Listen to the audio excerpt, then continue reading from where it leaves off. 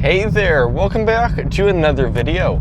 Today we are going to be going on a small adventure. Let me just turn the music on. There we go. We're going on a small adventure where it is to Highway 330. Let me see, can I pull forward and see? There's cars everywhere here. I think I can go. I'm going to Highway 330. It is in Big Bear, California. It starts in, I think, Redlands, California. I am not the biggest fan of Highway 330. It's too busy for me. But recently it was burned by a 44,000 acre fire. 44,000. That is way too big. Well, any fire is way too big, but actually, no, a fire on a stove is not too big. You kind of need that to be, like, fire. But what I'm trying to say is 44,000 acres, that is not what you want. So, I just want to see what happened up there. The road reopened recently. What is it called? Yeah, the road reopened. They had to repave a lot of the road, if I'm not mistaken, as well as redo the guardrails and repaint the stripes on the road. They did a lot. So I went to go and see what they did, or what they didn't do. I'm not familiar with the 330. I'm going to be going up the hill, and then I'll be going down the 38. Going up the 330, I won't be going that fast, so I won't have to slow down around all the corners. I don't like all the corners on the 330 when I'm going down the hill. How do I explain this? Basically, the 330 is a steeper road than the 38, and it is a curvy downhill. I don't like curvy downhills if I can help it. For one, I have to use the brakes a lot. For two, I get worse gas mileage. So I'll take the 38 down. But I could take the 330 up because I'm not going to be going that fast up the hill anyway. So I'm not going to be riding the brakes around all the corners. And I'm not going to be, what's it called, getting any worse gas mileage. If anything, maybe better. I don't know, we'll see. I don't normally take the 330, so yeah, we're just gonna go see what it looks like. The 38 also got a bit of the fire damage, though I've been up there since it caught on fire on the 38. And the 38's damage is extremely minimal. There's a few trees that burnt that you can see along the road. Just a few, not many at all. So overall, the 38 held up extremely nicely. We're definitely not making it through the light. Nope. Okay. I feel like the camera's sideways, isn't it? Shouldn't it be more like that? I don't know. It's alright. I'll just stop ignoring it. No, I need to start ignoring it. My bad. Start ignoring it's the thing I need to do. Stopping ignoring it is not.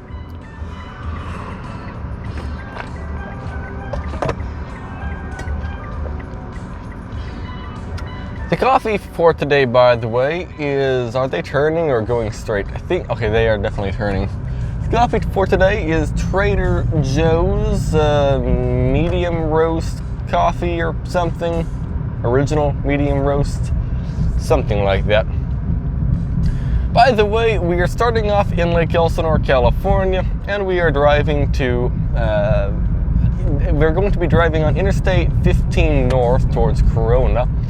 And then we'll be getting onto Highway 91 west? No, it's east. Yeah, Highway 91 east, and then taking that to Interstate 10, and then on Interstate 10 we take that until Highway 330. If I'm not mistaken, Highway 330 is a freeway for the bottom part.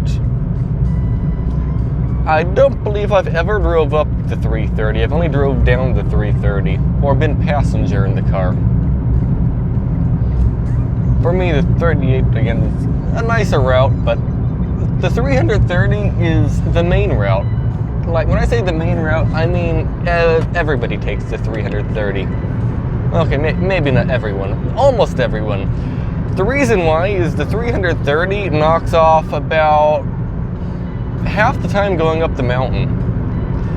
Going on the 38, it's about an hour from the bottom to the top. Going from the bottom to the top of the 330 is about half an hour. Yeah, there's a large difference. But I figure I'd make a video today going and checking it out, because I want to go check it out. That's why.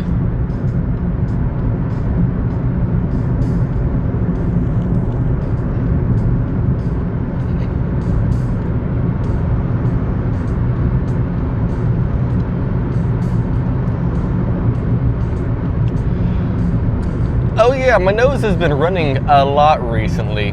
Almost like I'm sick. I don't feel sick, but my nose has been running like I am sick, which is quite weird. But it is what it is, I guess. I'm only getting 34 miles per gallon. It's quite warm in the car. Maybe I should turn the air conditioner on. I think that wouldn't be a bad idea. I'm not going 67 miles an hour side. Oh, there we go, 54. That's about right. What if I set the air conditioner to, I don't know, 72, 3, 4, 5, 6, 7. Yeah, 77 degrees. Can I change lanes and get in front of the truck? Please? No? I guess not. Oh well. Let's see. I tried to do the move over thing, but that doesn't really exist in California, sadly. Probably because the roads are so busy, it's hard to move over, like there. It's either move over or slow down. I think I should have slowed down because I'm going the speed limit right now, which is 55 because it's a work zone. I don't see any work though, but it's supposedly 55 here. Nobody else is going 55 though. At all. Oh well. Let's see. I know in Arizona, I'm not positive, I know in Texas there was the move over signs. It was either move over or slow down, but I usually try to move over if I could, but if I couldn't, I was already going slow, so it doesn't really matter. I was going, what is it, 20 under the Texas speed limit? Something like that. Yeah, Texas is really fast. Well, it depends where you are in Texas. If you're in Houston, it's not that fast. If you're in El Paso, it's quite fast.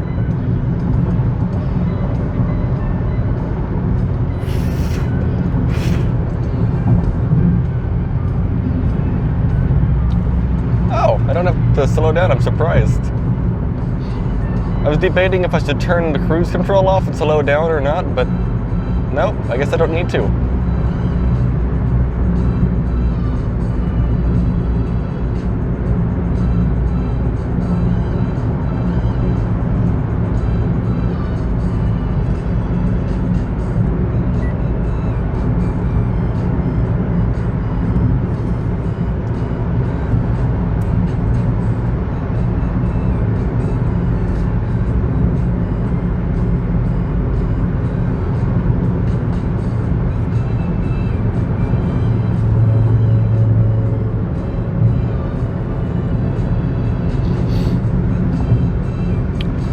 By the way, if you're going to be going up Highway 330 to Big Bear in the wintertime, or Highway 38 in the wintertime, or Highway 18 in the wintertime, go to Caltrans website and check the road conditions first. Because the road could either be closed and you can't drive up the road, or if it recently rained down here, it probably snowed up there, meaning snow chains are likely required. It's either R1, which means you need two-wheel drive with snow tires, otherwise you take chains. If it's R2, it's four-wheel drive with snow tires. Otherwise, if you have four-wheel drive, let's say regular tires, or two-wheel drive with snow tires, you still need chains. And then R3, everyone needs chains, okay? So look on the website to see what the road conditions are. I did not. The reason why is it hasn't rained in a long time here, probably 2 weeks. It did snow in the mountains last time it rained here. We got like 4 inches up there. But at the same time, well, it's been like 60 degrees up there ever since. So there's no snow. I can almost guarantee you that. Maybe in some patches under some trees there might be. Maybe. I kind of doubt it. Oh, my mom's calling. No, it's an ad. YouTube puts ads on my video every like 10 minutes for some reason, and I keep having to press the skip ad button. That's what's playing the music, by the way. And the problem is I am not monetized. If I was monetized, I could turn ads off on that video to make it easier, but no, I'm not, sadly. Because it's not my choice to have ads on a 2 hour and 50-minute video of driving through Nevada. That's not my choice.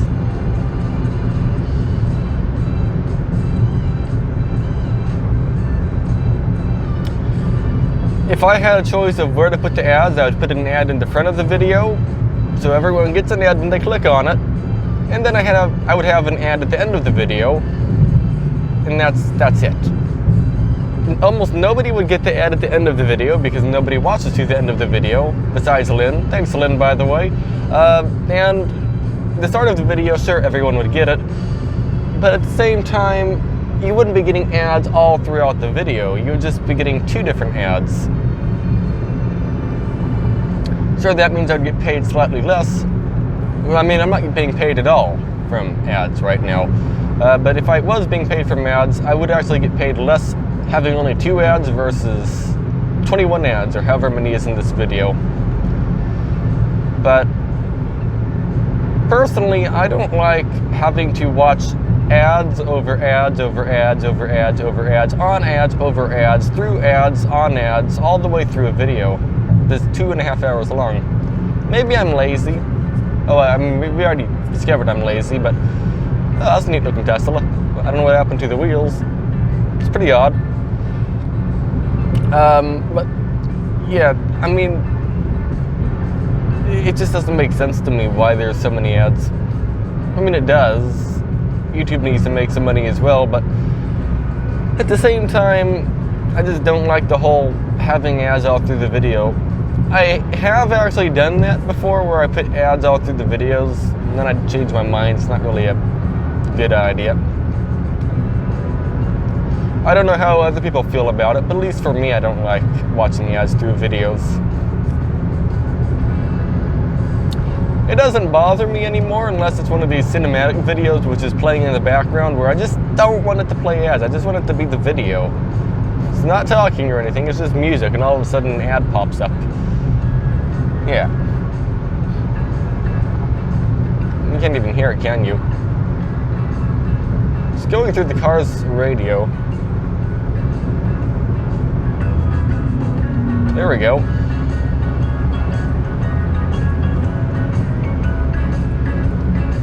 There's a Rudolph the Red-Nosed Reindeer behind me in a Ford. I don't know what Ford it is, though.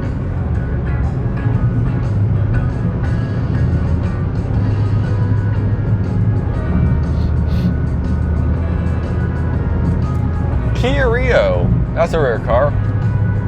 Well, not rare, but pretty rare.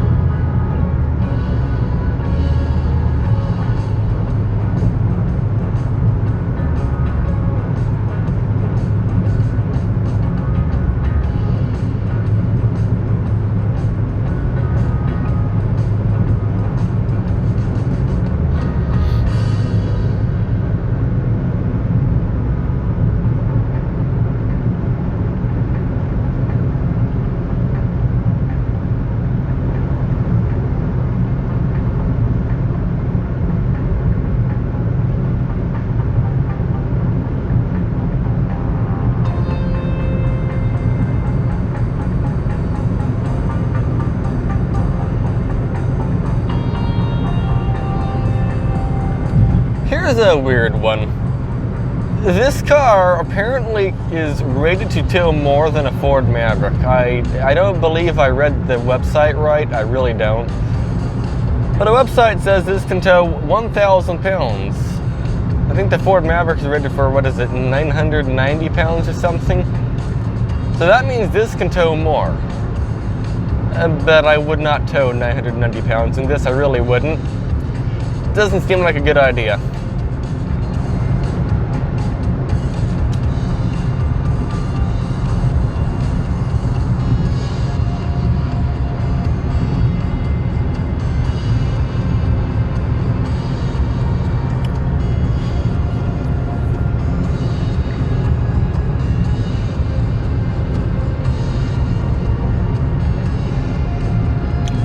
I've noticed that the gas mileage has been rather low for the last 2 tanks, and I'm not sure why.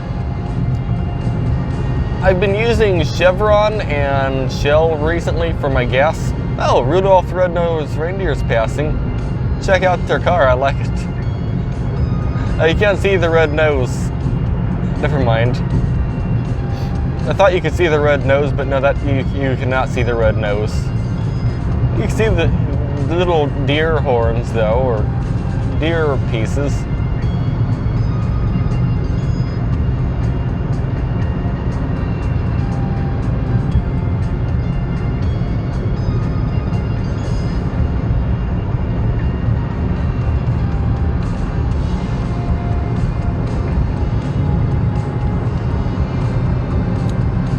But I've checked the I checked the tire pressure. It is correct, so that's not causing the gas mileage. I've been using Shell and Chevron for the last few tanks, and doing that, my gas mileage has been in the 60s, sometimes 70s. But all of a sudden, I filled up with gas from a gas station called GM, just GM, like General Motors. I don't know if that's what that means or not. Yeah, it was cheaper gas, GM. I figure, oh, all gas is the same. There might be additive differences or whatever between them, maybe. I don't know how it works. Either way, GM gas, I immediately got 10 less miles per gallon. I just wish every guy out there knew the secret this interview used for me to last for hours and And I can't get over. Oh well. Let's see.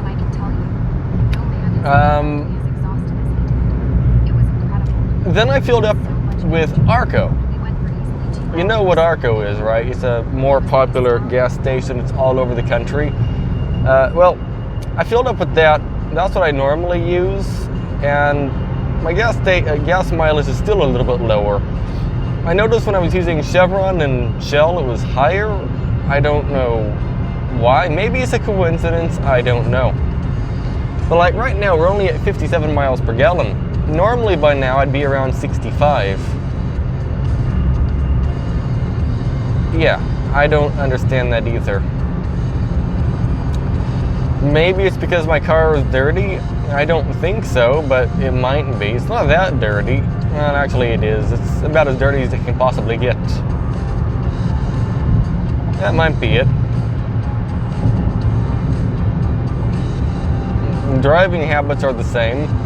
I can't really have any other driving habit than what I'm doing right now. I mean, if I set cruise control at 55 miles an hour and do mostly freeway driving, 55 miles an hour one day versus another day, there's no difference. I'm not accelerating any differently up hills. It's just the car accelerating itself up the hills, which it does the same way every single time, because that's how cruise control works. It gives it the absolute minimum amount of throttle to go the speed you need to go, or the speed you want to go. You don't need to go 55. You can go 50 if you want, but I don't recommend it. But you can if you want.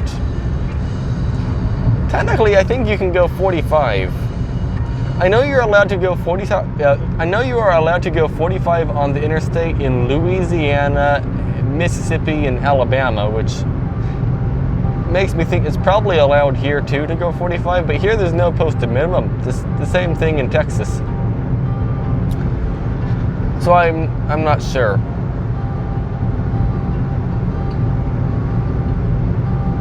It's something like that. at 58 miles per gallon. Yeah, it's not very good today. I say it's not very good, but the car is rated for 52, so I mean, we're doing great. Uh-oh, people are slowing down in the left lane. I'm just going to keep cruise control on as long as possible, and hopefully I don't have to turn it off. I definitely need to turn it off in a moment, don't I? Yeah, I do. Okay, let's turn it off. Yeah, let's go down to 50. Actually, no, let's just leave no cruise control on. My goal when driving is to not use the brakes if possible. That's not always possible, but my goal is to use it as little as possible. I shouldn't have set cruise to 50. I should have just kept coasting because I have to use the brakes now. That's okay. Using the brakes is wasted energy. So if I can avoid using the brakes, I will, but you can't always not use the brakes. So like right there, I had to use the brakes. There's no way around it. I could have drove down the shoulder, but that's not legal, so I can't drive down the shoulder. Other than that, no, there's not really anything I could have done there besides turn cruise control off earlier, but it looked like we were going to go 50 for a while. Just slow down a little bit. No, not quite. It is what it is. Oh, we're up to 60 miles per gallon.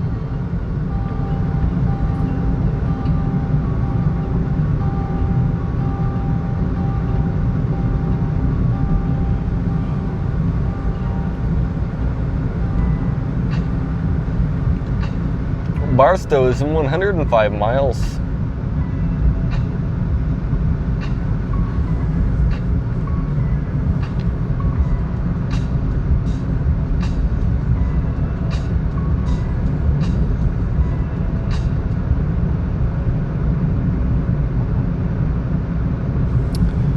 Oh, there's another ad, isn't there?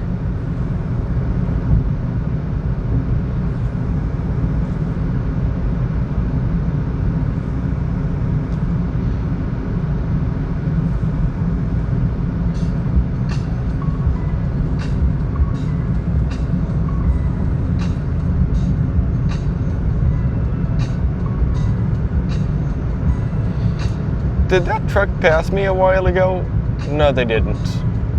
Their cab was yellow. I was going to say, am I actually overtaking everyone that just overtook me? No, I'm not. For a moment, I thought we were. That'd be funny. No, not really. They're doing their best to get somewhere as fast as possible. And there's not really a correct way to drive through a traffic jam. Just, I guess, pick a lane and just stay there for the most part. Hopefully I don't have to press the brakes. I think I definitely need to press the brakes. Yeah. Oh, definitely, yeah. Okay. There we go. I tapped the brakes a little bit. I don't think I need to use them anymore. I'm getting a little bit close. Okay, I have to use the brakes a little bit here. Yeah, that's fine. Okay. It is Sunday, so in theory it's not going to be super busy, so that is a bonus. Oh, we're up to 62 miles per gallon. Sunday is usually a less busy day for road trips, but really the best time to go on a road trip is at night. It doesn't matter the day, just at night. Nobody's awake at, well, not nobody. A lot less people are awake at night. There are night commuters, but if you want to go on a road trip and like not have a bunch of traffic jams, that's my favorite time to drive, is just late at night sometime, like 10 o'clock.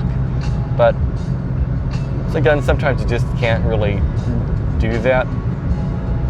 Oh, I gotta slow down, question mark? No, yes, maybe. Medium. There we go. The word's medium. I'm slowing down medium. That's a very technical term right there, right? Nope. Nope.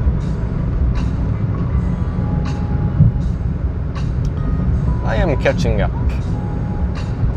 Here's an interesting one. Did you know the air conditioner can actually be used for engine braking? If you think I'm kidding, I'm not. If you're driving down a hill or something, you can use engine brakes, and that works, but you can also just turn the air conditioner on. And turning the air conditioner on actually makes your car slow down. Well, okay, it makes accelerating slower, but it also makes how fast you slow down just on a flat surface once you let go of the gas pedal. It makes that faster as well. Oh, I shouldn't have stepped on the gas pedal some. Brake time. Or not, I don't know.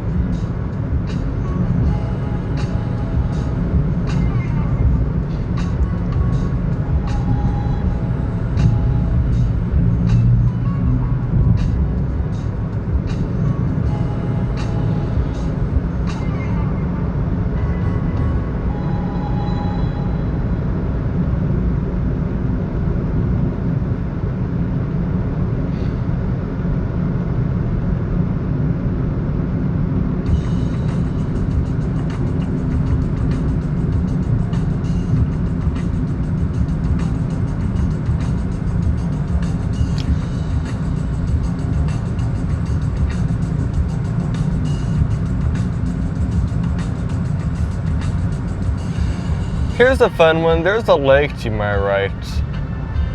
I never see anybody in the lake though. It's just a lake that exists.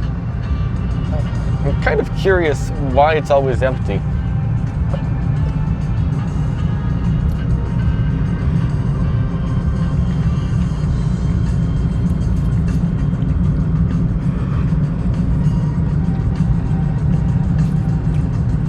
Oh yeah, that truck that did overtake me is still ahead. I see him down the road. I guess he did win a little bit. Or not win. What's the word? Succeed? He succeeded a little bit. Not bad.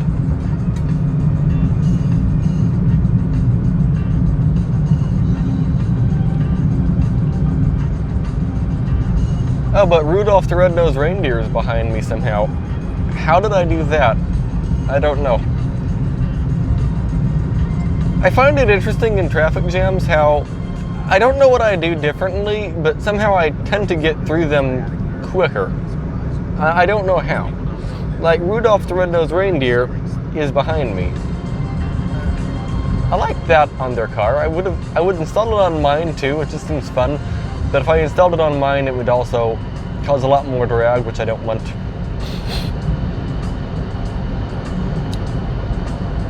Maybe it's just driving in the right lane in traffic jams tends to be better? I don't know.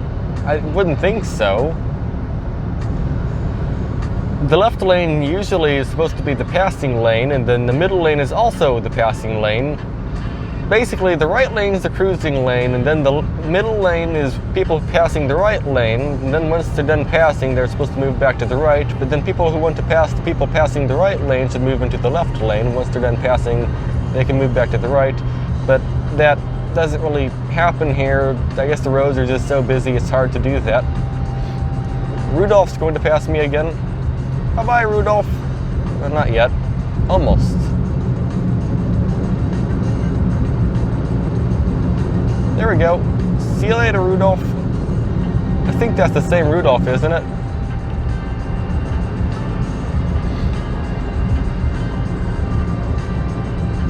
I think it is. I don't know. Or maybe they got off the freeway and went to the store and came back. That's likely as well. Because I don't see how I would be still ahead of them. I mean, the truck ahead of me is still ahead of me that passed right when Rudolph passed. I don't know. I just find it interesting watching.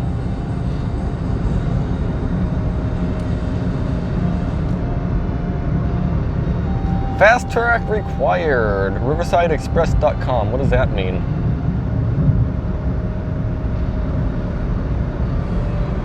Eh, 63 miles per gallon. Not bad. By the way, that mountain in front of us, I'm pretty sure is the one we're going to be going up.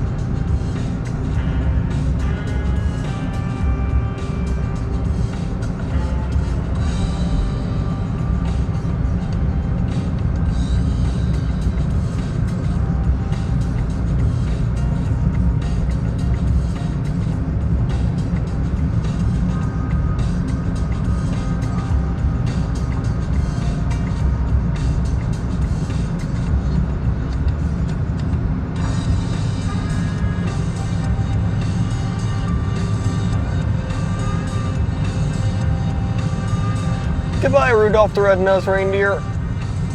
I don't know why I keep calling that Ford Rudolph, but I like it.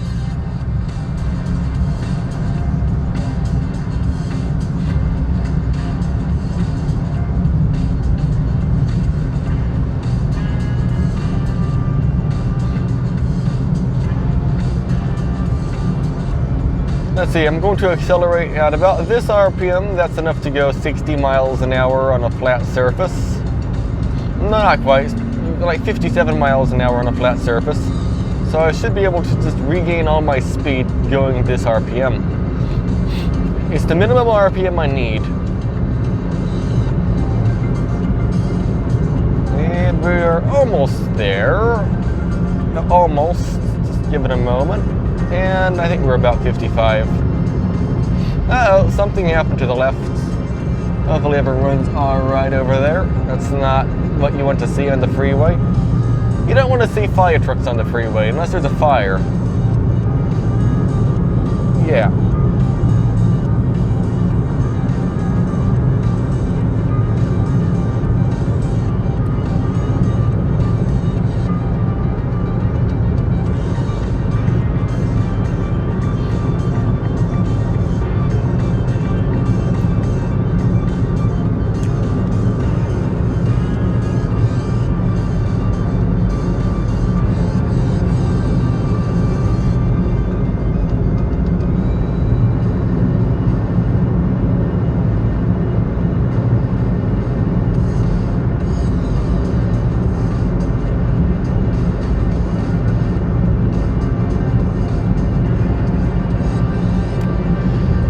By the way, do you see what the RPM gauge is / the tachometer, how it's surging up and down a little bit?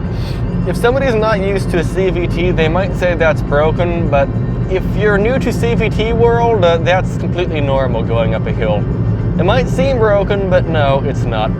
If you have a Jack Joe CVT in your car, basically if you have a Mitsubishi Mirage, Nissan Versa, Nissan Sentra, one of those cars, and you say, oh, gotta move out of the way for that.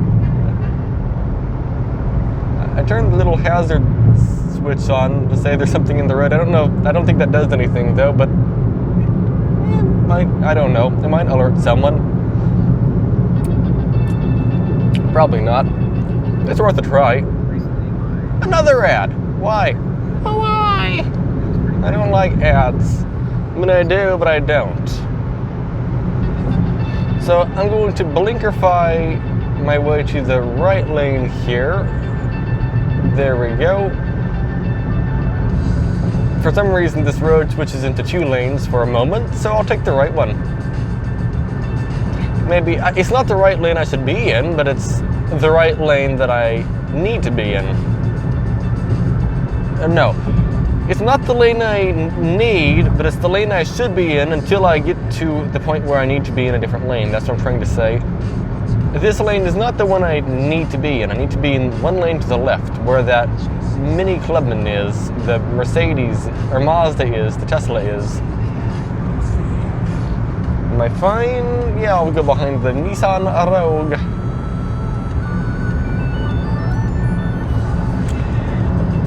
But if you have a Jack Joe CVT like in a Mitsubishi Mirage or a Nissan Versa or Sentra, I've seen lots of owners say, my car only has 3,000 miles. It's already having issues with the CVT. It's jerking around and it's revving up and down up hills and things, and it feels clunky. It's been clunky since you got it. It's always been clunky. It is always going to be clunky. There's no way around it with this transmission. It is a clunky feeling transmission. It's a Cadillac. It's not a Cadillac. It's a Mirage. It's a Versa. It's a Sentra. It's an economy car. Just different levels of economy car. Although, instead of getting a Sentra, I recommend getting a Corolla, but that's just me. The Corolla is smaller than the Sentra, but I recommend getting the Corolla over a Sentra, but again, that's just me. Oh, we are coming to a rapid stop.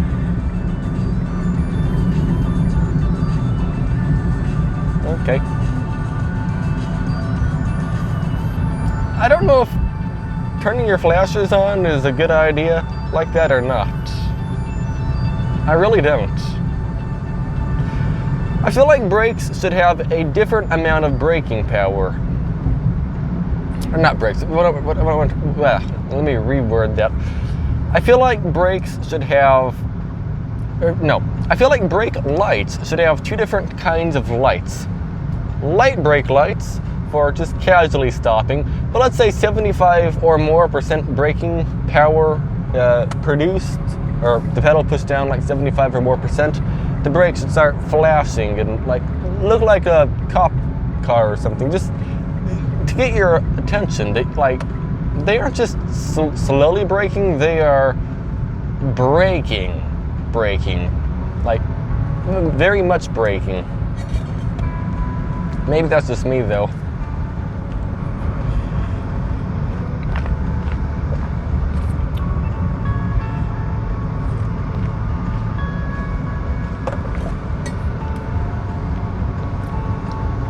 Or like an extra light, no, that would cost more money. I was going to say an extra light that would turn on only if you're slamming on the brakes.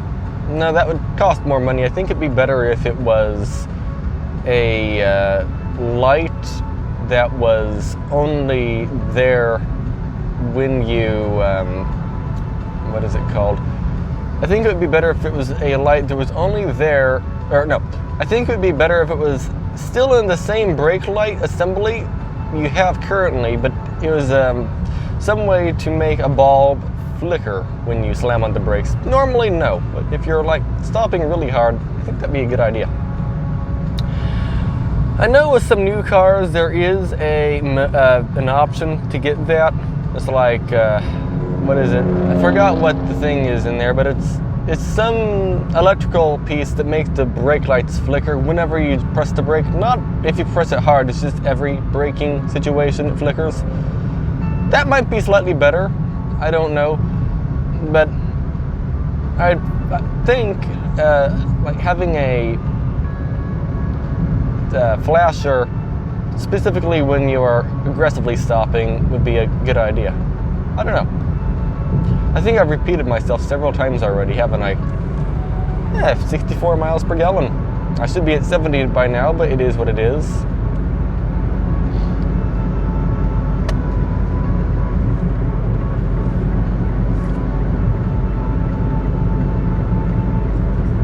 But then again, I have the air conditioner on. I don't normally have the air conditioner on.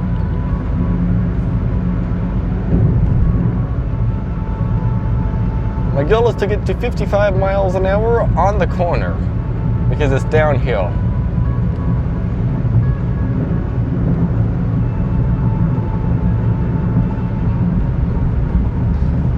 And then just maintain my speed with cruise.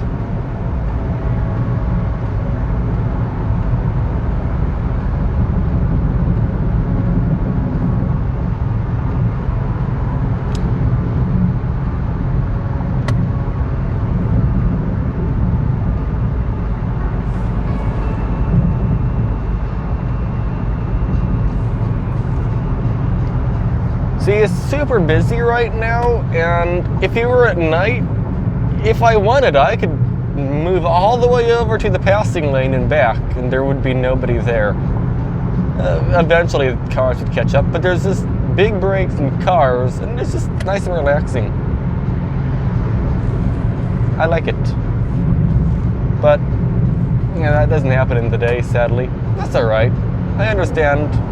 The daytime is where everyone is awake, so it makes more sense for the day to be more busy.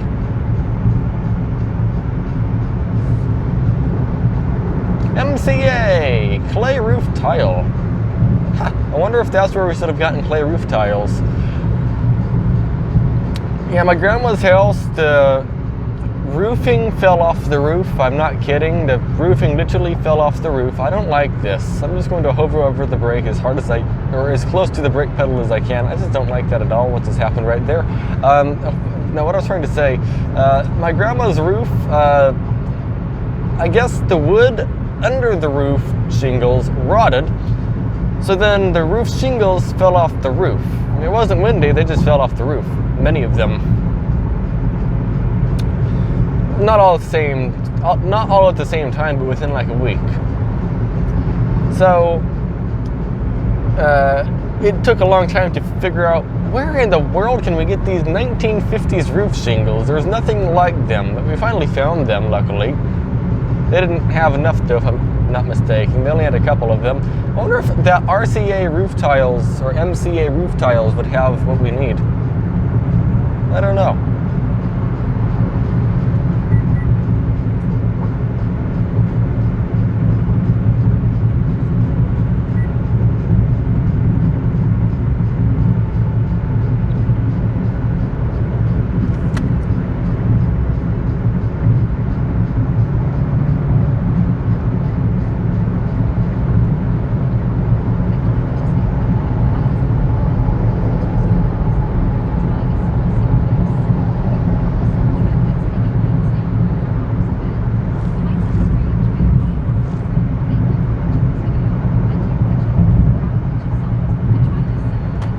Go.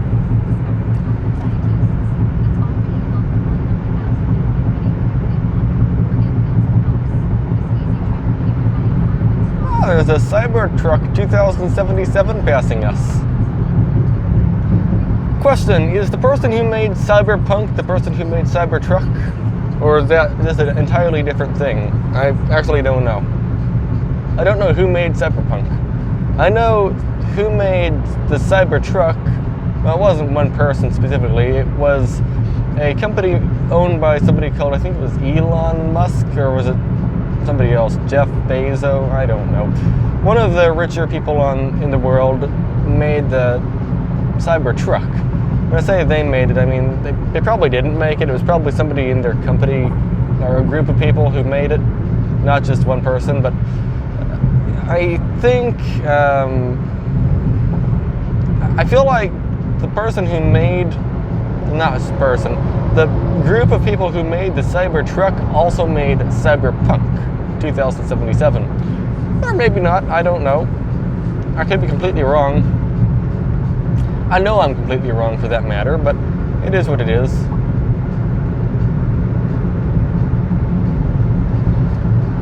Riverside Auto Group. Fancy. Ooh, that's a fancy car behind me. It's a, I don't even know what it is. A Lincoln? No. Jaguar, I think. It looks like a Crown Victoria to me, but, or a Crown Vic. It looks like a Crown Vic to me, but I don't think it is. It doesn't, it has the shape of a Crown Vic, but the hood emblem and the grille look different to me. Is it a Pontiac? No, there's no way it's a Pontiac. They aren't passing me right now, so I guess I'll never find out. Maybe they will, maybe they won't. I don't know. At least for now they aren't.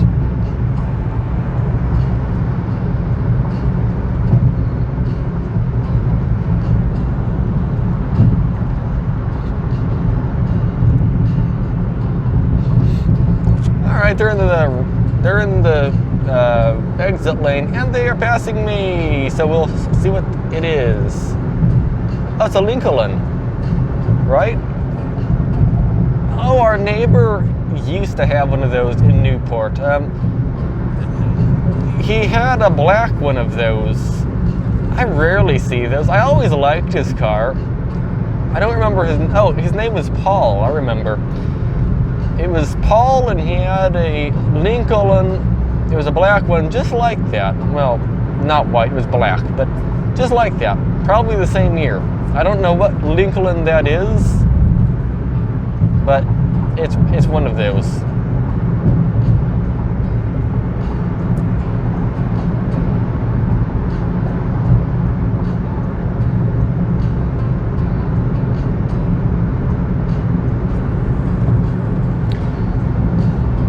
Ooh, a lime green car is passing me. That's rare.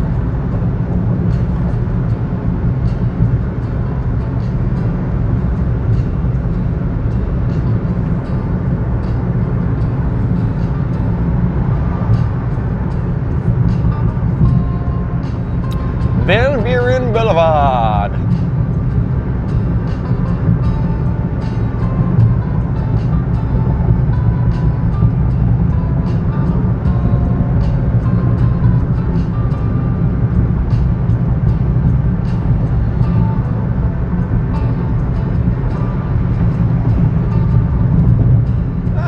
Honda Civic made it all the way from Arizona. That's neat. I saw a Mitsubishi Mirage from, I think it was Alaska here, which is really weird. I don't normally see Mitsubishi Mirages, especially from other states. I think I saw one from Florida, but I saw one from Alaska, which is not what I expected to see. Granted, I am closer to Alaska than Florida, if I'm not mistaken.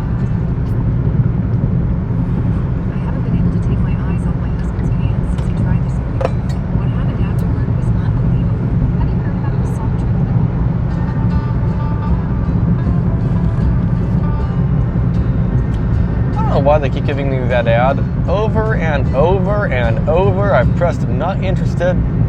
Doesn't matter, they just keep giving me it. Not just today, but for the last like month. Over and over. I don't get it.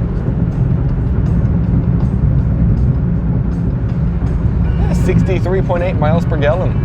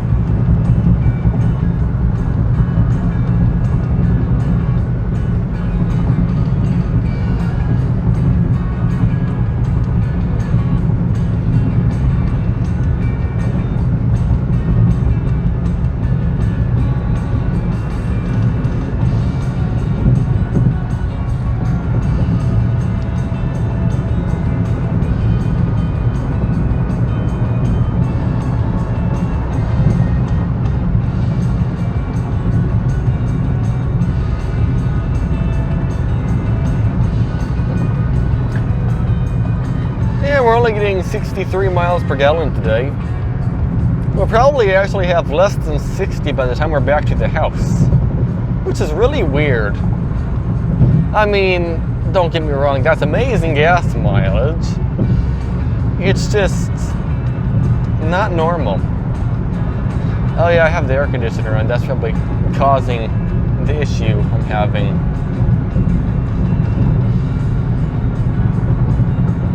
Well, no, even yesterday without the air conditioner, I was getting bad gas mileage.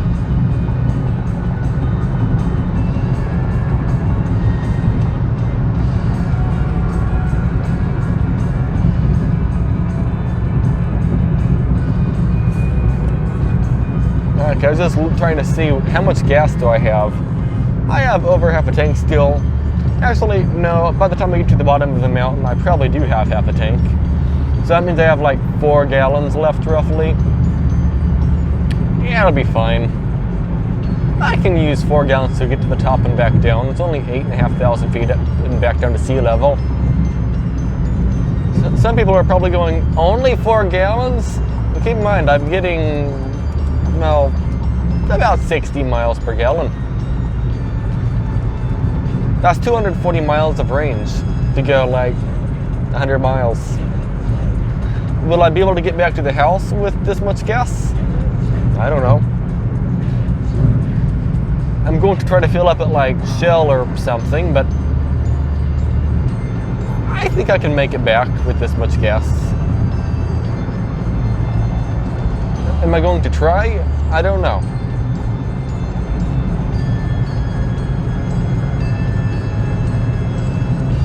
Oh, look at that spark to the left. That's unique. It has mud flaps and spoiler and red stripe. I like it.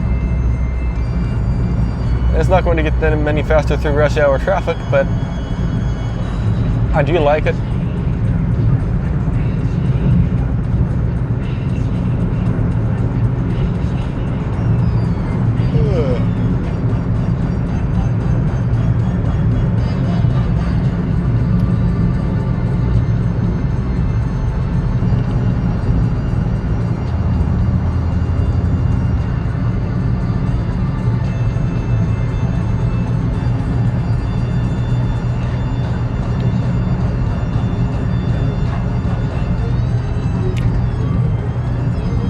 Yellow Corvette, or not Corvette, I don't know what that is. Camaro? Oh yeah, I got to drive a Corvette for the first time. We have an old Corvette from 1990, and ever since I got my license, it's been parked. And we finally got it fixed. We replaced the fuel pressure regulator and the fuel pump. No big deal. We just never got around to it. And it runs now quite nicely. So I took it on a drive around the block. I never checked the coolant, and there was no coolant in it. So I got the temperature again. No, I don't want. No, stop it. Stop. Why? Is it always that ad? I tried pressing skip ad, and guess what? I clicked on the ad. So now I'm going to get even more. No, stop it. Stop it.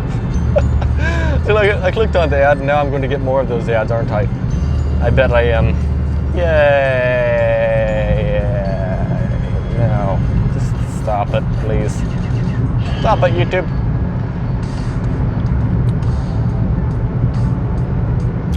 I forgot what I was talking about.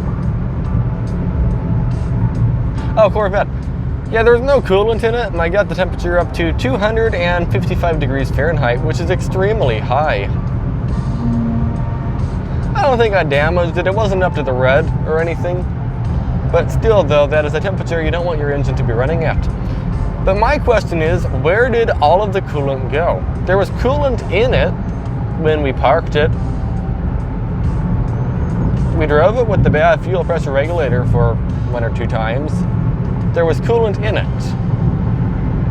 But then all of a sudden, there's no coolant in it at all. So, like, where did the coolant go? It doesn't just evaporate. Okay, sure. A little bit of coolant might evaporate. All right, a few ounces, I wouldn't be surprised. But all of it? No. That doesn't really happen.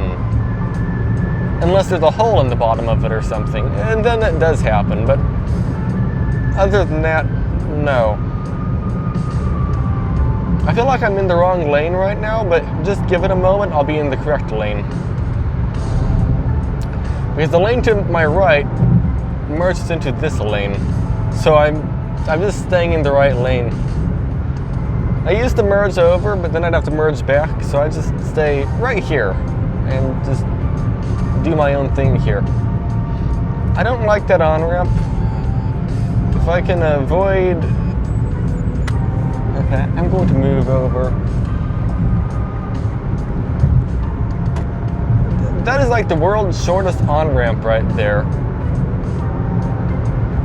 Like, probably the world's shortest on-ramp. Or maybe not quite. It's very short though, is what I'm trying to say.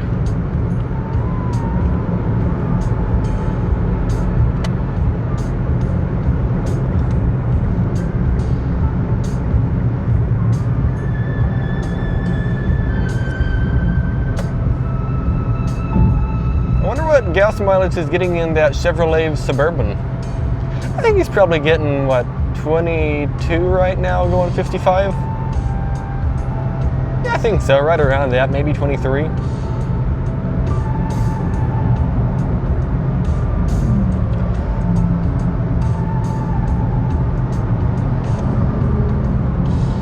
Oh, look at that Chevy that just passed us, that's neat.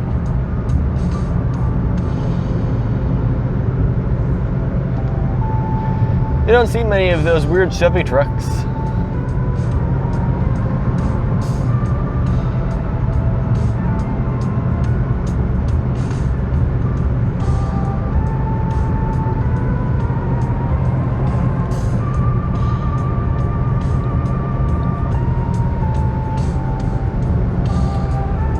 $64 miles per gallon.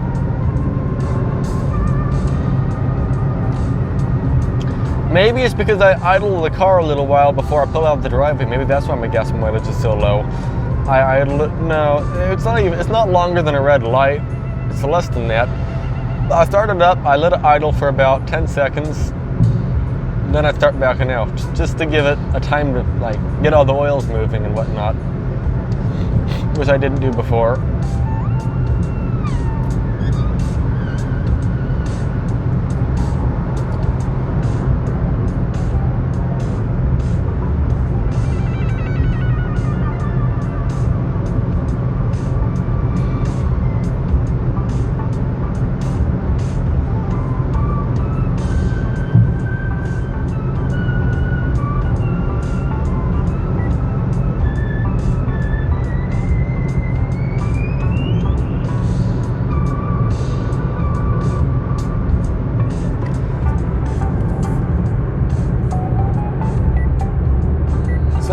outside. I was going to turn the air conditioner off, but it would get quite hot in here.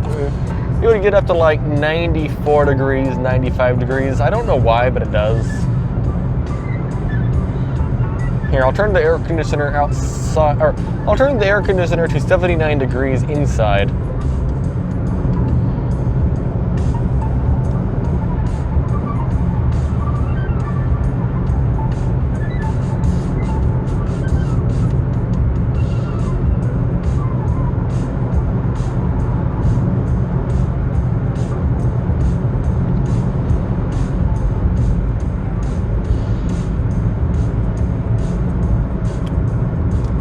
"48 minutes to Victorville." That's it. We aren't going to Victorville today, but we could. No, I'm not going to, though.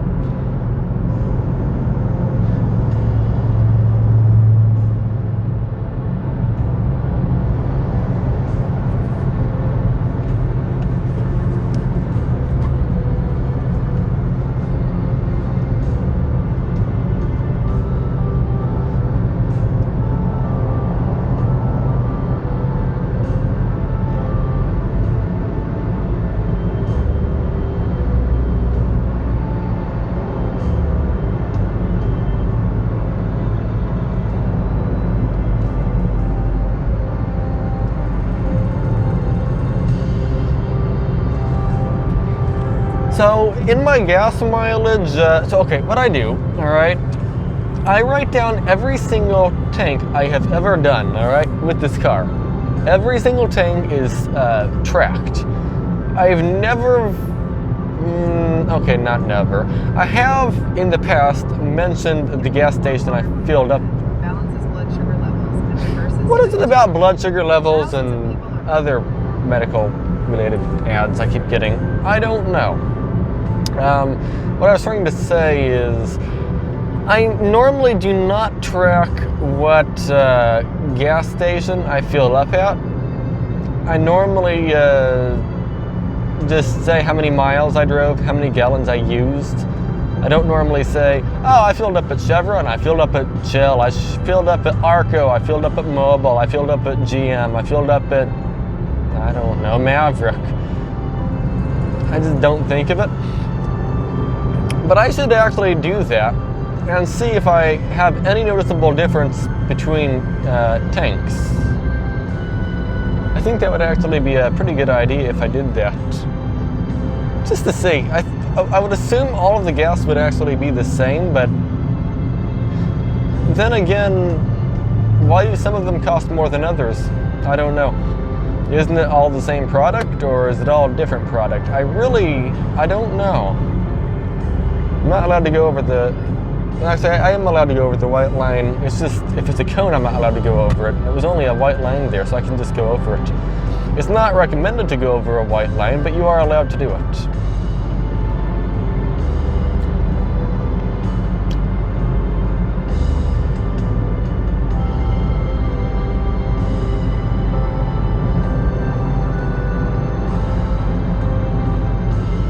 We're almost back to the speed we were at. One moment. There we go.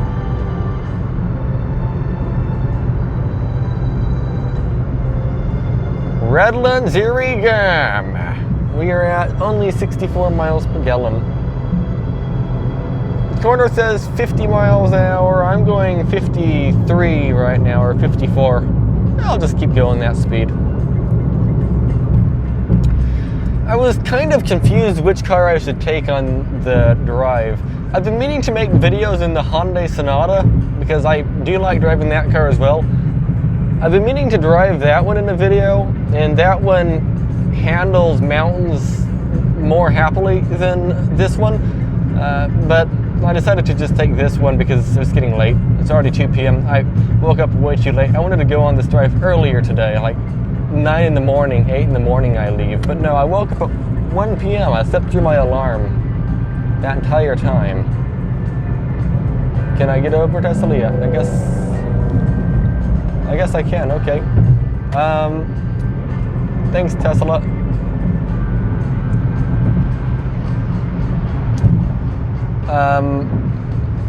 So I didn't have quite enough time to switch everything over. I have been meaning though to make a video on the Sonata. It's a really interesting vehicle to me.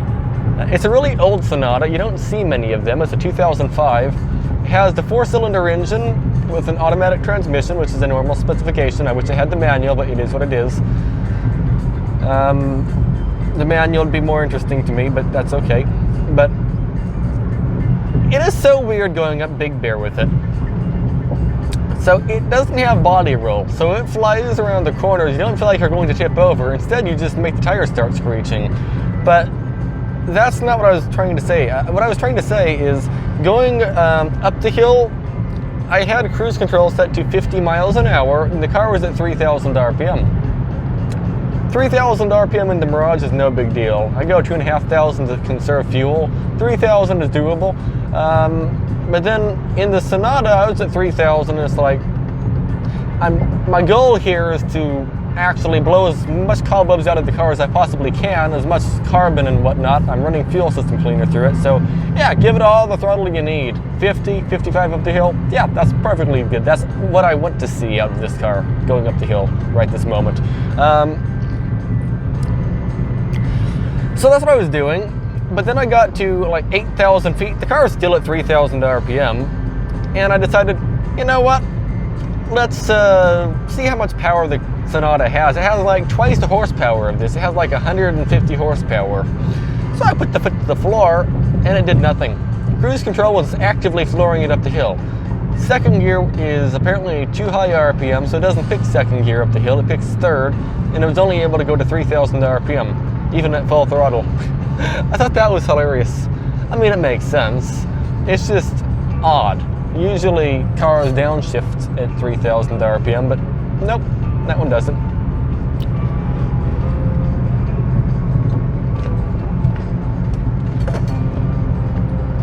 Or maybe they don't, I don't know. I'm used to a continuously variable transmission. That's a 4-speed automatic, so it's different. I'm sure if it was like a Chevy or something, like a new Chevy or a Toyota with like a 10-speed transmission, yeah, it would definitely downshift. There's a lot more gears to choose from. But I guess second was too little. No, the second was too much RPM, and then third was too little RPM.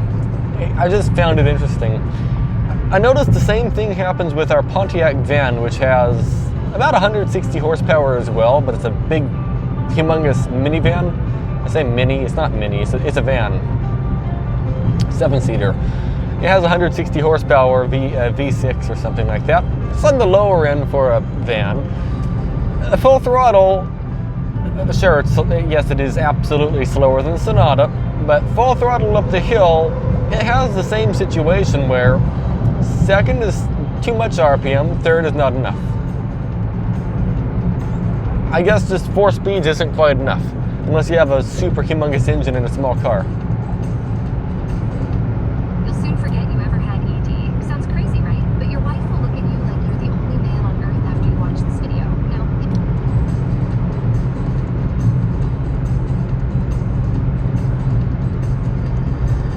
what is it with those ads?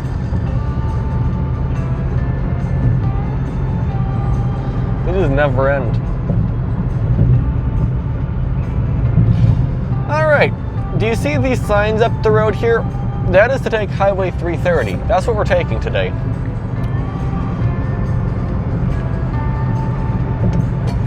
I despise Highway 330 because it is so busy. I just don't like busy roads.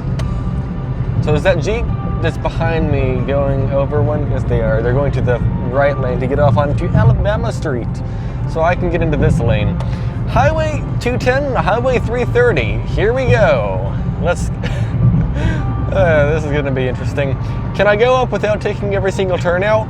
I hope so. But it's so busy. As soon as I get back on the road after taking a turnout, there's probably going to be like 12 more cars behind me. So then I have to take the next turnout, wait like 4 minutes for 70 cars to pass me. And as soon as I merge back on the road, more cars get behind me. So if I'm going slightly slower than the flow of traffic, should I just keep staying in that lane. By the way, we're at 63 miles per gallon at the bottom of the mountain. If I'm just going slightly slower, should I just stay there since the road is so busy anyway? It's not like I'm slowing everyone down that much. And as soon as I merge back, there's like a line of cars so much behind me, I can't see the end of it. 3,000 RPM, holy smokes. That's a lot right there. Well, a lot for 55 miles an hour. It didn't look like a steep hill, but I guess it is. Now we're at 62 miles per gallon. Rip. Rip of my MPGs.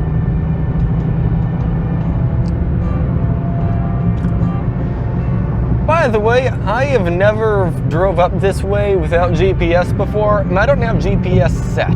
So my goal is to actually make it all the way up without GPS. Can I merge to the right? No, I cannot. Can I merge to the right? No, I cannot. Can I merge to the right now? I would say yes.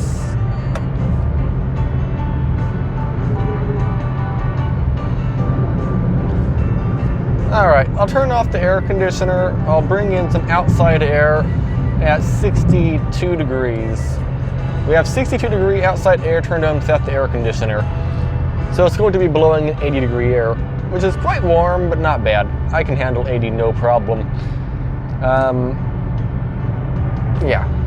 Now, I say 80, no problem, but it's going to be like 95 in here or something stupid. But I'm going to be going up in elevation soon, so my temperature inside the car is going to rapidly disintegrate or degrade or go down or something. So, yeah, no problem. It might be a little warm for a minute or two, but as I go up in elevation, I'm going to lose temperatures outside. See, it's 80 here. At the top, it's probably 50 or something. It may be 45, 50. I don't know.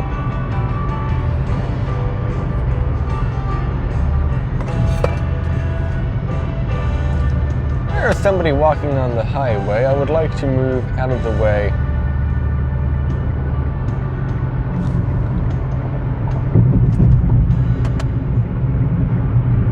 I don't like that. Alright, Highway 330 we are going to take. Christmas music. Is it going to start snowing? No, it's not. I was going to say I wish it did start snowing, but at the same time, no, not really. Because I would like to not have to put my snow chains on right now if I can help it. If I did, I would just probably turn around. Don't get me wrong, putting snow chains on isn't a big deal. Some of them are harder to put on than others. Mine are extremely easy. It's like 2 minutes per tire at most. It is no big deal. I just drape it over the tire and hook it on. That's all I have to do. Strap it on. It's a ladder system. But I can only go 25 miles an hour with that, and I'd like to go faster. I would like it to not be throwing rocks all over the paint and all that stuff. So I'll just kind of avoid using chains if I can. If I have to use them in a pinch to get me out of something, okay, that's fine. I'm completely fine with that. But if I can avoid using them, I'm going to try to avoid using them if I can.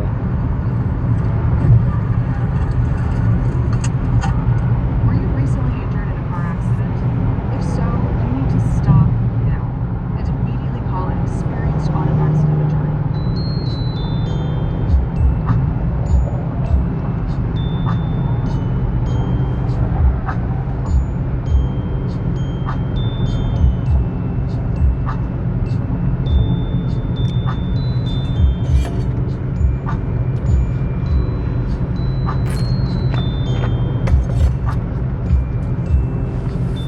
I remember Highway 330 had a lot of vegetation all over the place, but at least looking at it right now, is that entire hillside burned?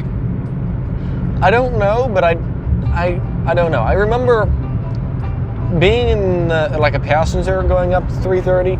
It was very greenery. It was like extremely green, and I don't see a lot of greenery right now. So maybe it got burnt, hopefully not, but we will see. It shouldn't be that bad, right? But then again, it's a 40,000 acre fire. That's humongous. Tesla, another one. They're all over the place. They're more common than Mitsubishi Mirages.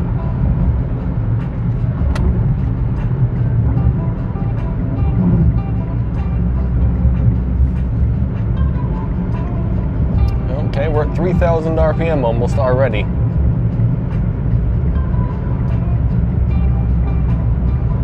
Can I change lanes? Yes, I can. Let's get all the way over to the left. I don't like that.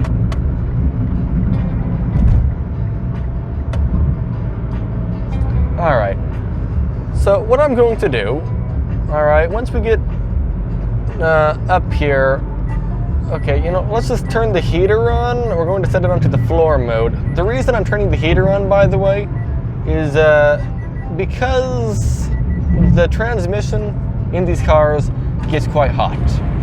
All right, and the what it's called, the heater actually is hooked somewhat to the transmission, not much, but it is like indirectly cooling the transmission.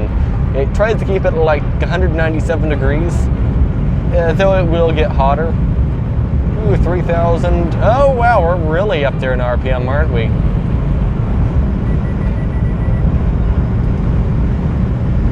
Yeah, like this RPM is going to get it hot extremely quick. I'm just not going to do that. We don't need to be at 2,500 or 3,500 or whatever that was. This is plenty right here. So right now it's 2:52 p.m. What time will it be when we get to the top? I don't know. Lane ends, merge left. As of right this moment, it doesn't look that busy.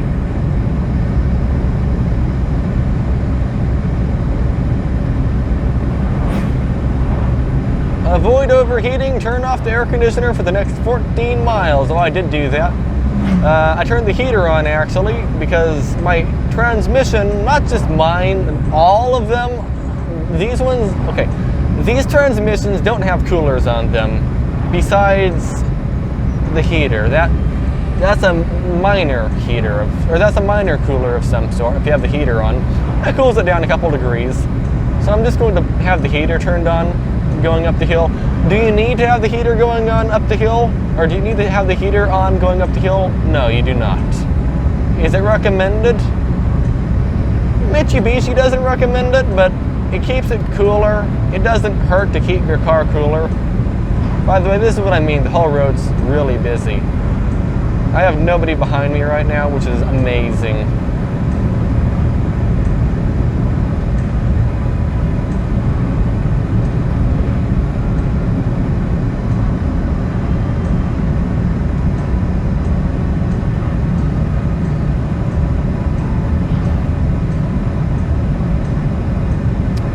Honda Odyssey. Hello, Odyssey. Not Odyssey. What is that? That's Acura.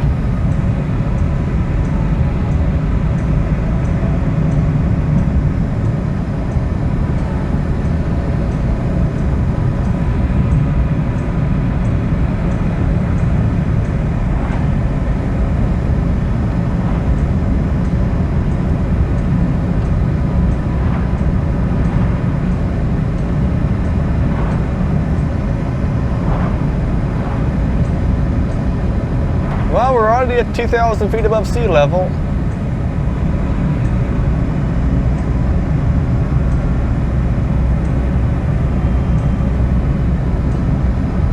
So far, there's no fire, which is awesome. Maybe it's not that big of a fire. No, there's no way. It's 40,000 acres. It's probably just right here. See how busy this road is? I don't really care for it. There's so many oncoming cars. Is it always a traffic jam? No, it's not. It's not a traffic jam. It's just a busy two-lane road. I personally don't like busy two-lane roads. It's like Ortega Highway. It's the main road up and down Big Bear. I'm taking the 38 down the hill, and you'll notice a humongous difference in terms of traffic. The reason why there's less traffic on the 38 is it's longer. That's it's the only reason. It's just a lot longer way down the hill.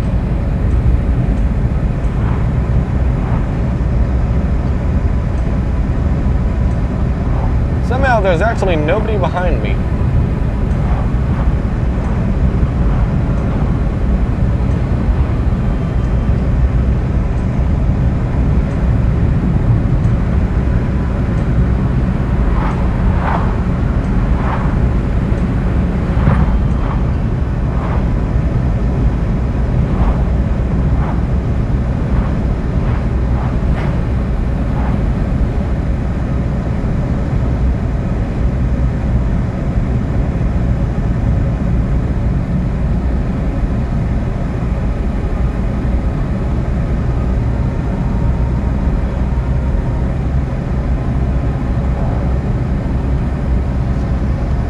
I am giving the car a lot of throttle right now, and it's only 2,500 RPM.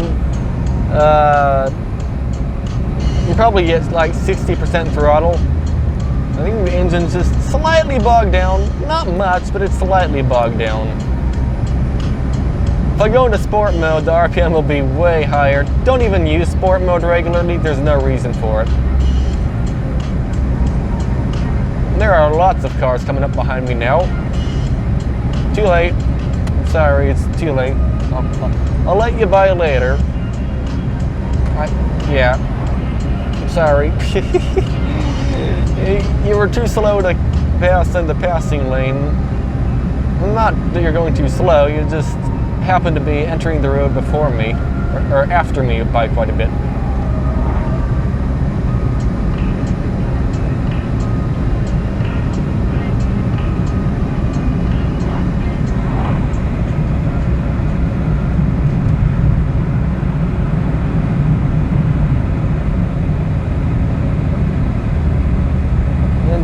I would have taken the turnout, but they still aren't up behind me directly, so I'm just not going to take a turnout until they catch up to me, like, entirely.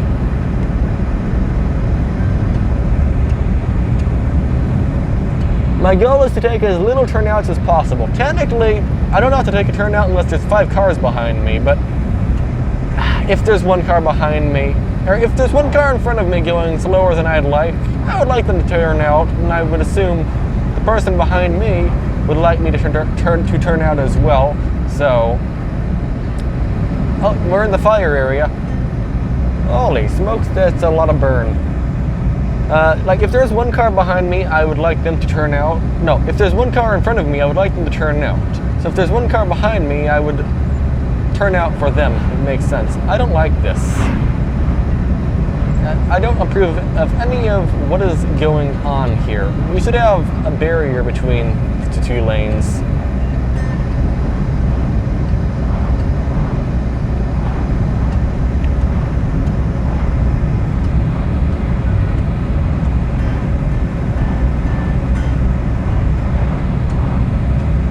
They still haven't caught up to me, and they aren't tailgating yet. I don't know why.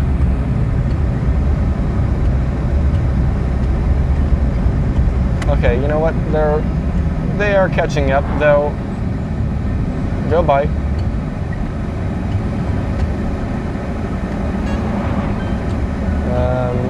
Yeah, Porsche. I'm surprised the Porsche isn't going faster.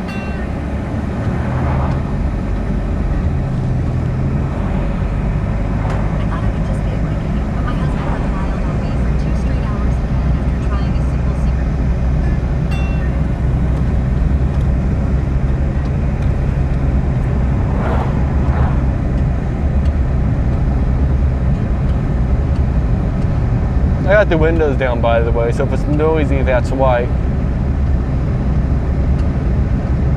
There's a lot of fire burn here, but the road looks nice. It's just, it feels like a different highway to me. I remember it being a lot of trees around here, but there doesn't seem to be trees now.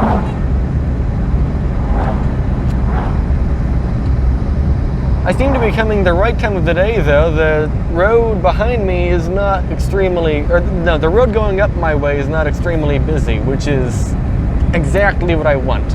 Oncoming, yeah, I can be as busy as it wants. Behind me, I'd prefer there to be less cars. And right now, I've only had to take 1 turnout. I'm sure I'll have to take many more before I get to the top. That smells burnt. Hopefully that's not the car. Hopefully that's everything around me. Yeah, it better be everything around me. Like all of the ground here is burnt, but I smell burn. I don't like that. When I smell this in my car, I don't like the smell of burnt. The smell of burn in a car is alarming, no matter where you are.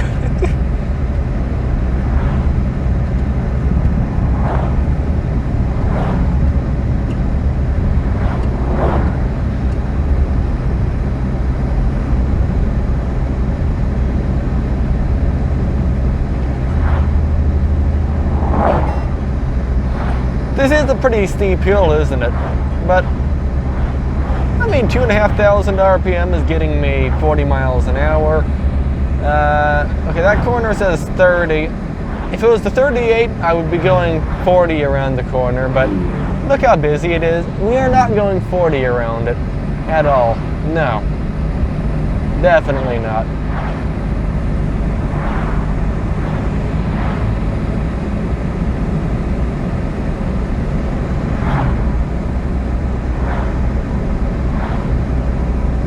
Holy smokes, there is burn even up here.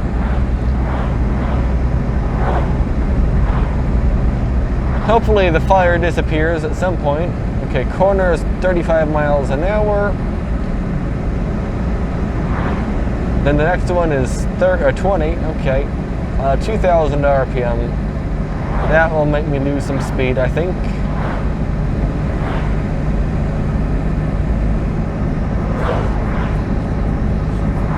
By the way, all of this is new paved road and guardrail from the fire. So that's a bonus. I guess I didn't have to go 20 around that corner. That's okay. They recommend 20, and I mean, it's a really busy road. Oh, do you see up there where the fire ended? It's all green up there. Awesome. We're getting out of the fire. I like that. I don't like fire. I mean, I like fire, but I don't like this kind of fire. I mean, I like fire like on a barbecue or something. Because that tastes good, you know? I'm going a little faster around the corner. There's no oncoming cars. I'm not worried about that at all right now. There are cars coming, but no big deal.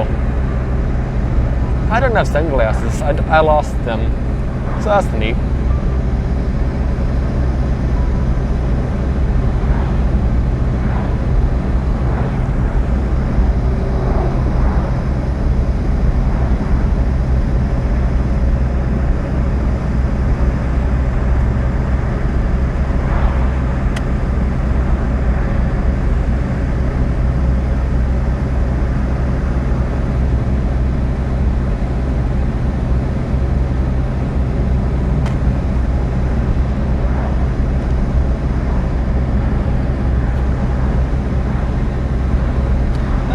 At 4,000 feet above sea level. Yeah, this way up the mountain is longer and I think steeper. Well, not steeper. Both of them are steep in spots. This one is steeper for a longer period of time.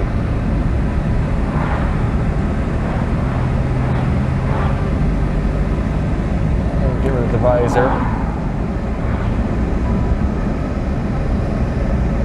Oh yeah, there's some greenery up here. That is awesome. We're getting back to the greenery. Hopefully this area can regrow quickly.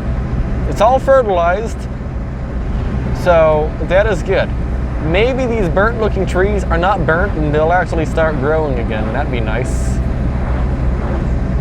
I mean, they are burnt, but maybe they aren't unalived. Maybe it's just like the leaves burned off and they'll just start growing again, hopefully. That's my hope. Since it takes many, many years for these trees to grow to this extent. There's a car coming up really quickly behind me. I'm sorry, Toyota. They're stuck behind a car going 39 miles an hour up a hill. I'll take a turnout. Well, not take it. I'm going to use a turnout whenever I get to one, but who knows how long that will be. Actually, I will pull off into the dirt. I think this is a turnout of some sort here.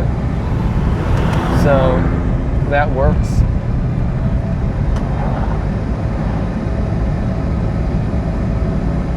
The car's taking a while to rev back up.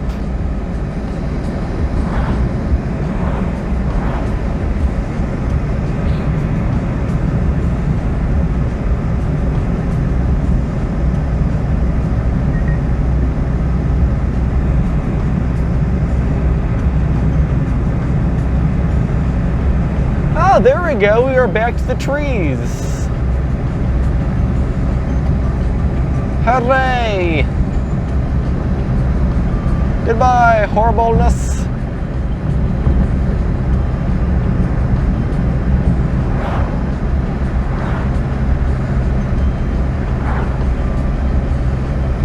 We have gained a lot of speed all of a sudden. Oh, now we're back to the dead again. Aww. Go away, trees. Or no, go away, dead. Or go away, fire, or whatever.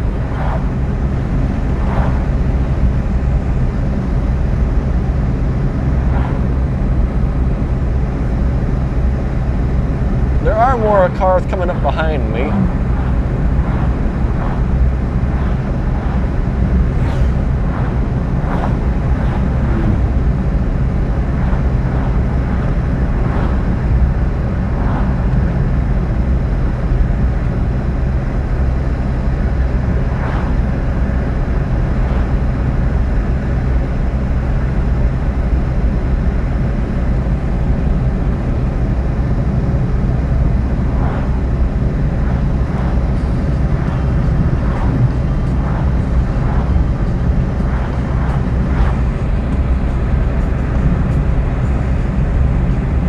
They still aren't up behind me yet, so I'll just keep going. I'll just ignore the turnout for now.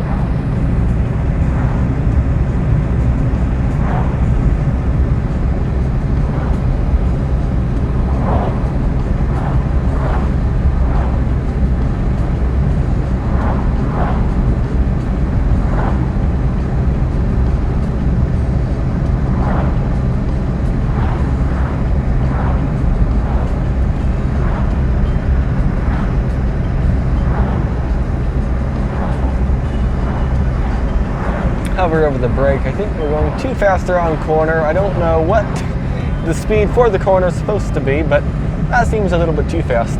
Hey, we're back to the greenery. Oh, you can see the fire retardant. That's neat.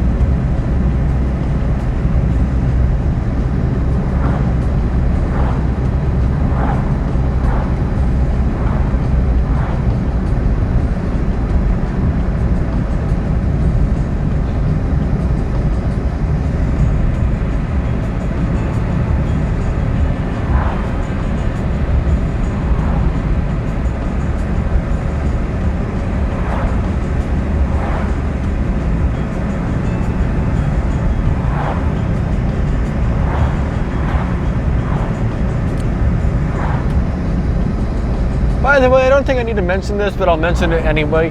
If you're driving up the road at night after it rained and it's below freezing, or if it snowed, don't go this fast up the hill. Don't. Snow is extremely slippery. Even if you have snow tires, you'll still slide on ice. Snow tires help, but they don't make it like driving on pavement. So if you're driving up here when the conditions are not like this, take it easy. Like, don't go fast. Okay, I'm not going that fast. I'm being passed by pretty much everyone. There are cars coming up behind me. I don't know if they'll pass me though. We'll see.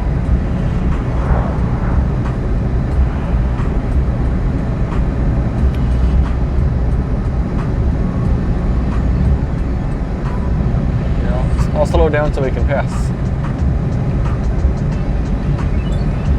Good. You know what? I'll just do that.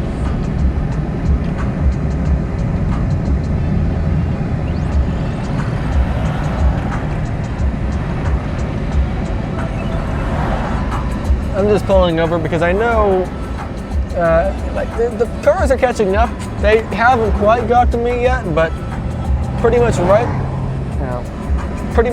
after we pass the pull out here, not pull out, pretty much right after the passing lane oh really? There's more. Okay. I was going to say right after the passing lane ends, we're going to get a lot of cars wanting to pass. All right. No more pulling out for me. I have no more turnout to take. I passed it.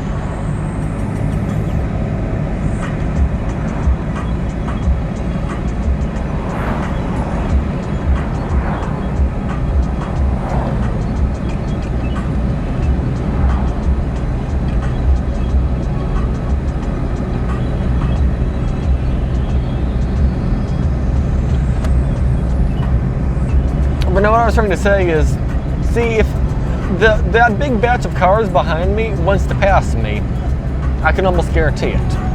And there was a passing lane, but the passing lane was coming to an end, but there was a shoulder I could sit in and just wait for them to pass.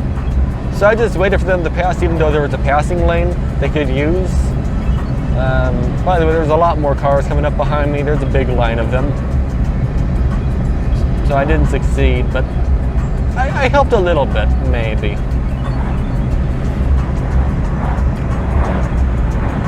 It's not that busy today, so we're good.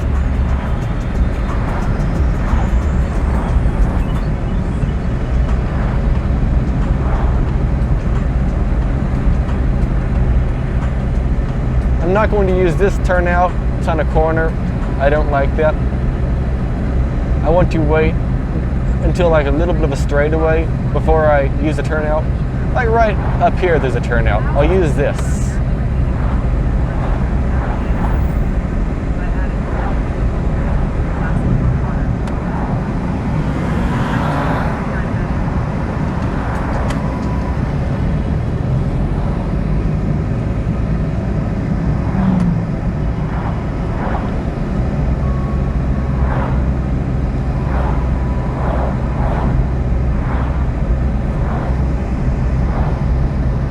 Now there's a motorcycle behind me. I'm sorry, biker. I think we're almost to the top of the 330. It's been like 20 minutes so far.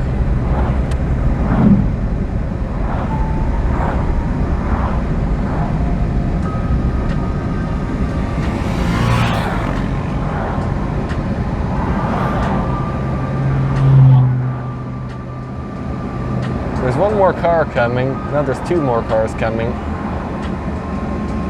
I guess I could have just pulled back over to the road.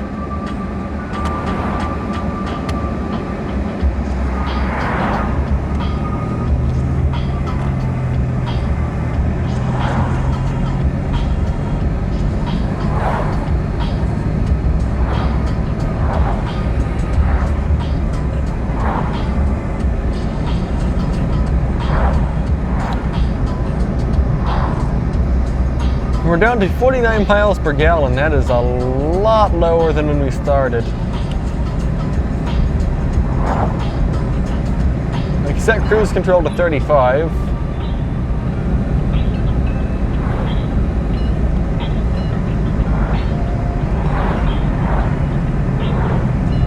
Running Springs! One house burned down in Running Springs. Now you might say that's not good, and I agree. Wait, Straight's Big Bear, right's Running Springs. All right, we're going straight. Don't get me wrong, one house burning down is not good. We've had a house burn down in the past. It's not good.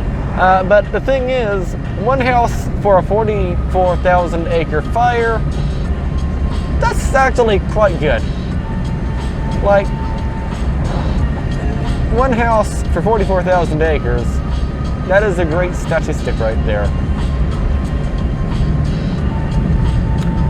Again, preferably zero would burn down, but At the same time, for how large the fire is, I think they did a pretty good job.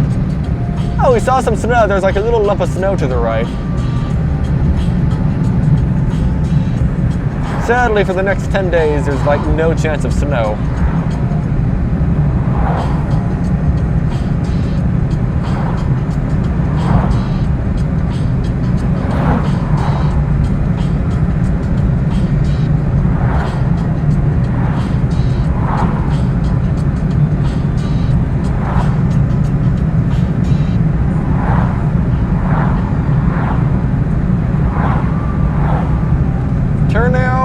There's no cars behind me, so I'm just going to ignore it. And now there's a car behind me. That was like immediate.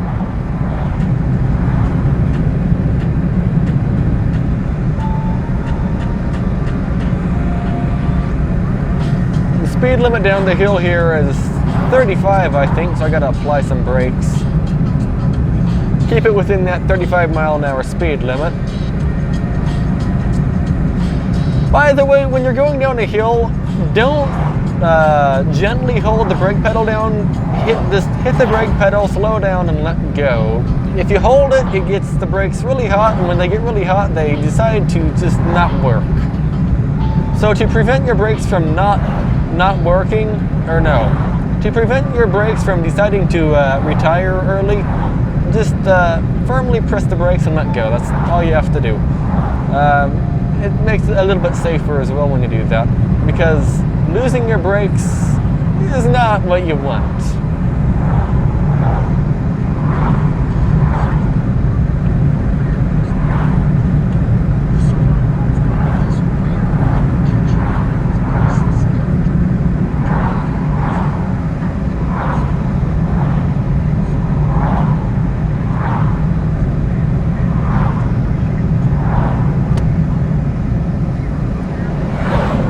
Go ahead and pass.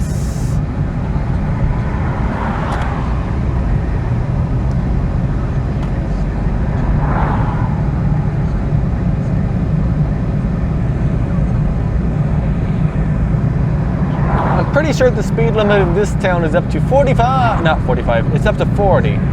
But I'm not 100% positive. I'm pretty sure we passed a sign that said 40, but it might have went down to 35. I don't remember. Oh, Sonata, that's the car I'm talking about, by the way. I was going to take up here, a Sonata, like that. Just like that, actually. Different color, silver instead of white, but yeah, it was that car.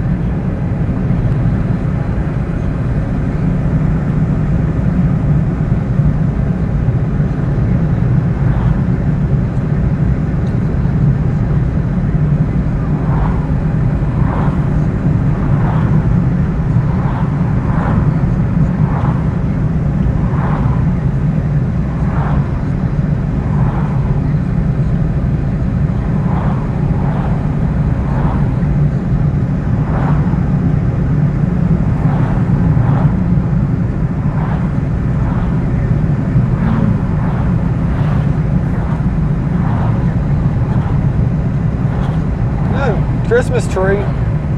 Yeah, speed limit definitely is 40. Except, see, this road is built for the speed limit of 40. All right, like lots of roads, like in I don't know, Anaheim, California. It could be a 65-mile-an-hour speed limit or a 35-mile-an-hour speed limit. They're all straight roads, no obstacles. They just put speed limits on the road. They really should make the roads with lower speed limits somewhat like this, where you feel like you need to slow down. That'd probably be better. Now, granted, there is no 65-mile-an-hour residential speed limit in Anaheim. There is in Lake Elsinore, Central Avenue, 55 miles an hour. I think it goes up to 65 in some spots. But overall, I think that would be a great idea. My mom's calling, but I'm not going to answer the phone, at least right this minute. I'll answer later. Because I'm actively driving up a mountain with the windows down, recording a video. It's just, no, I'm not answering the phone right now.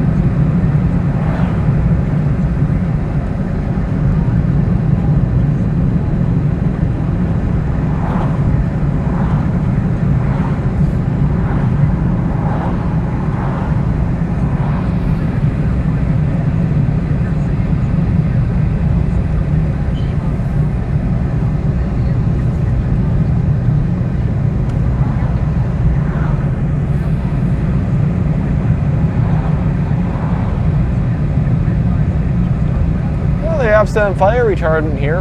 That's neat.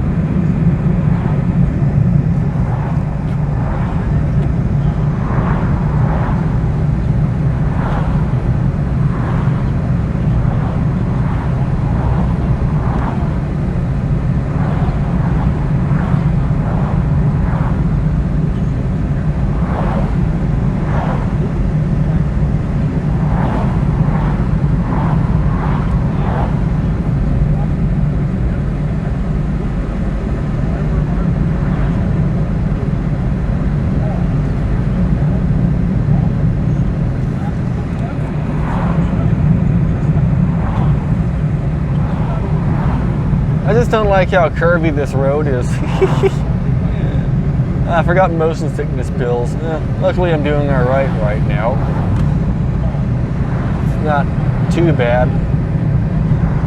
It just never ends. It's just corner after corner after corner after corner after corner after corner. All forever. Well, not literally forever. It does have an end to it.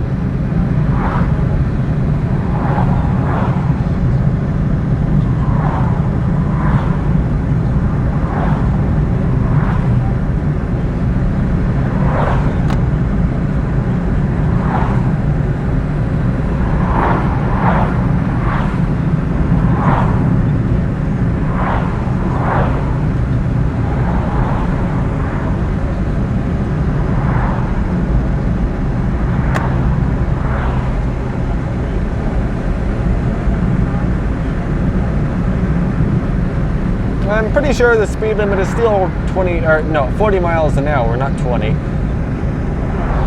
I am not positive. I mean, there's a passing lane downhill. That makes me think the speed limit is much higher, but I really don't know.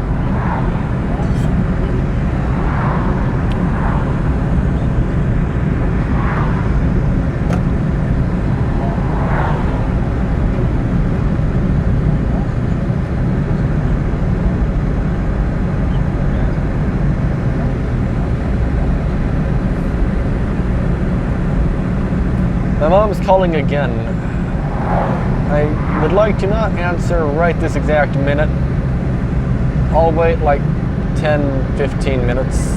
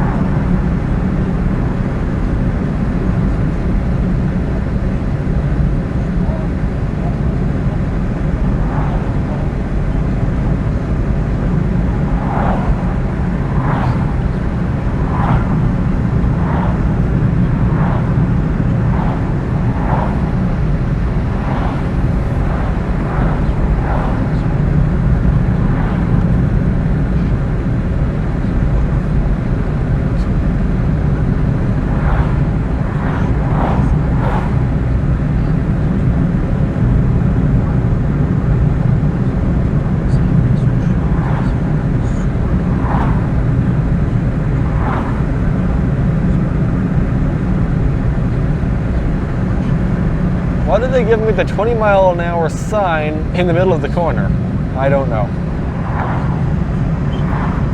That's interesting. They probably mean this corner, right? Yeah, probably this one.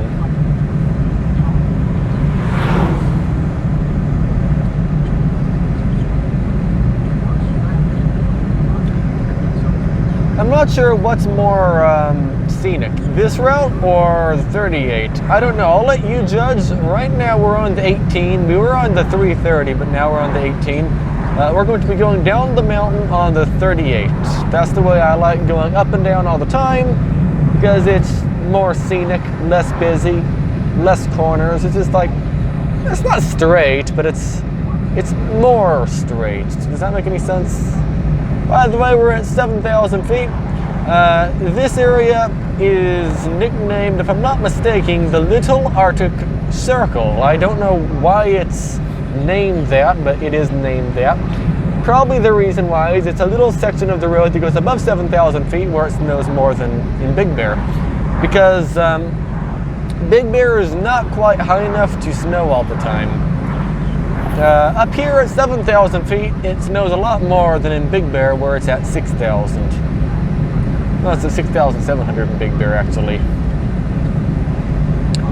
So there are lots of cars behind me suddenly, so I will take a turn out wherever I see one.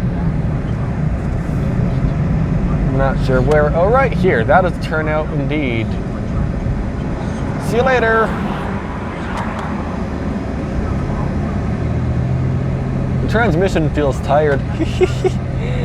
And lots of uphill. It's getting its workout today. I'm not positive I know what the speed limit is. Either way, Lakeview Point, 7,112. And now we're going down the hill. I haven't seen any signs saying 40, so maybe that means it's like the national speed limit of 55. I'm not positive though, but I'm pretty sure it is. There's more cars behind me again. But do you see what I mean? Like, this road is this busy going up at times and going down at times. It's not my cup of tea. I like emptiness, not this.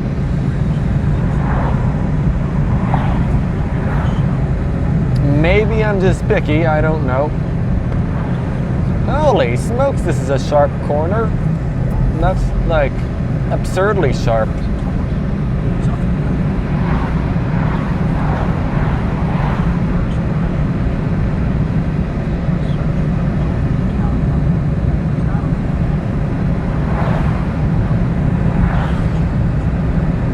See all the snow? It's like at the side of the road. Last time I was up here, there was snow everywhere, but now it's just at the side of the road.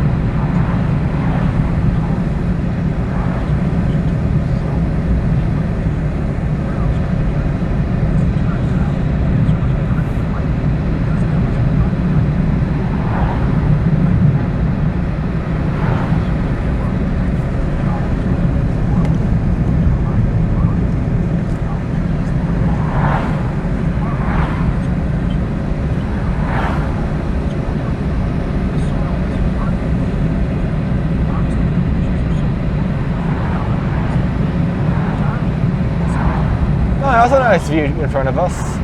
What's that in the road? I don't know.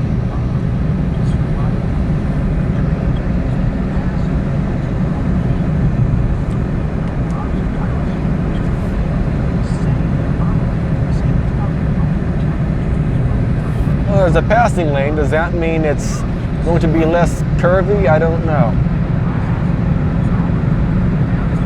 No, 25 miles an hour corner with a passing lane. What does that? I don't know.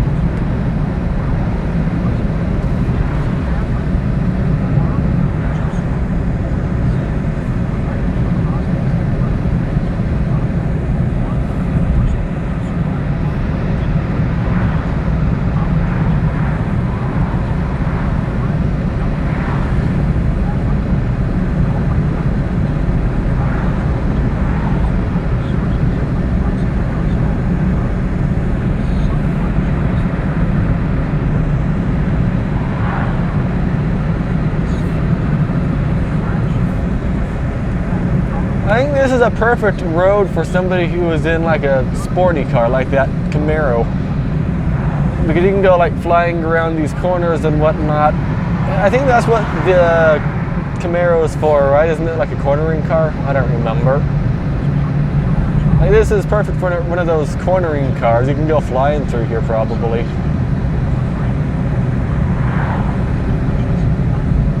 I'm going slow so everyone can pass, hopefully. Well, there's a passing lane. Because I'm sure this passing lane doesn't go forever. Or maybe it does, I don't know. It probably doesn't. I don't imagine it going forever, but there's a chance it does. Oh yeah, it ends.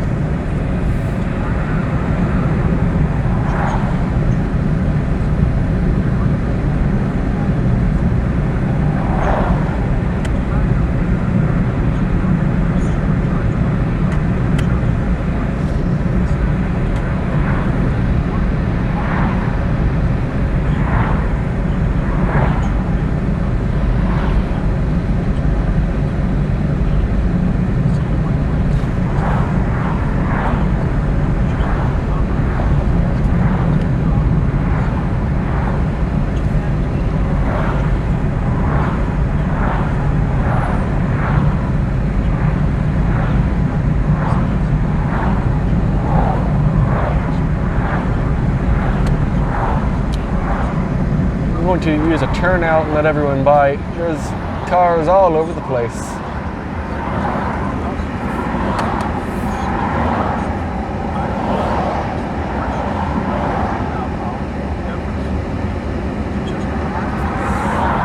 Nope.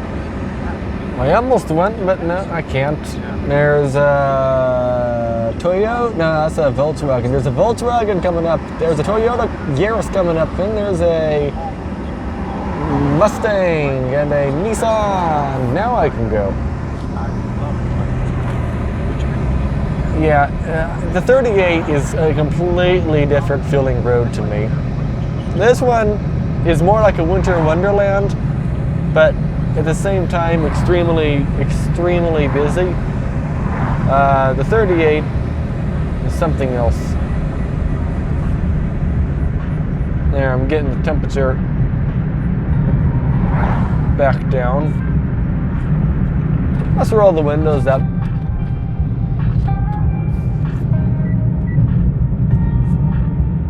That's nicer. It's nice and quiet now.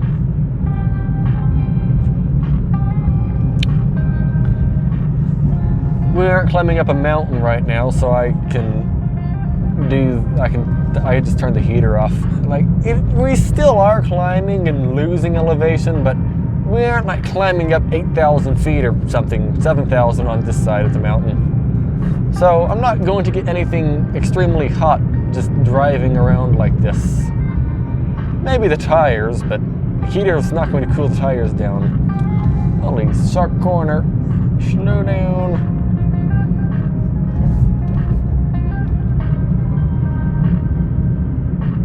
And there's more cars behind me. This side of the mountain is super busy. It's not my cup of tea, but it's what most people like doing because it's the short route. They don't really mind all the other cars. That's all right. That's why there's more than one route. Well, that's probably not why there's more than one route. There's probably more than one route because of safety, mainly, but that's okay. If one route goes down, you still have two other routes going down the mountain. 3 other routes.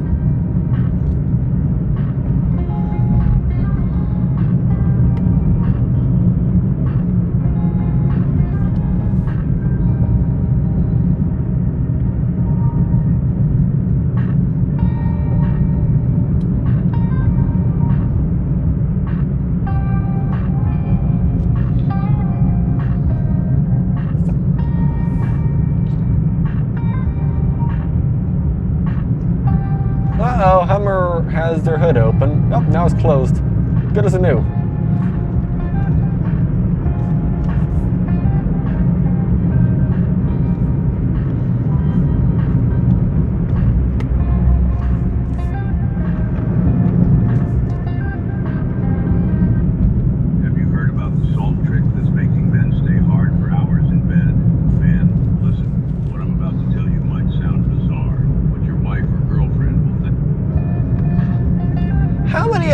ads is there going to be? They never end. Never. Not even once. So if I go to the left up here in 6 miles, I'll be on the 38. It goes along the left side of the mountain. Slow down.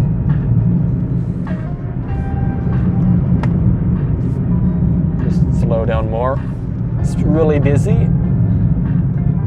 I don't want to risk flying the wrong way on the road. That's not at all what you want to do, especially when it's this busy. Well, you never want to do that, but especially like now, more than ever, on this road.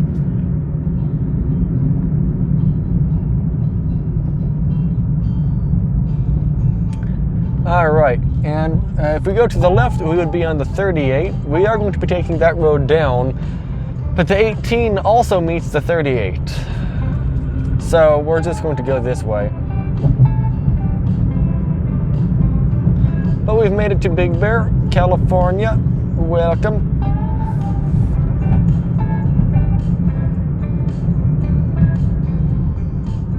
Again, if it's snowy or something, go extremely slow through here. If this corner says 20, you know, if they suggest 20 around a corner, don't go 20. Go like 10 around a corner.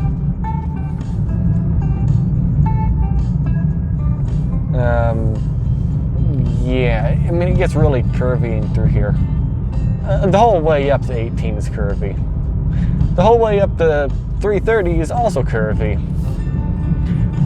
The only route that's not curvy is the only. And she's calling again, isn't she? The music stopped. Oh, it's another ad probably. The only route that's not curvy going up the mountain, I guess there's two. The back side of the 18 going up through Lucerne Valley, that side, it is extremely curvy for a short period of time, but that way up the mountain is like 10 miles of curves, 10 minutes of curves, 5 minutes of flat. That's pretty much how you get up the mountain. But you already start at a super high elevation. You start at like 3,000 feet on the way up, so you don't have a long way climbing up the mountain. But on the 38, it's just mild curves all the way up the hill. But on the 18 and from the front side and the 330 from the front side, it's like this, both the 18 and the 38. No, the 18 and the 330 are like this, my bad. I get the numbers mixed up.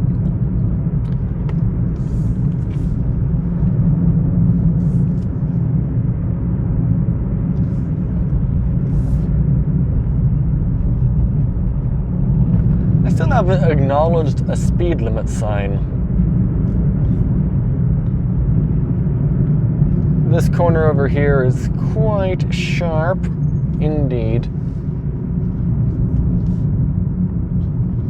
In snow, these corners are not really ones you want to go fast. 40 miles an hour, that seems about right.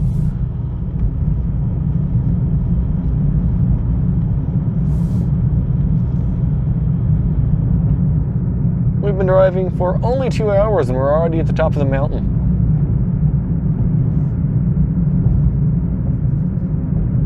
See, this way is about half an hour faster than the other way.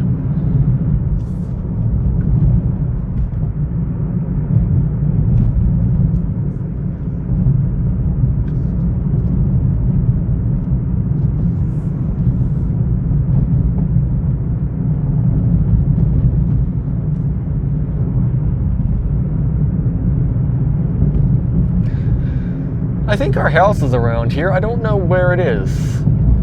I don't normally go this route, so I don't know how to get to the house from this side of the lake. Oh no, it's still up the road here. Somewhere, I think.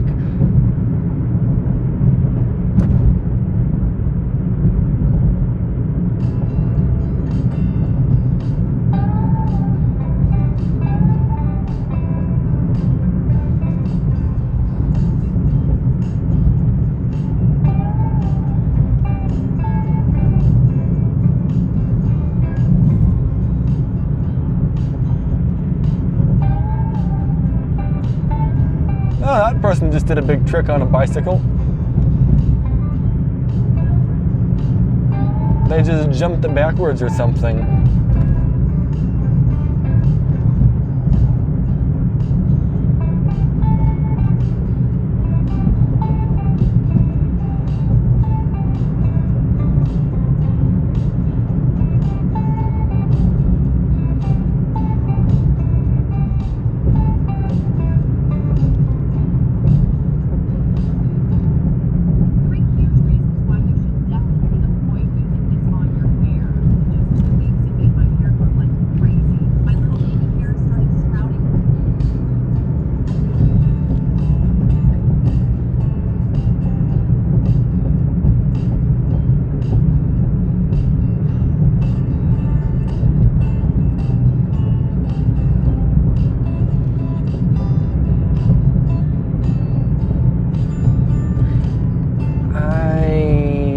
I should have turned left maybe a minute ago. I don't know.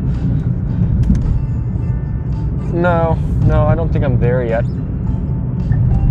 I don't know.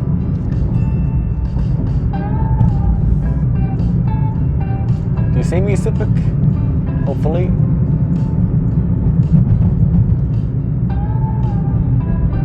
Civic.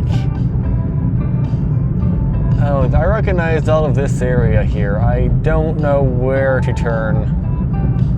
Where do I turn? Do you have any idea? No? Okay. I'll just keep going. I'll figure it out. If I get to Vaughn's or... No, Vaughn's closed. If I get to Stater Brothers, I know I've gone too far. Well, we're going to sit here for a while probably because it's a really busy road.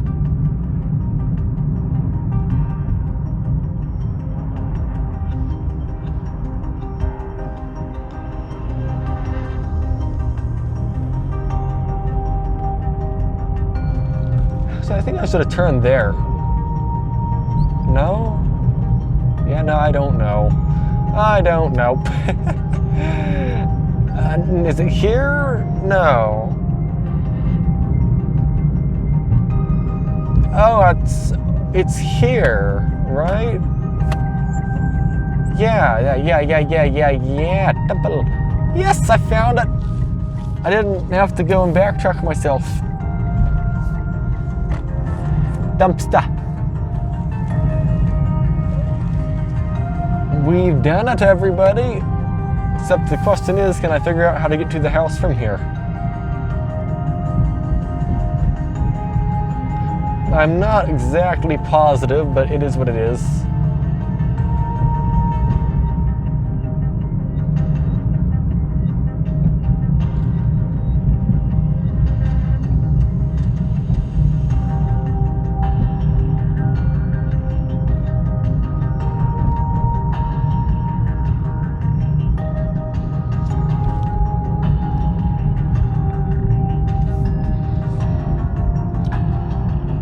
Last time I was here, it was all snowy.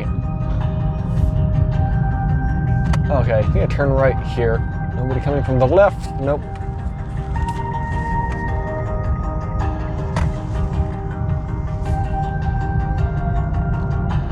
Yeah, last time I was here, I drove down this road in snow. That was fun. Yep. But now it's all melted, as you see. There's no snow anywhere. It's weird how that works.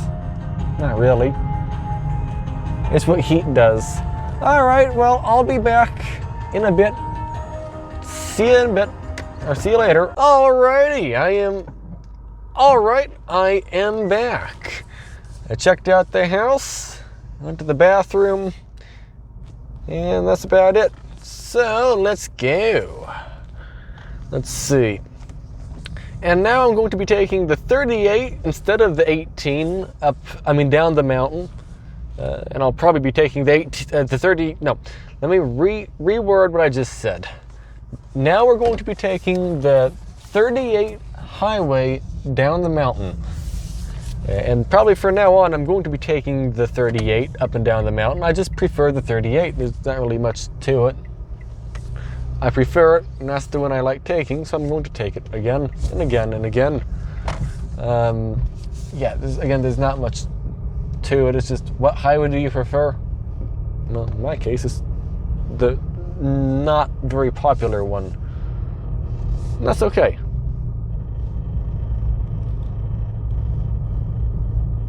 Why isn't there any music running? Oh, I forgot I shut the car off and that makes all the music die. One moment. Introducing Strikeman. Strikeman, yay, whatever. Fire training system that allows you to develop. There we go.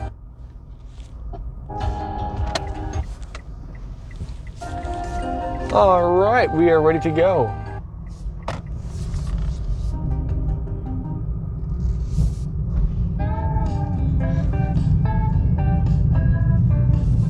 We're at like 48 miles per gallon or something right now, aren't we? 49 and a half. That's really good. And we'll probably be pretty high down the mountain as well.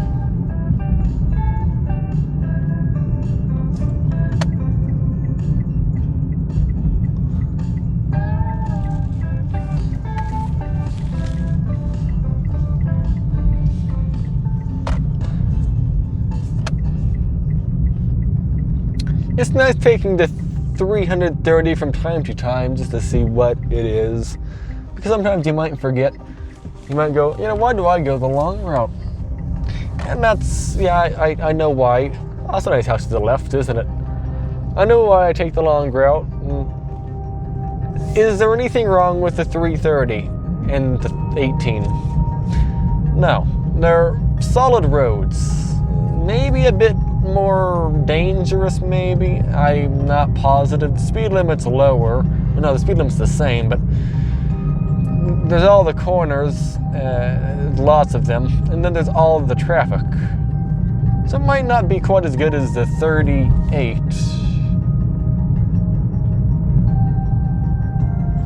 Well, what in the carnation did I do?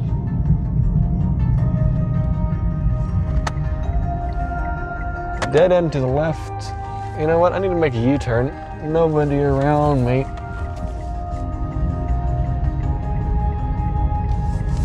I'm pretty sure that's allowed. There's no where it says no U-turn.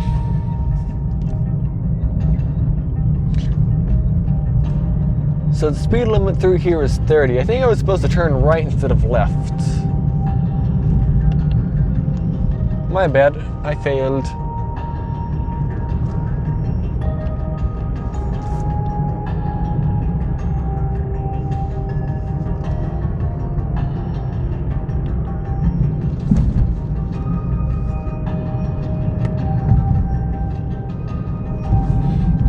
Don't you like when you just kind of do a derp moment and forget where you're going and just like randomly drive in a direction and all of a sudden you realize you're lost? Yeah, it happens to me apparently. I didn't realize I do that until now, but apparently I do that. So that's neat. I'm not terribly lost. I'm pretty sure I know where I am now.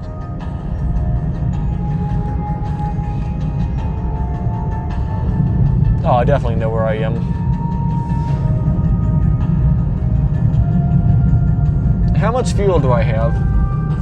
I have a little bit less than half a tank. Slow down, blind driveway. That is a steep driveway to the right.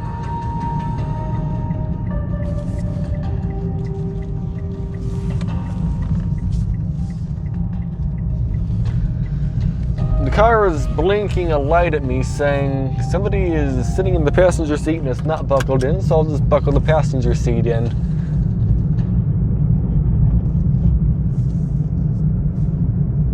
I'm debating if I should go and grab something to eat. I think I shall. I just bit myself while saying the word shall. I just bit myself again. Shall.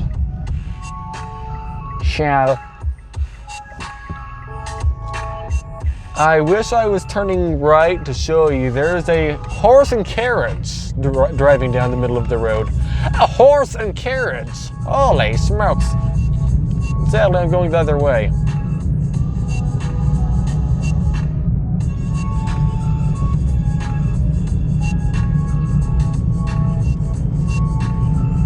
Mini, not mini, a smart car. Oh, that is so bright. The sun behind me is shining in all the mirrors.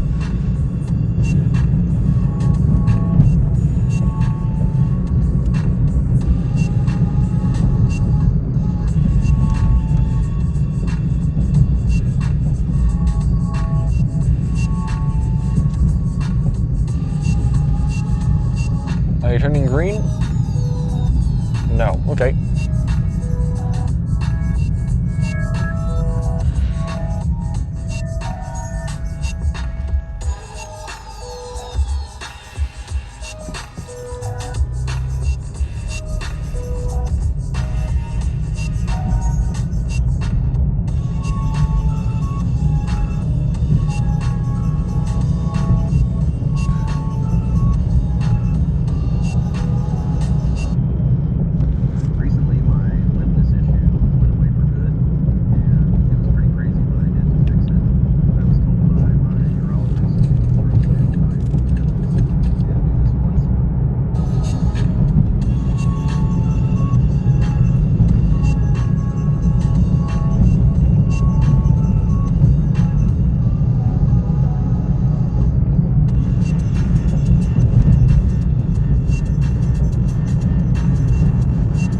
What is happening in front of me? Something, okay.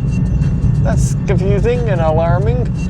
I meant to go to Taco Bell and I was distracted by that and just passed Taco Bell. I wanted to get something to eat. Have I ate anything today? No.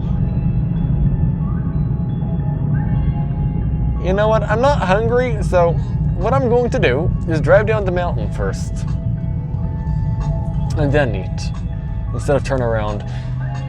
So I can head down the mountain during the day. I still have 10 minutes of daylight. That's barely anything. It's all right.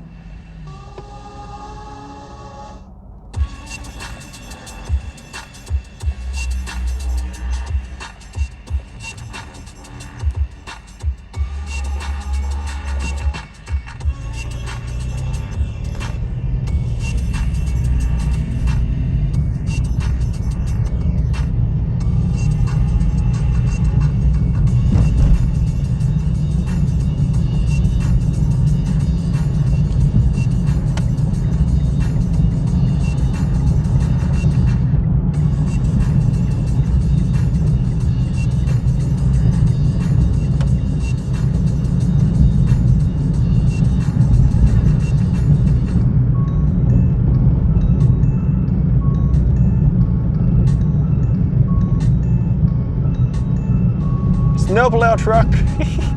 Nice.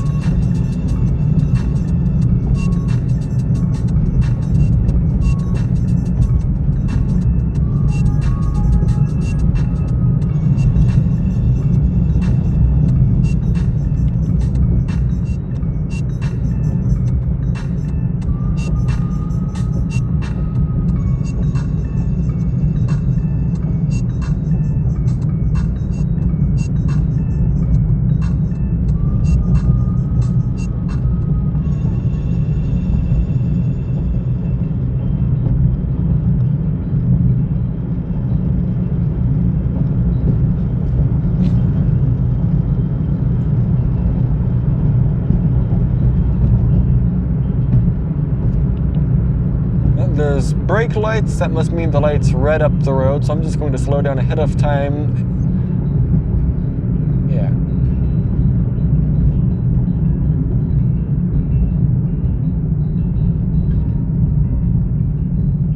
And I'll try to go at least 20 so I don't have to go into torque converter. Yep, we succeeded! Yay! Barely, but we did.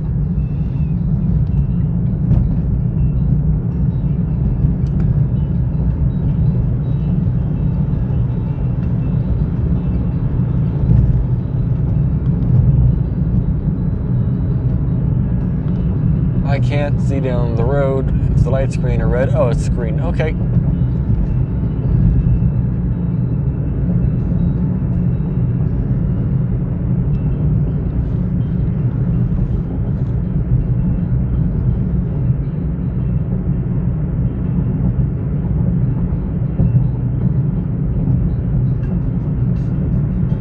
by the way, it's pretty cold outside.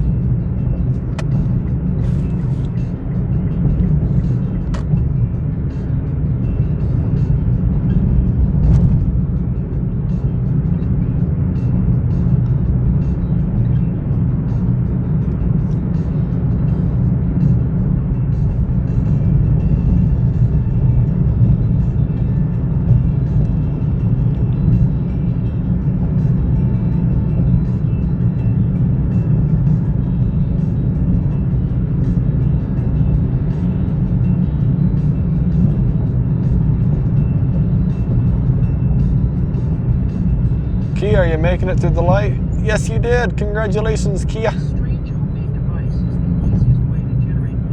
We are at 50 miles per gallon at the top of the mountain. That is pretty impressive, I'd say. I didn't expect that. I expected like 35. No, I was expecting like 42, 43. But then again, this way down the mountain is a lot shorter. Or up the mountain is a lot shorter. The way we went up the mountain is a lot shorter. That's what I'm trying to say.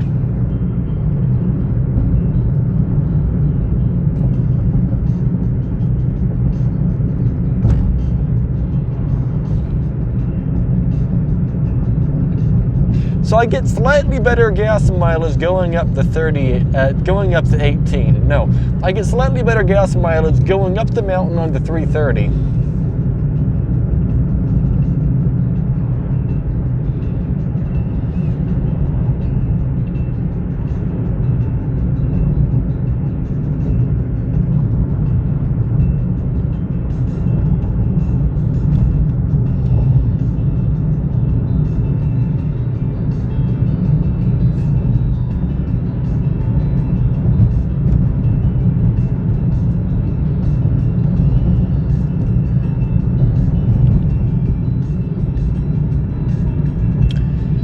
Division Road. If I'm not mistaken, if you go on Division Road to the left, it takes you across the lake. Let me double check. Yeah, Division Road takes you across the lake. And if you turn right onto that'll be the if you take Division Road to the left, it takes you to the 38, which turns into the 18 really shortly after.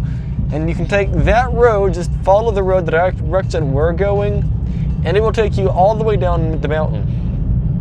You'll be able to go down through Lucerne Valley, through the desert.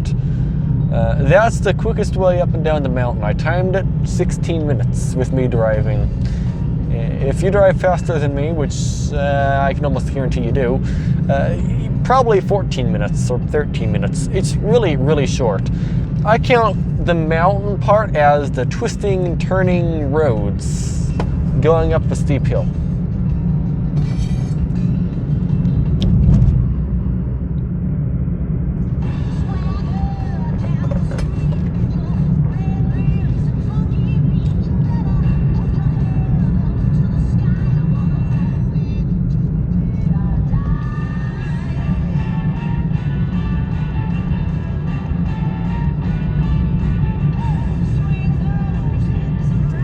By the way, this is another one of those corners where you don't want to go around it fast in the winter.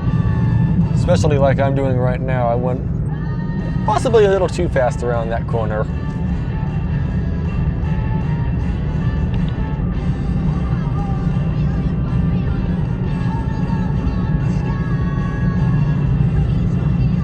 Big Bear Fleming.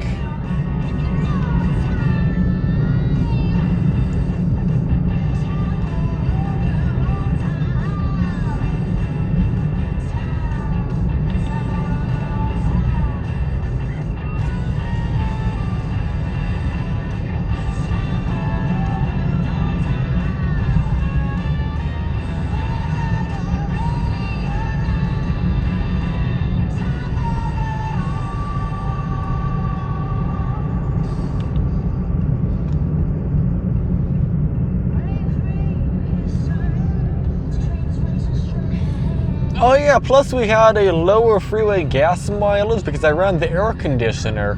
So we were doing really good considering that.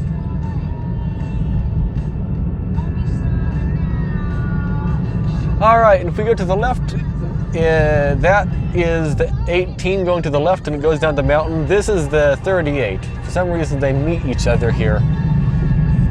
It's confusing. I don't know why it's laid out like that. But now we're on the 38. And we take the 38 all the way down the mountain. Next I gotta slow down. 30, there we go. But we have to, the 38's the way I go down the mountain.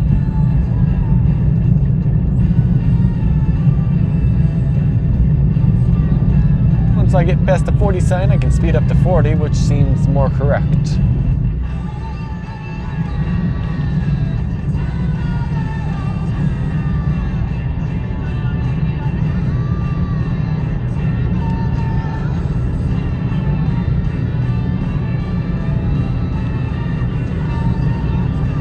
There's a red light up the road. I'm just going to set cruise to 40. I'm pretty sure I'm going to reach the light green.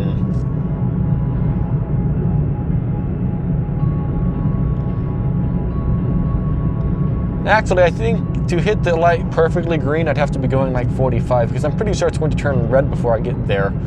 We're a little bit too far away, sadly. Maybe not. I don't know. We'll see.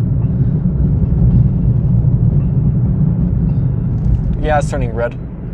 Rip.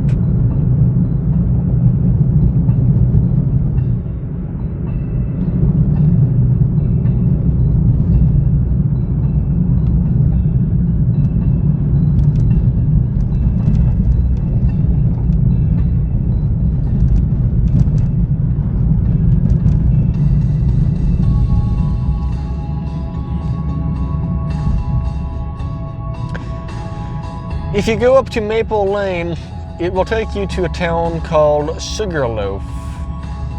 It's a little town up here. It's extremely steep. If I'm not mistaken, it's the highest elevation town in this mountain range. No, I'm wrong. That's Green Valley Lake. Never mind. But Sugarloaf, I don't recommend... okay, if you aren't from here, I don't recommend renting a cabin in Sugarloaf if you don't like driving in snow. Sugarloaf, if I'm not mistaken, is pretty much all extremely steep hills. Steep hills in snow you don't want. Well, I mean, I don't know you. You might want that, but I would say most probably don't.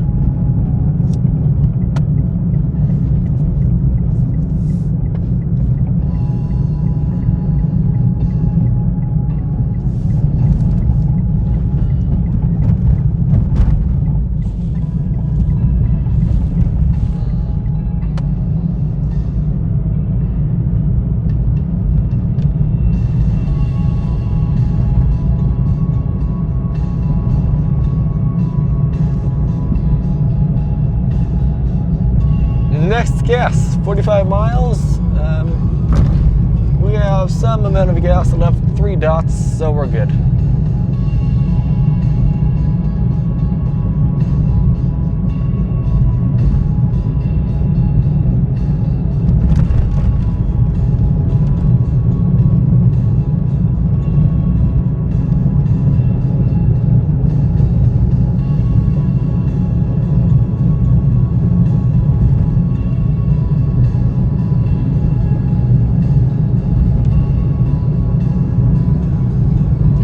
Our gas mileage, I expect to go under 50 along this drive, which is probably going to happen. So if it does go under 50, that's totally understandable. We're going up another mountain. We're gaining 2,500 feet.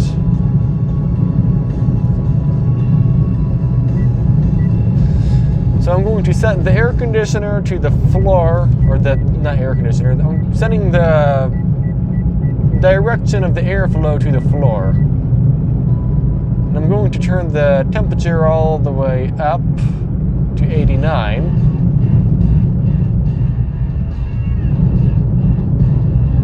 I missed the sign where it said the speed limit's 50. Oh no, it's still 40. It's going to be 50 once we get past the sign.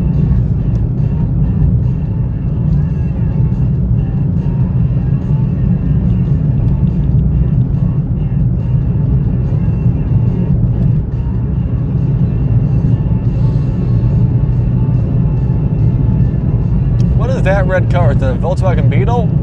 It is a Volkswagen Beetle. Fancy.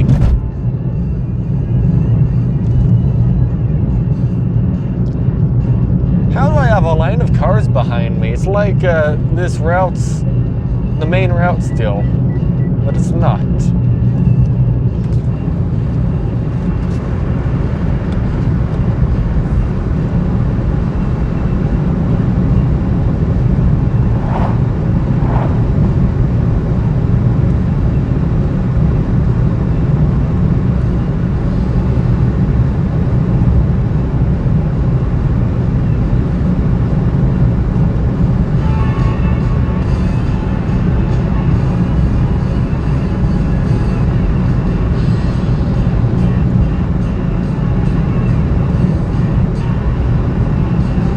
The 50-mile-an-hour speed limit. Most of the cars behind me turned off the road, but now I have more cars catching up, sadly. There's like 8 of them. It's like half a mile of cars.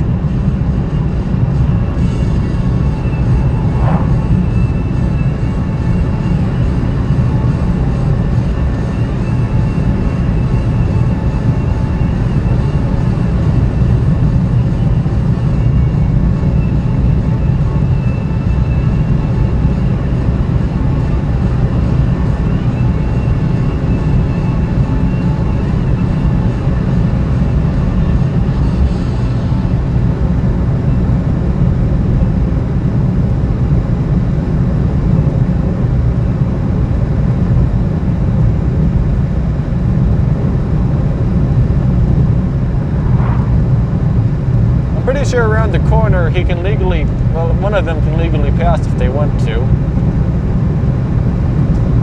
Yeah, if they want, they can pass. Though there's only one car behind me now. Oh, now there's 2.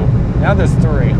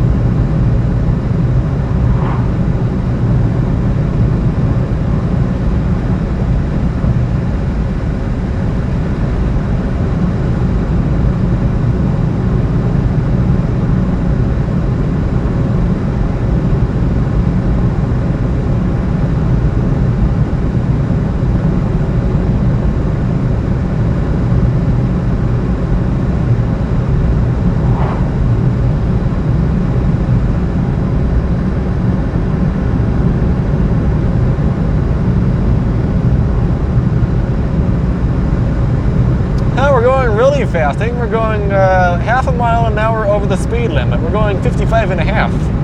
Holy smokes!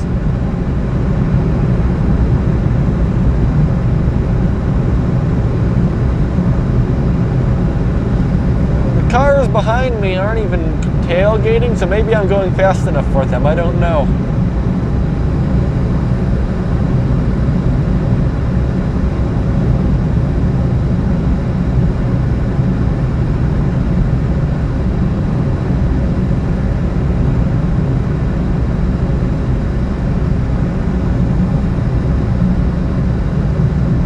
Okay, they're catching up again.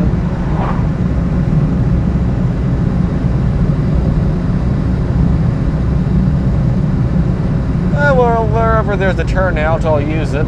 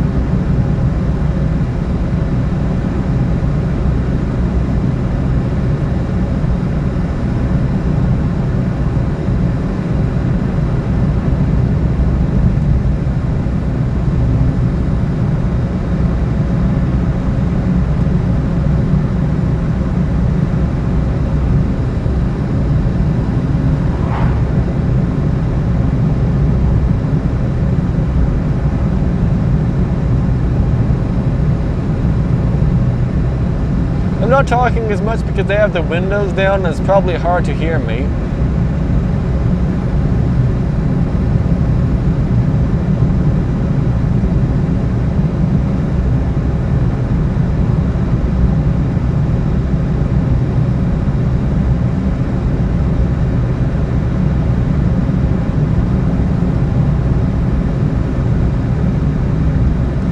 Eventually there will be a turnout, but he can pass if he wants.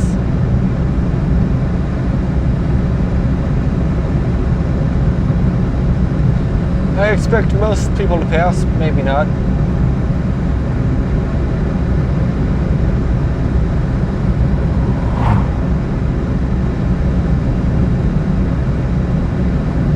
There's a shoulder, maybe I should use the shoulder. Maybe not.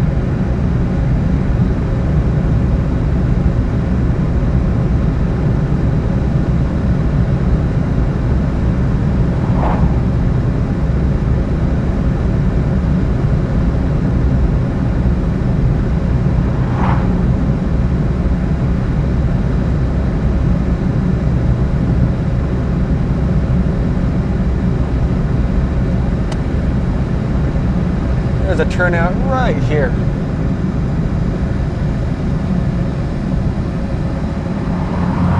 And I'll stop right here, just let everyone go by and drink some coffee.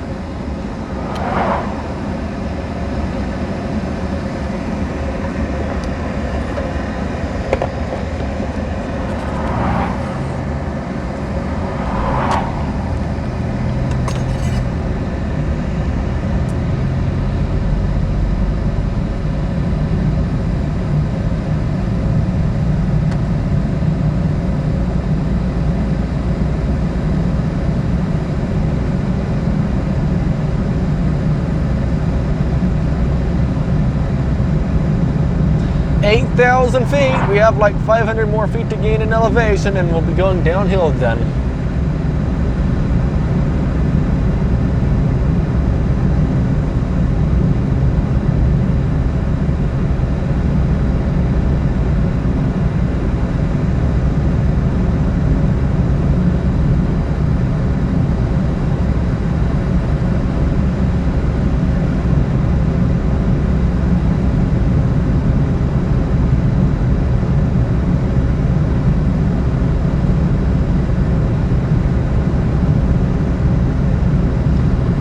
I'm actually cold right now with the heater on all the way. Wow.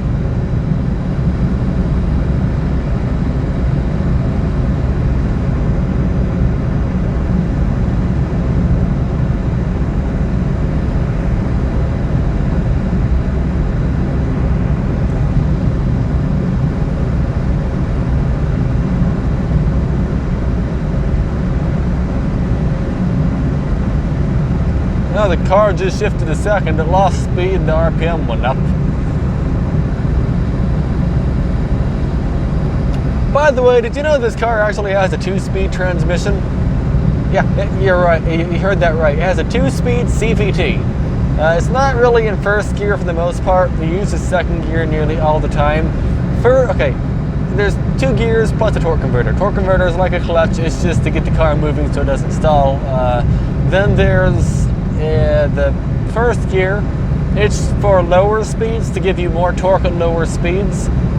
And then the car shifts to second. The car stops accelerating for a moment, shifts to second. The RPM doesn't change, it's still in CVT. And then you have like a lower gear ratio, or is it higher? I don't remember what the word is. Basically a more efficient gear ratio, lower RPM.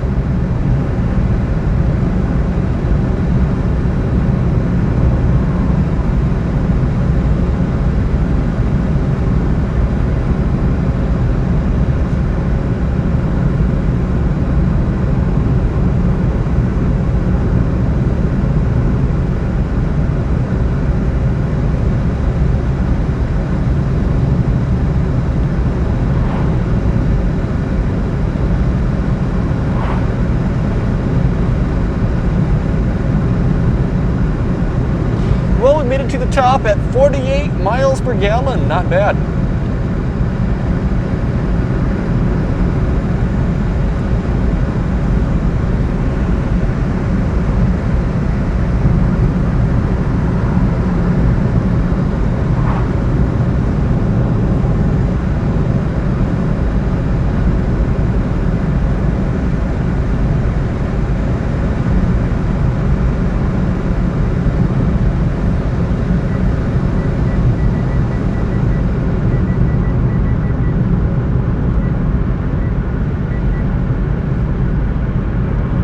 By the way, up here, stay to the right.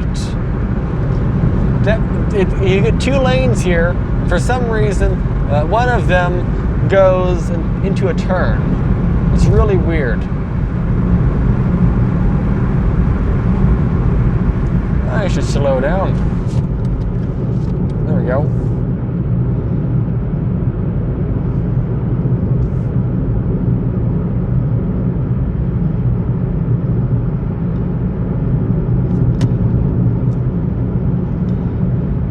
By the way, we are using engine braking right now to hopefully maintain our speed at 55.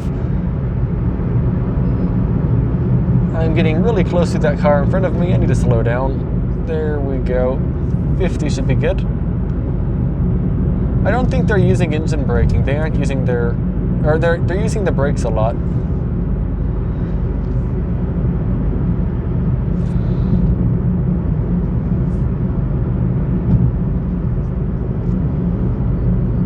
Now we're down to 8,000 feet. I think it's the BMW in front of me. That BMW, you're doing it wrong. You're supposed to be tailgating me, not me tailgating you. Well, I'm not tailgating, but I'm close. Closer than I'd like.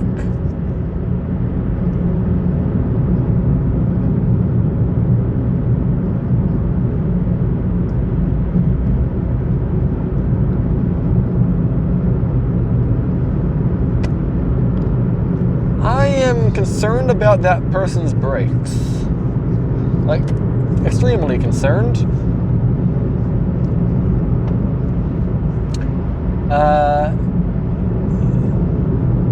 That is...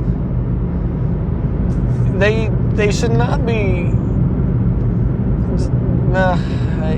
maybe it'll be fine. I don't know.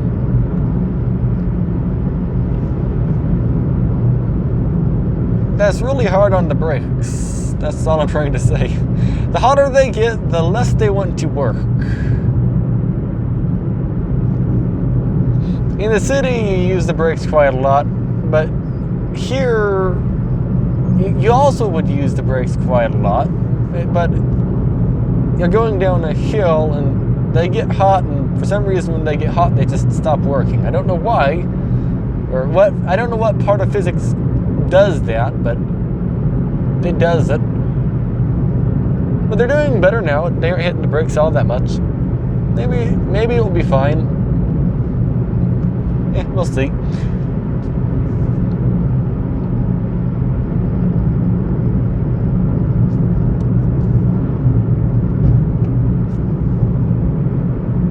I turned my headlights on, by the way.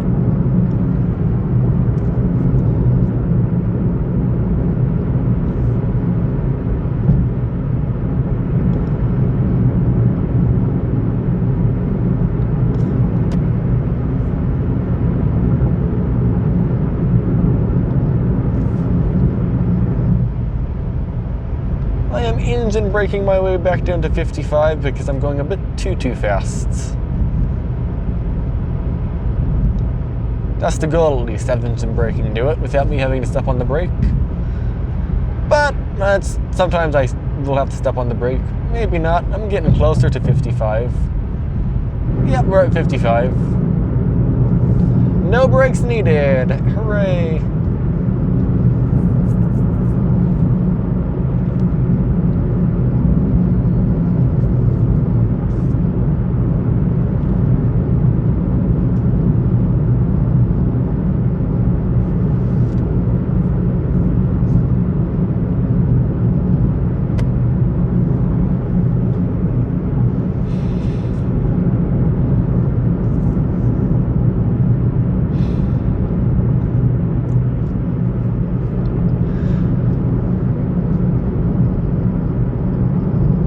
I feel like in driver's school, they should actually have you drive in the mountains and show you how to use the low gear. Because, okay, I guess not really. It depends on the location. If you're in Washington or California or Arizona, yes, but if you're in Florida, no. But I feel like they should teach you what the low gear is for, because I've asked lots of people, and most of them actually don't know it slows the car down. And that, I think, is very important to know, that it will slow the car down, having it in a lower gear. Maybe it's just me, but at least to me, it's a quite important thing.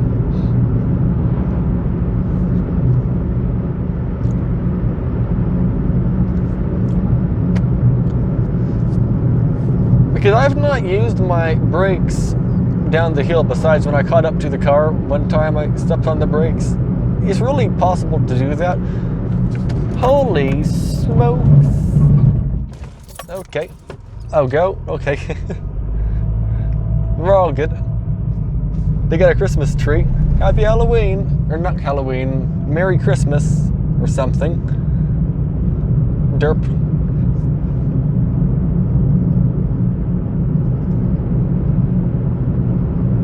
I thought that was a big tumbleweed. I didn't even think that was a person. Well, I have used the brakes twice. Just when I was saying I haven't used the brakes, I used ABS.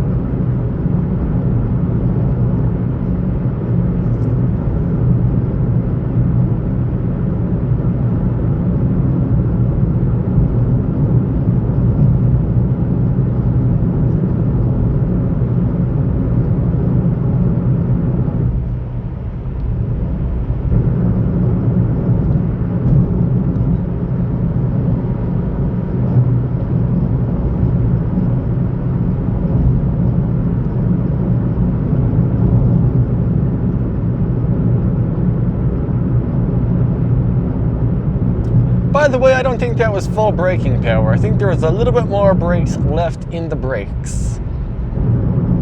Or however you phrase it. I'm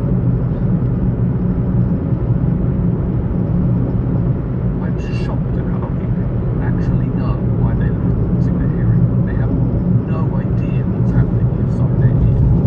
The hairs inside your inner ear are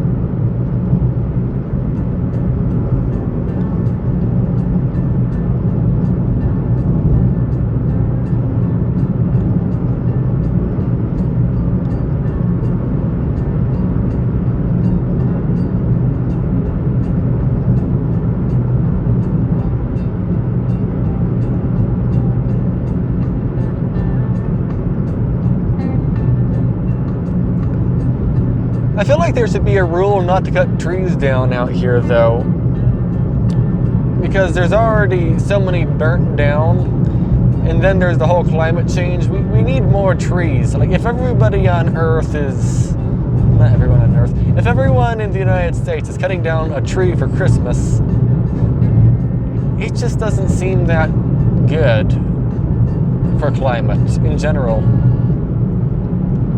We should stick to the plastic trees.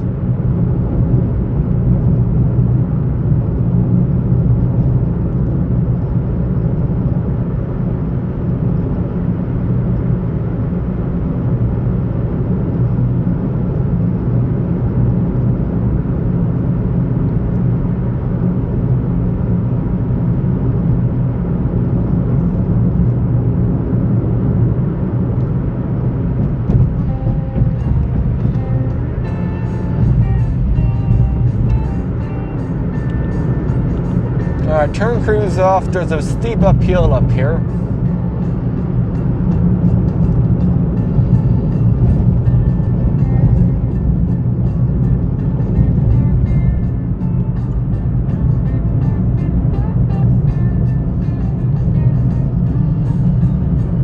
And somewhere at the top of this twisty road, there is a turnout. I'll let the Chevy by up here. Yeah, right here.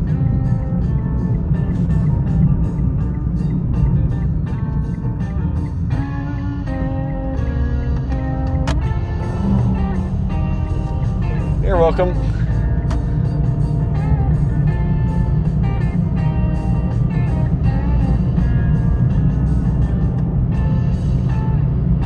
By the way, did you see how the guy, the gal, I don't know, did you see how they had their hazards on when you let somebody by?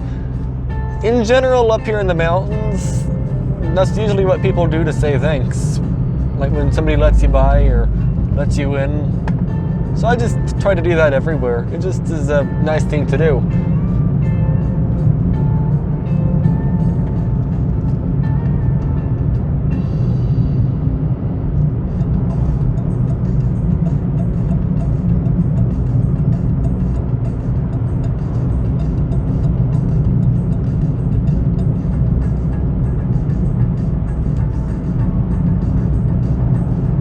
I think I'll eat at McDonald's.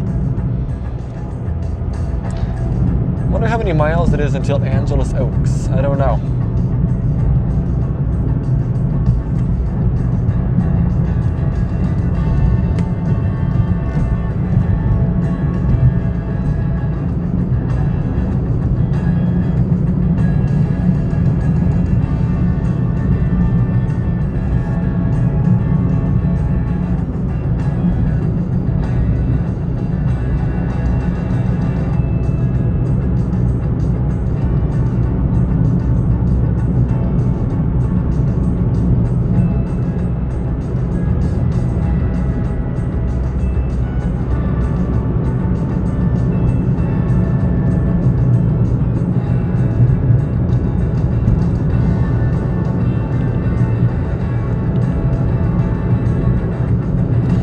I'm catching up.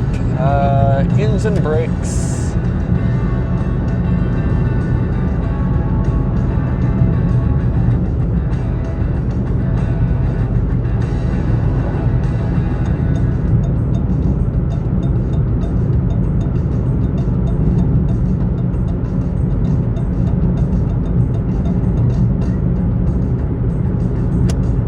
Turn engine braking off. There's a big hill up here, so let's use that. I don't know. I guess this isn't really a hill, is it? It looked like it was, but I guess it isn't. By the way, keep an eyeball out for deers. They don't just, no, they won't just stand in the road. Some of them will literally charge at you because they see your headlights and they go, "Oh, let's go and jump in front of them." Why? I don't know, but yeah, just be aware of deer.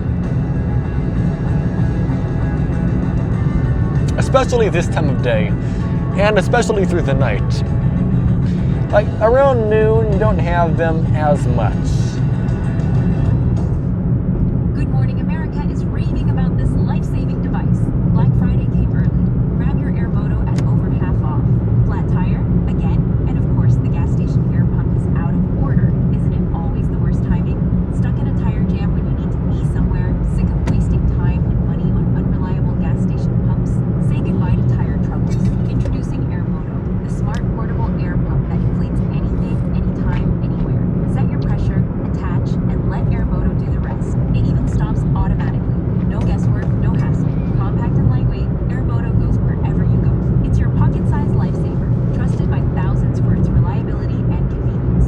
The TV show Good Morning America calls it a must-have for every driver. Don't miss out on this ultimate deal. Stocks are running low. Get your Air Moto today before it sells out. Air Moto, your reliable partner on every journey. Travel with confidence and peace of mind. Well, how expensive is the Air Moto? They don't even say. Joining us now is former CIA officer Jason Hansen. You wanted to teach us how to get out of duct tape. Yes.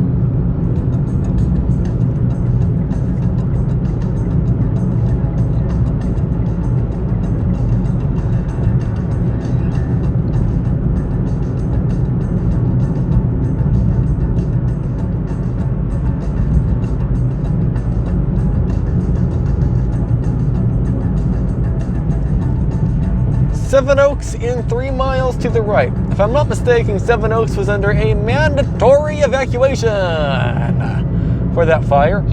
Luckily, the fire didn't reach Seven Oaks. It got close, but close doesn't mean they got it, which is good.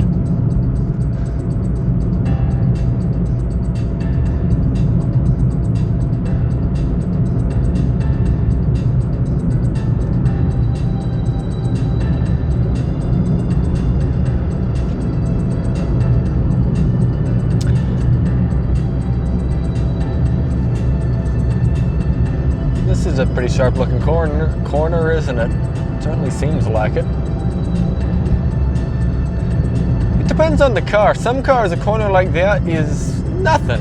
And in other cars, a corner like that is alarming. It's weird.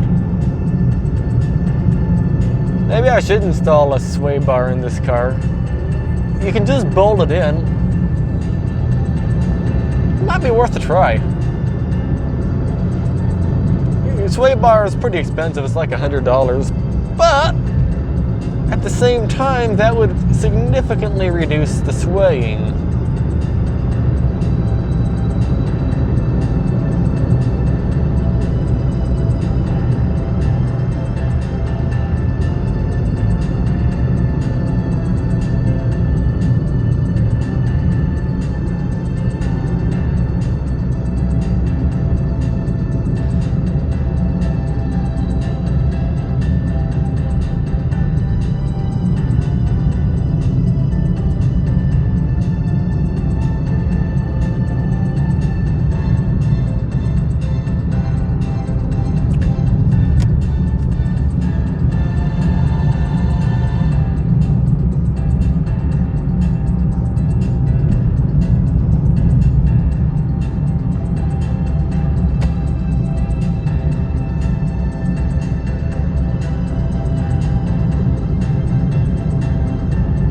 So there is a new vehicle coming up behind me.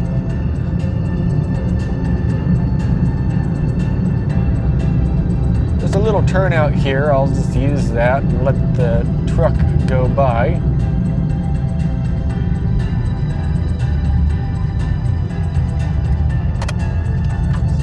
See you later.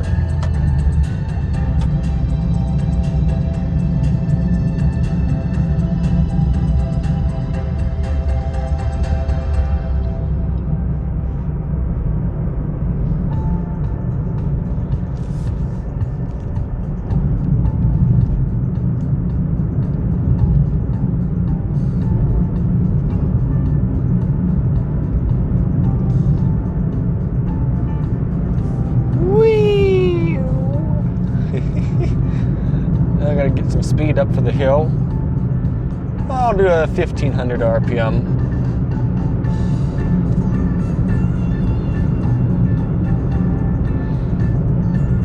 Just a little bit of momentum for the hill. But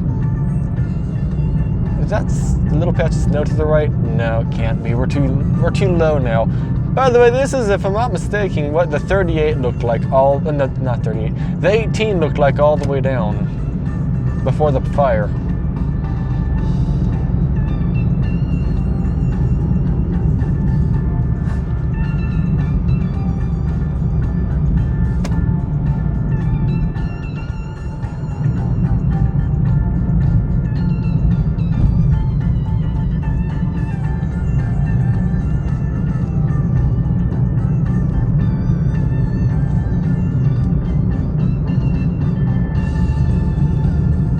At 52 miles per gallon, that's not too good. That's below average.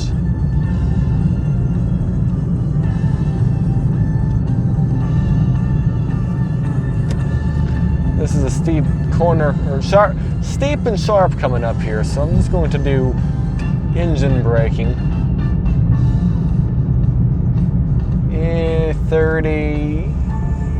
30 is probably fine around it. There's always cars around these corners, and I don't know why. Like, we always meet cars at corners.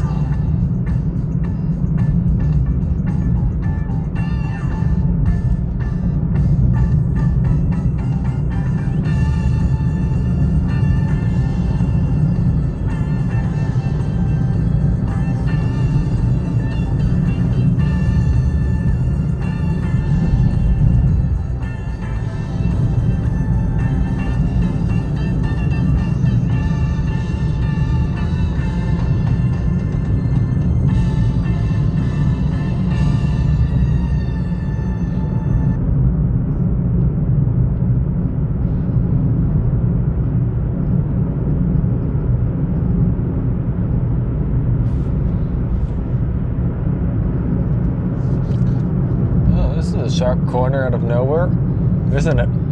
Yep. It's probably one of those corners. Oh, guess what? We're meeting another car in a corner again. What did I tell you?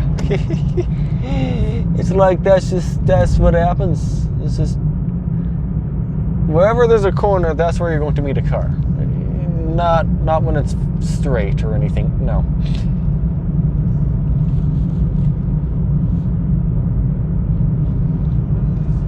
It might just be a coincidence. I don't know. But this way, did you notice there's a lot less cars? Sure, there's still cars. Don't get me wrong. No matter what you do, you're going to have cars. But there's a lot less cars on this road than there is on the 38 and the 18 we were on today. This side of the mountain is nice and relaxing. You can relax going down the hill. There's not that many oncoming cars. Don't get me wrong, there's still some, but not many.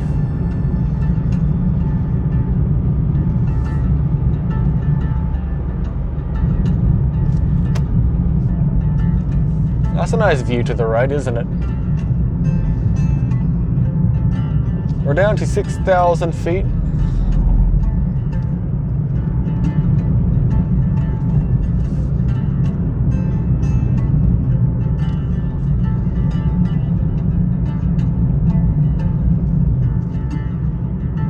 There's another car catching up. Is it the same car that we passed? It might be, I don't know. It's white. I mean, almost all the cars are either white or gray, so it doesn't really matter.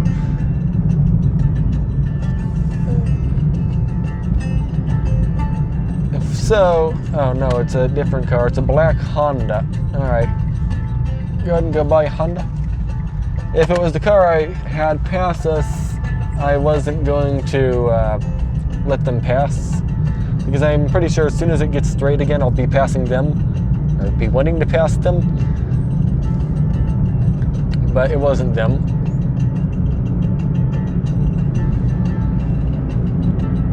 Oh, there's a car flying down the hill behind me.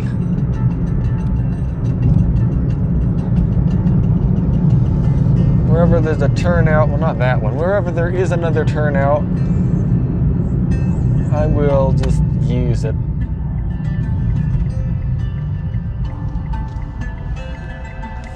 See you later, Chevy. Or Subaru. It looks like a Subaru, but I thought it had a Chevy emblem on it. I don't know.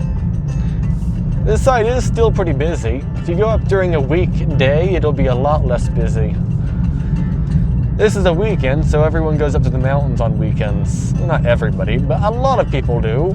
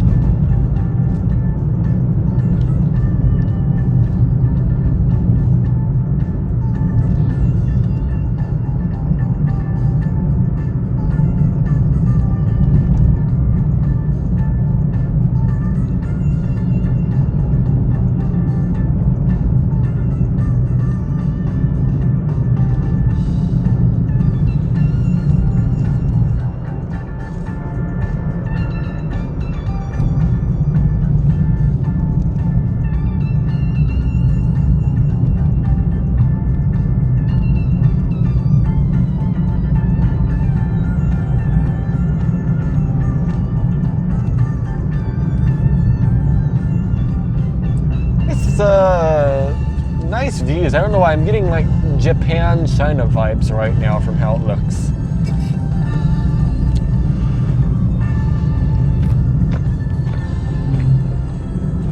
Alright, so the speed limit now is 35 miles an hour. We've entered a town called Angeles Oaks.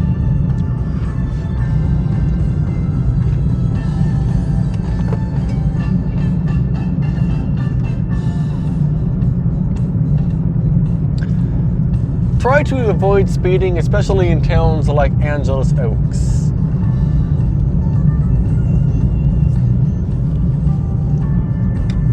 I mean, avoid speeding in general, but especially in towns like this, they're a bit more strict. At least from what I heard.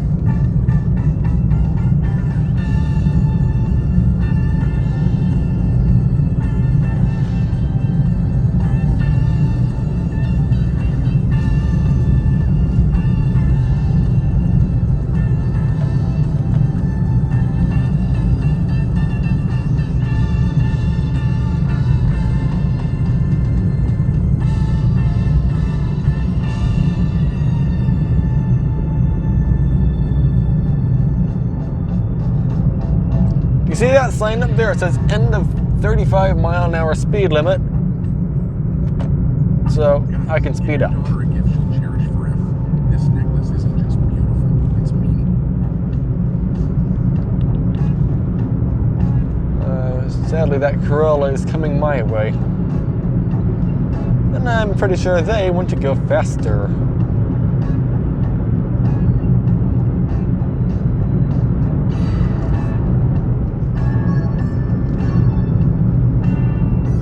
I can almost guarantee it.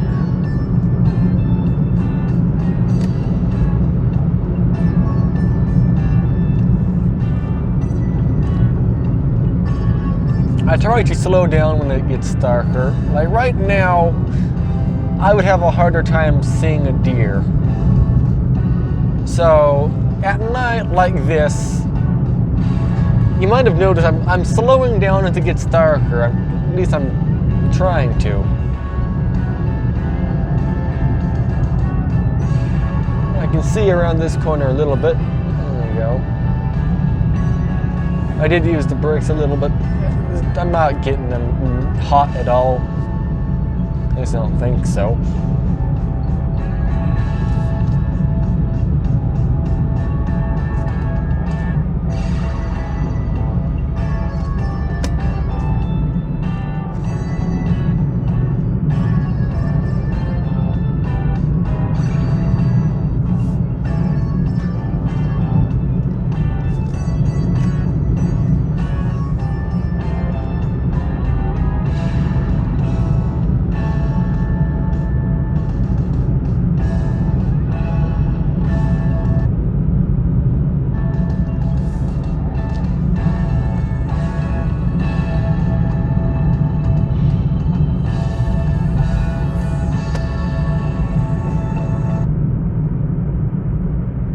I guess the music gave up for today, didn't it? Seems like it did.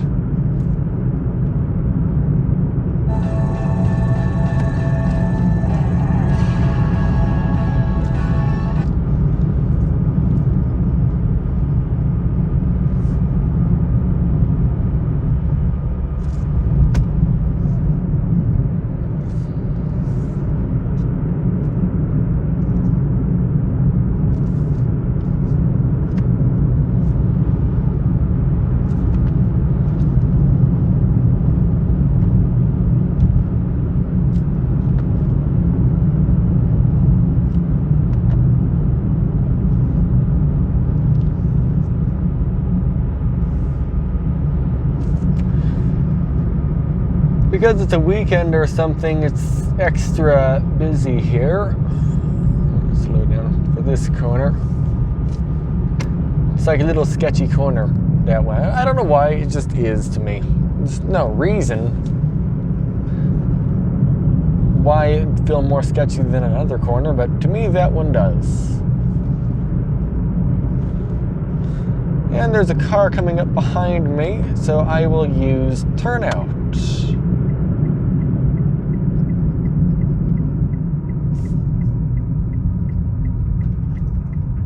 Go ahead.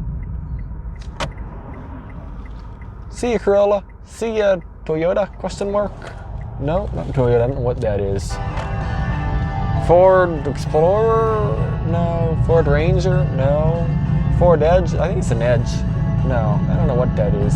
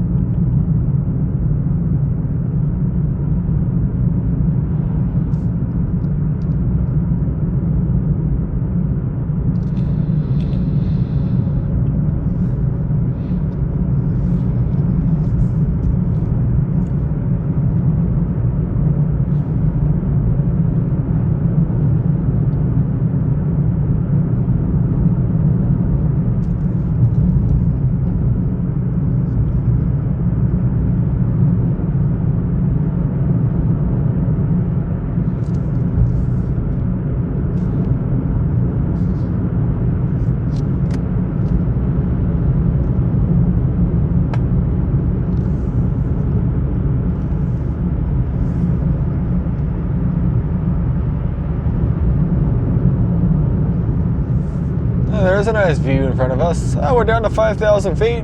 There you go. We're getting down the mountain. This is the longest way down the mountain, by the way.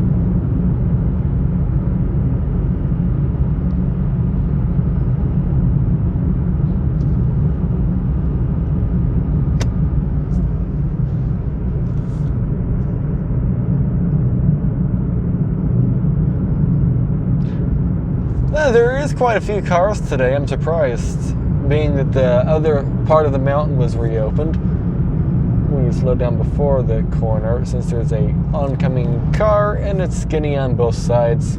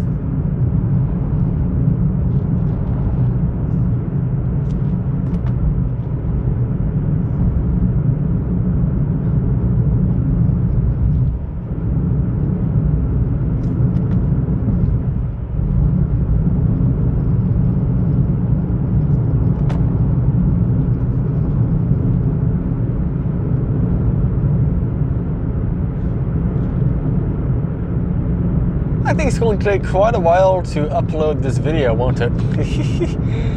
I certainly think it will.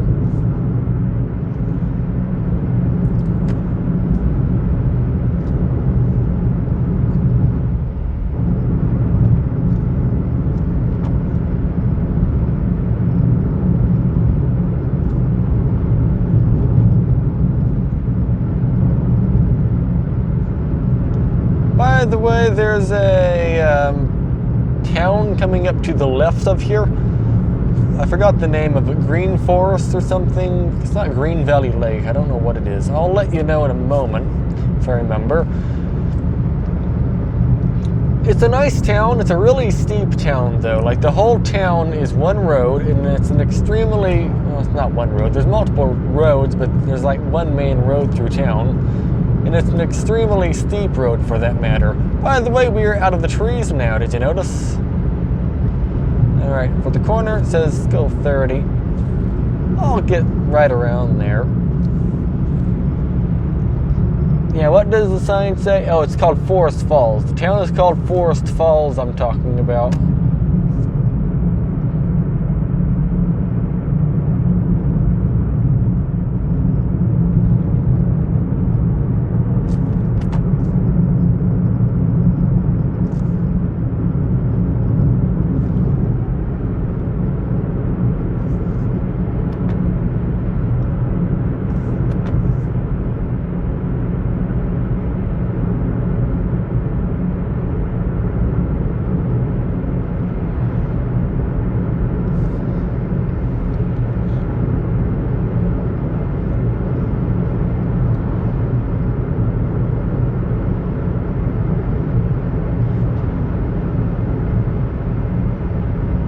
By the way, I'm not giving the car any throttle, and it's already accelerated to like 55, no, 57.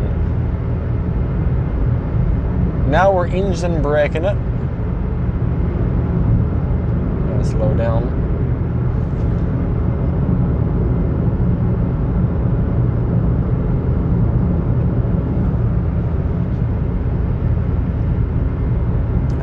By the way, this road is pretty much straight, and it actually snows on this road, which is pretty neat.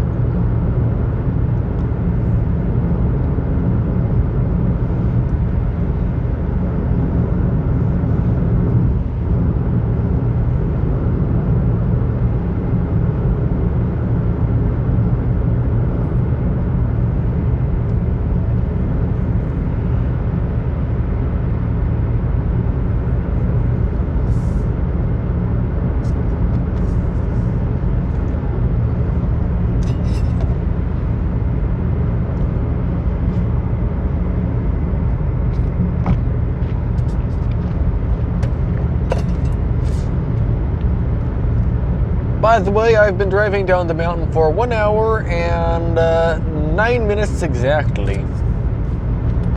So it takes about an hour to get down the mountain. No, it takes about an hour, 10 minutes to get down the mountain, roughly. No, actually, I wasn't driving down the mountain the entire time. It takes about an hour to drive down the mountain. Yeah, right around there. Driving down to 38 takes about 1 hour. That's what I'm trying to say.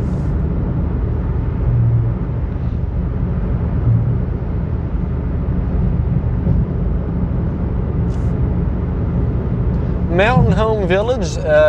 This village was actually evacuated during that fire that I showed you earlier. Yes, it came down the side of the mountain too. It was a huge fire.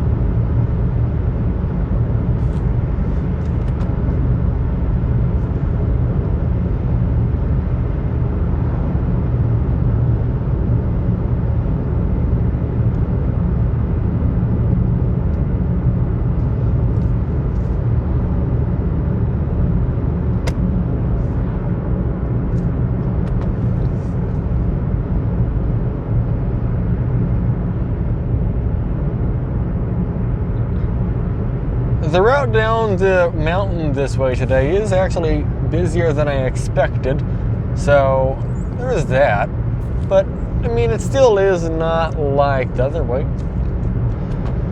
So I think this is considered the scenic route, and then the other way is not considered the scenic route. But I would say the other way maybe is a bit more scenic. You have all these little movie-looking, what is it called? You have all these movie-type little villages all through that other way. It kind of feels more like scenic. Maybe it's just me. It probably is.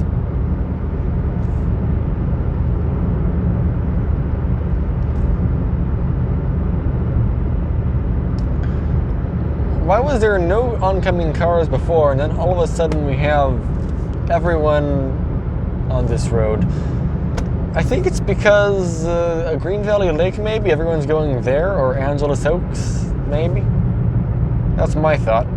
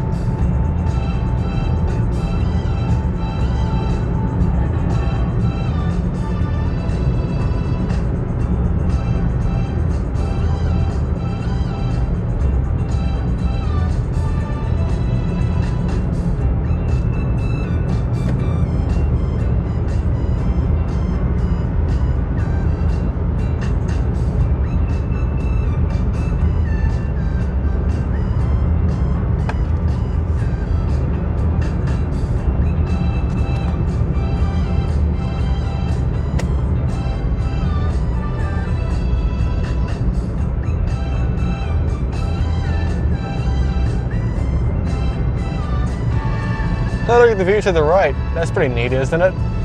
I think so.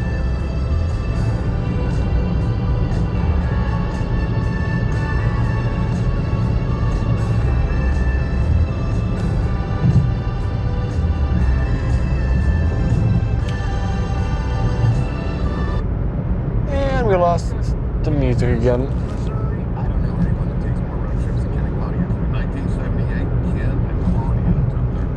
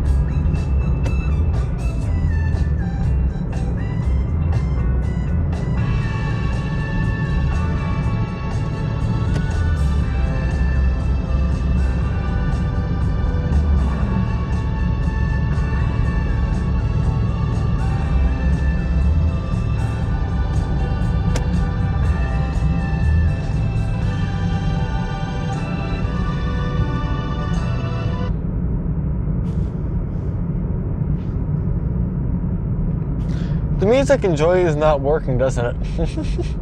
It gave up again.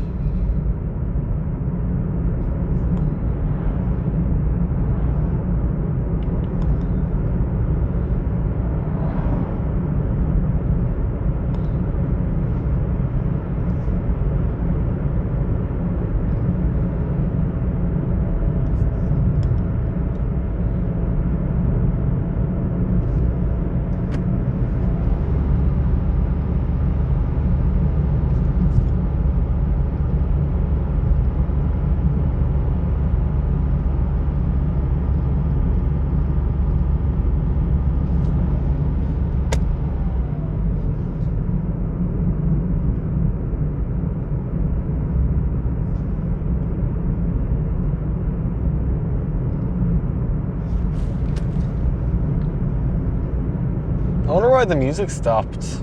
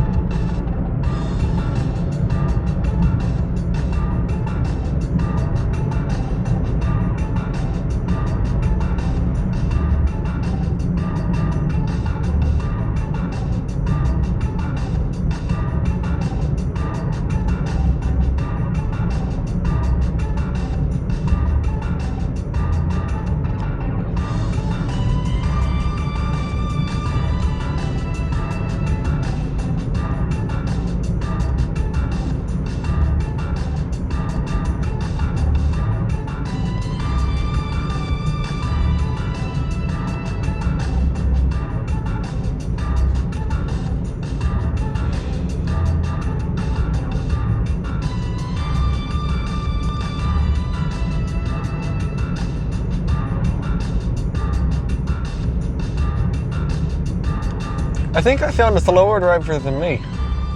I think. I'm not positive. But I think they are slightly slower, actually. Being that we're going down a hill and I'm pretty much always on my brakes.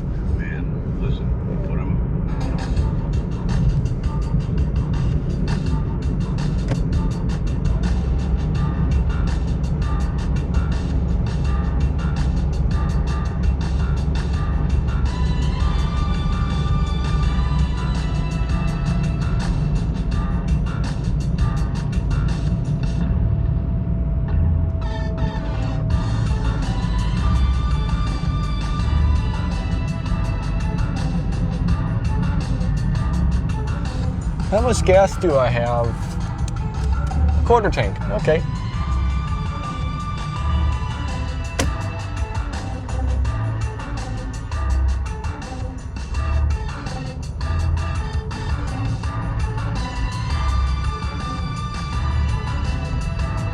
Oh.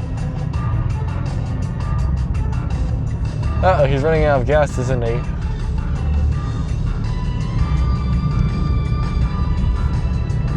No, he's driving down the shoulder. I guess his car's been broken. Uh-oh. I guess he's not slower than me.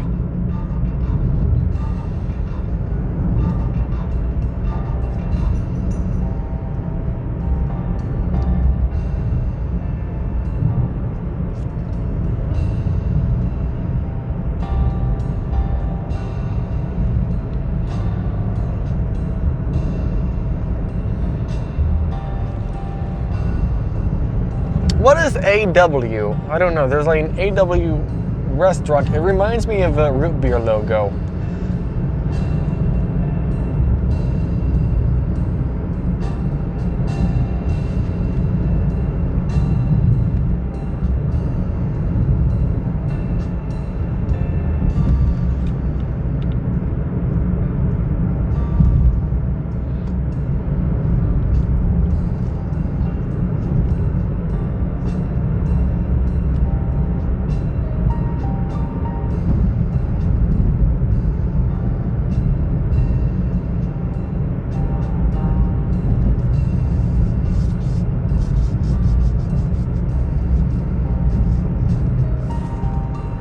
Oh, I'm supposed to turn left here, aren't I? I'm like eyeballing it. Where's the McDonald's? I said I'd stop at McDonald's, and I can feel the need of McDonald's kicking in. Well, not the need of McDonald's, but I just need to eat. Oh, by the way, we only have 59.8 miles per gallon. That's not that good. We only gained 9 miles. We only gained 9.8 miles per gallon by going downhill. 8,000 feet. It's not too good. Don't get me wrong, though. Those are amazing numbers.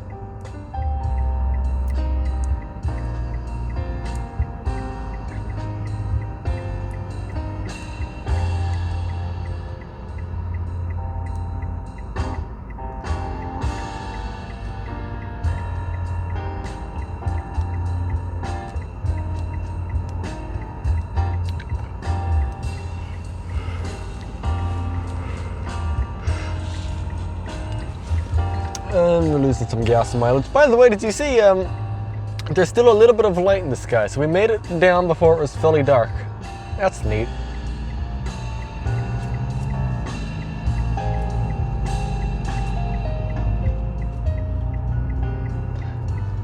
Hello, green light. Yep, there we go.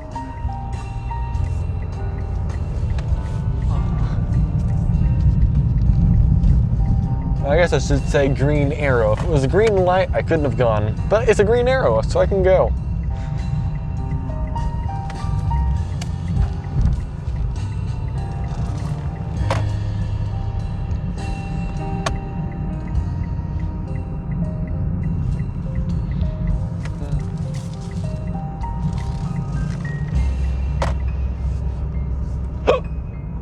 I will park right here next to this Honda Civic later. That's not a Civic, that's an Accord, isn't it? No, I think it's a Civic. I don't know. One of the two. All right. I have arrived at McDonald's, so I will be back in a few minutes. Hey there, I am back. And at it again, I got a $5 meal from McDonald's, or you know what I'm saying, right? The McDonald's, the one and only. No, it's not really the one and only, but it's a McDonald's, one way or another. Either way, they forgot my chicken nuggets. No big deal, they gave me some more. I actually didn't expect them to give me more, but I actually wasn't even sure if they forgot the nuggets. I wasn't sure if it came with them or not. So I asked, and they said, oh yeah, it came with it. Why? You bought it, you should know. No, I was confused. Yeah, the $6, see, I normally get the $6 meal, not the $5 meal, not $6. I normally don't get either one, but the $6 meal I've gotten in the past, and it had the nuggets, so I was confused. That's what I'm trying to say. Either way, yeah, let's go. Let's go. And not today, well, it is today. On the way back, I'm taking a different route. I am taking Interstate 10 to California Highway 60. I'm taking that to Interstate 215 South, going down to Temecula, and then taking that back the way we came. I'm taking that to Temecula, and then I'm getting on Marietta Hot Springs Road, and then taking that to Interstate 15. That's what I'm trying to say. It's just, it's a different route. It's not really any longer. Maybe it's less busy. That'd be nice. Less busy is always a bonus, you know?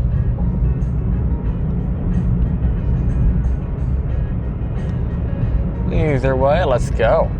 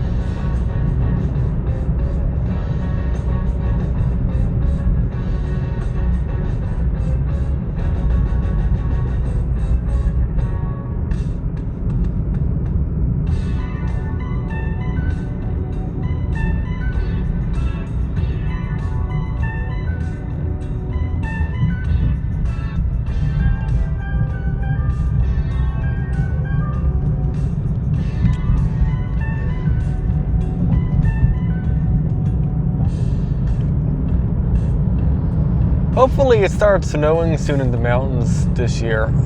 Don't get me wrong, we already had like half a foot of snow up in the mountains, but as you notice, there's no snow up there. It all melted away. So hopefully we can get another snowfall soon and get more snow, because more snow is more better. Almost. In some cases, more snow is less better. Like 2 years ago up in the Big Bear area, there was, I think it was 4 feet of snow. In the span of, what was it? like a couple of days. Yeah, basically the whole town shut down is what I'm trying to say. Too much snow can be a bad thing. Where do I stop? Oh, I have to slow down before I enter here. Slow down. To your primary care doctor and home health care where your preventive services are going to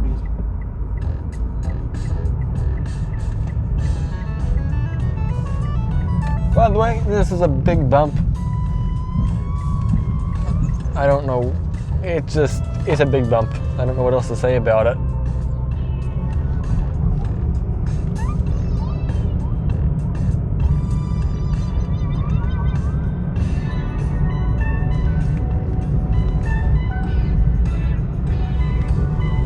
Alright, I have a quarter tank.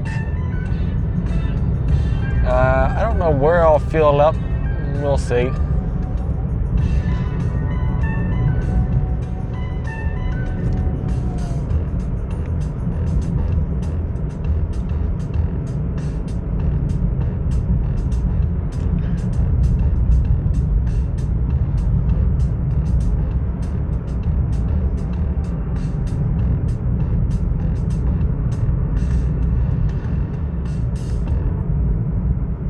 Shell gas station along route.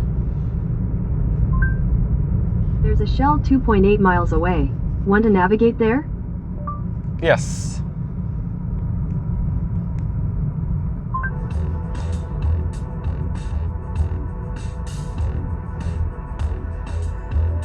I mean, I don't expect it to be actually along the route.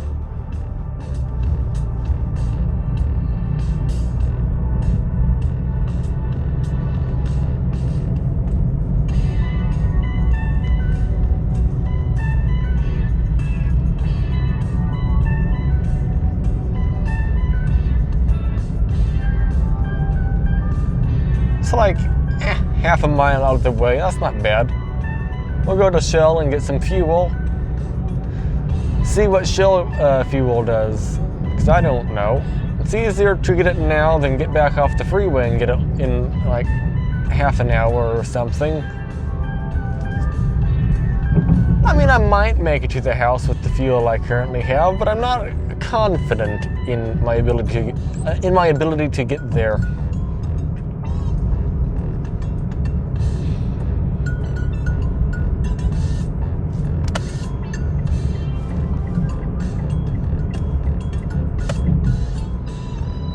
So there's a light here. We go past this light and we go to here and turn right. Quite confusing. Slow down. Woo. There we go.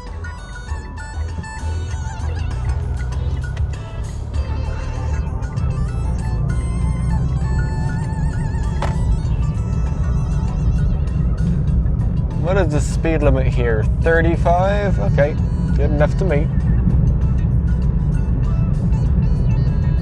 Oh, 25. Never mind. I thought the sign said 35.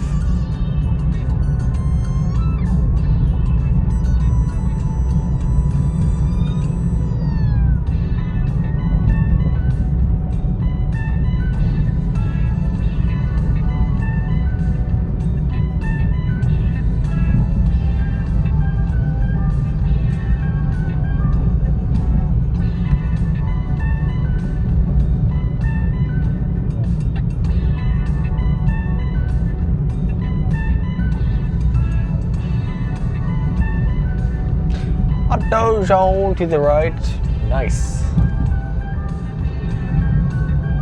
Auto zone is a good store to get computer parts, not computer parts, car parts. So I turn right onto Redlands Avenue. Hello, Arco. I'm going to Shell today and see what that is.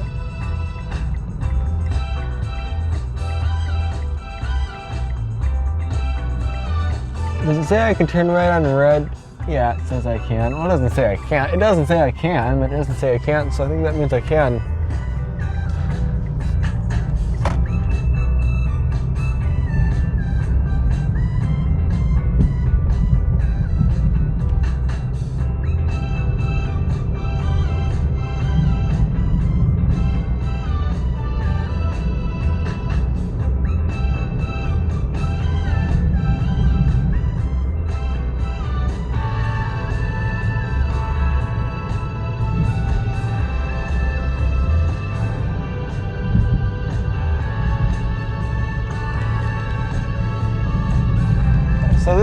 the gas station?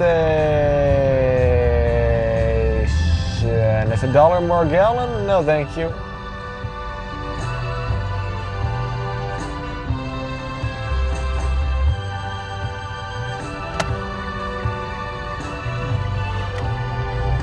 I'm just going to turn right. Turn right. I'm just going to turn around to go back to Arco.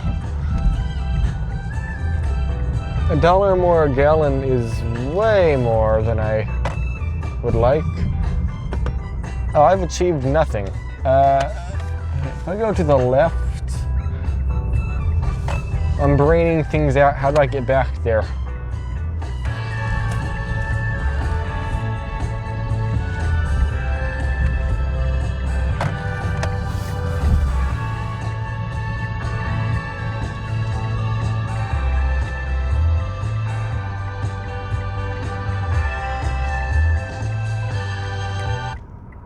The first signs of sciatic nerve decay may surprise you.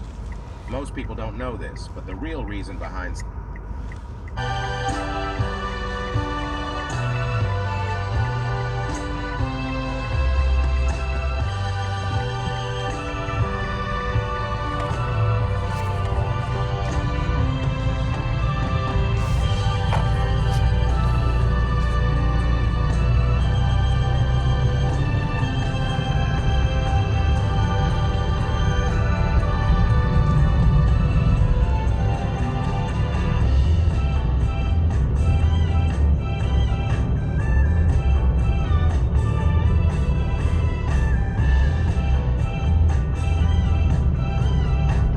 How is the gas $1 a gallon different? I don't know.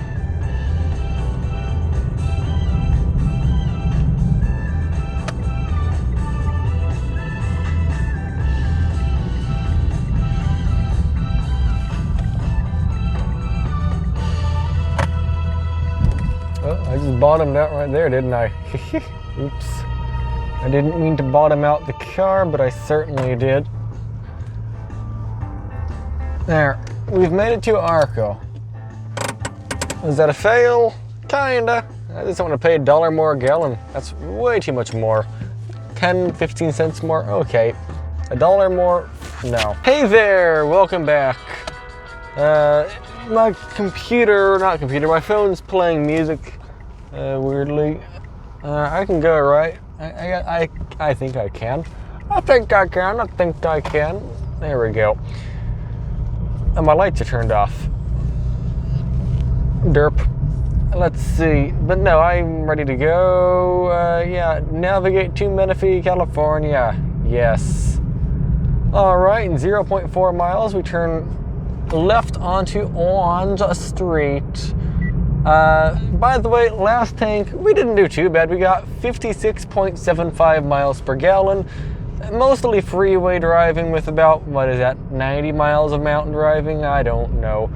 And the freeway driving we weren't getting that good gas mileage, only 58 miles per gallon because we had so much weight in the car, so I don't know, it seems like a win.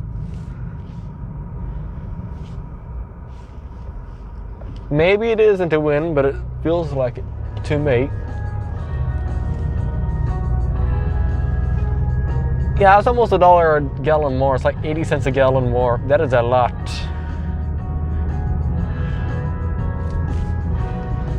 It's hard to justify 85 cents a gallon more for gas. Is this orange? Yes. All right, we're turning right here. We're following the M. What is M for? Ram? No.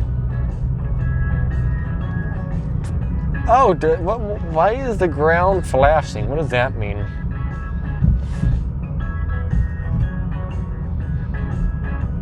I'm not sure.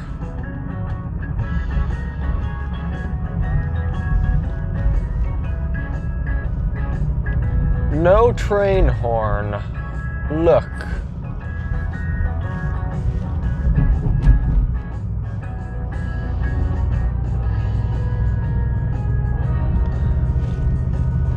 Dum bum boom boom. Dum bum dum. bum bum bum bum bum bum bum bum bum. Oh, look at the palm trees to the left. They're all fancy looking.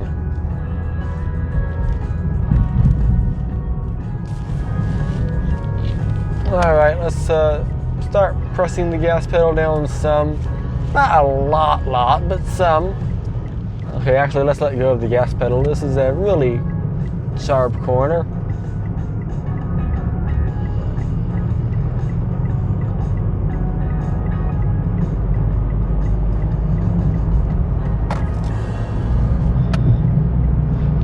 And if we were to follow the lane that we're in, it takes us back to Running Springs, which I don't want to do. That's exactly the way we came, and I mean, it's an alright drive, it's just not my cup of tea.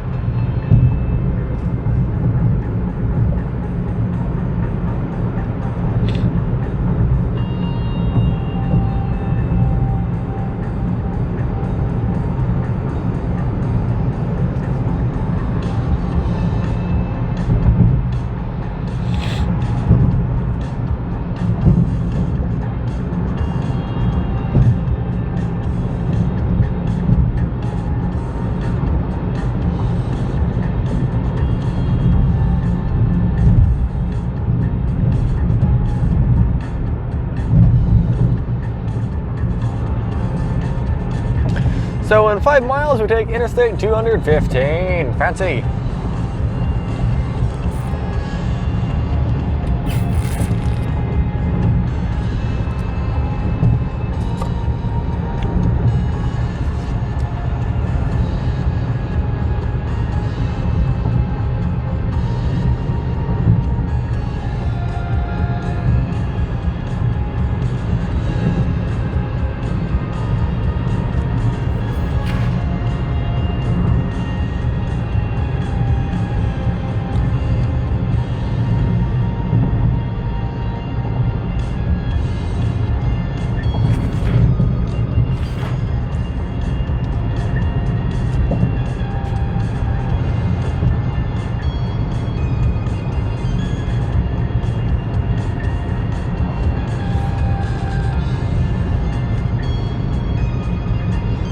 I think we might be getting 60 plus MPG on the way back to the house, which would be nice. A nice change from our 50s today, indeed.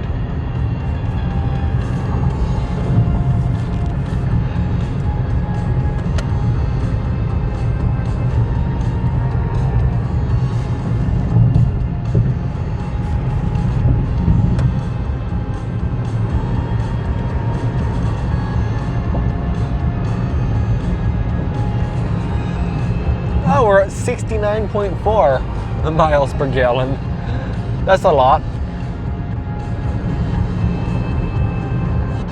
Oh well, there's a road we could have just taken that goes all through the mountains to get to 60. I should have took that road. It might have been something different. I mean, it would have been something different, but nah, can't see much anyway. It's dark. So I'll stick to the highways at night and 2-lane roads at night. No, we'll stick to the highways in the day and the 2-lane roads at night. No, opposite of that. Let's stick to the highways in the night and stick to the 2-lane roads at night. Let's stick to the highways at night and stick to the 2-lane roads in the day. That is what I'm trying to say.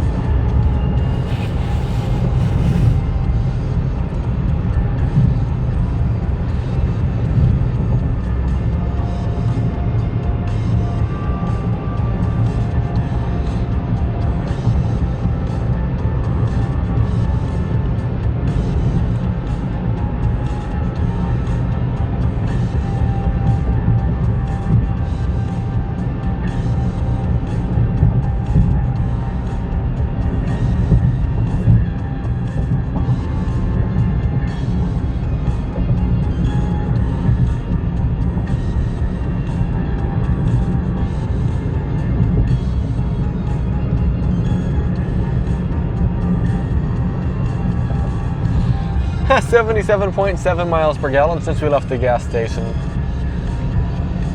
That's pretty high. Don't drain and drive. Drain what?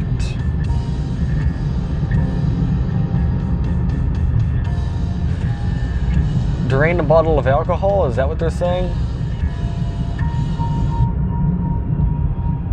DRAIN. I feel like that's a typo.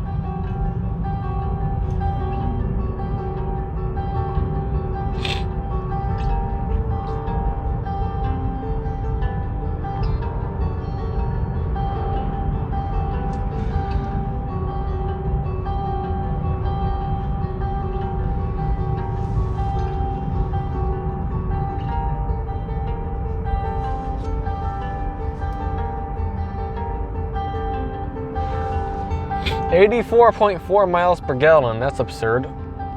That's going to definitely go down. It'll probably be in the 60s by the time we get back to the house.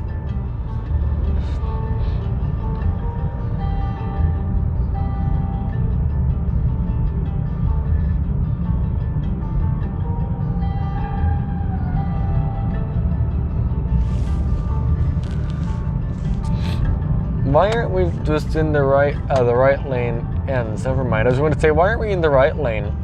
But that makes more sense.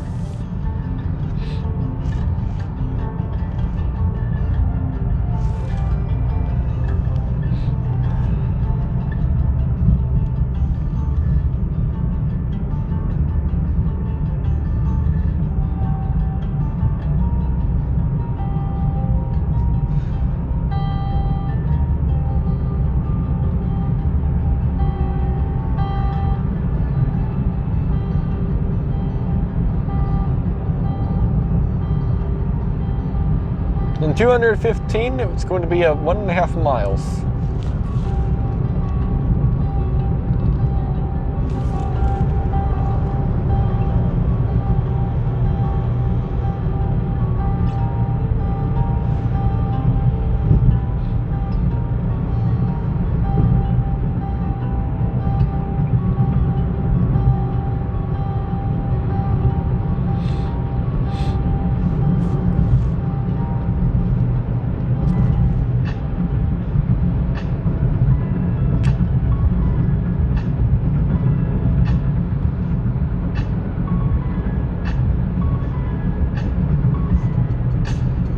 There's a Ford F-150 behind me. I think so. I like playing the game of what headlights am I looking at from behind me. I think that's an F-150. It's passing me.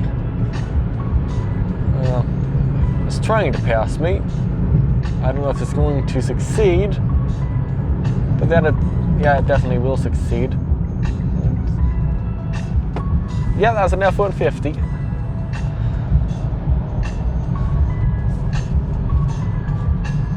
Stalled vehicle. Is it stalled? Probably has. I was going to say it might have a flat tire. I was going to say maybe I could pump up a tire, but no.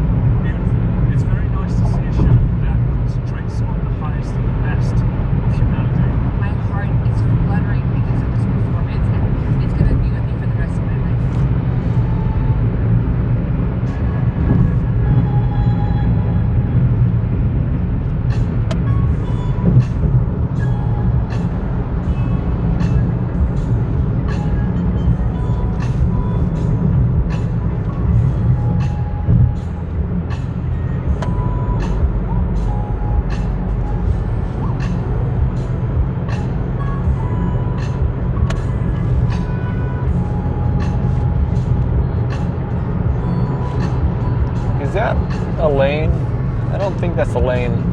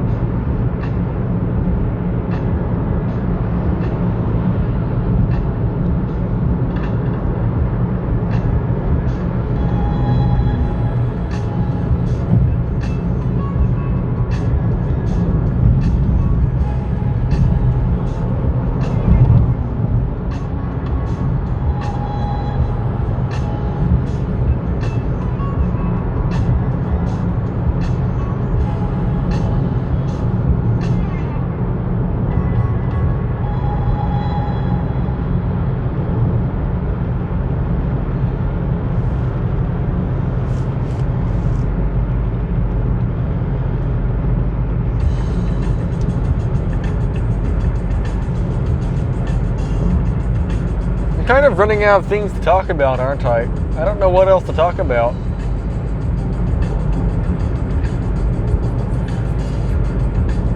Me, not sure.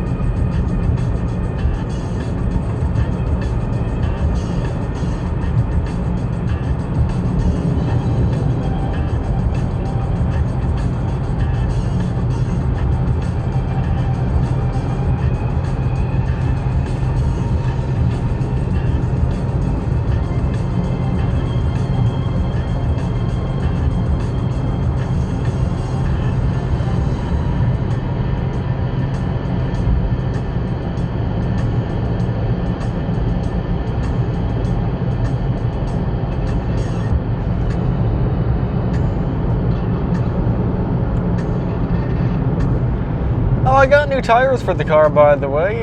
They are Kumho's 165/65 R14. They have the longest warranty out of all the tires at Discount Tire. For Black Friday, they had a buy two, get two free deal, so I went with that deal. So I got 2 new tires for free and 2 new tires for not free. But then the tires came with 9 free oil changes. You might think, oh, that's great, 9 free oil changes? Yeah, that's amazing. And for most, yeah, that is amazing.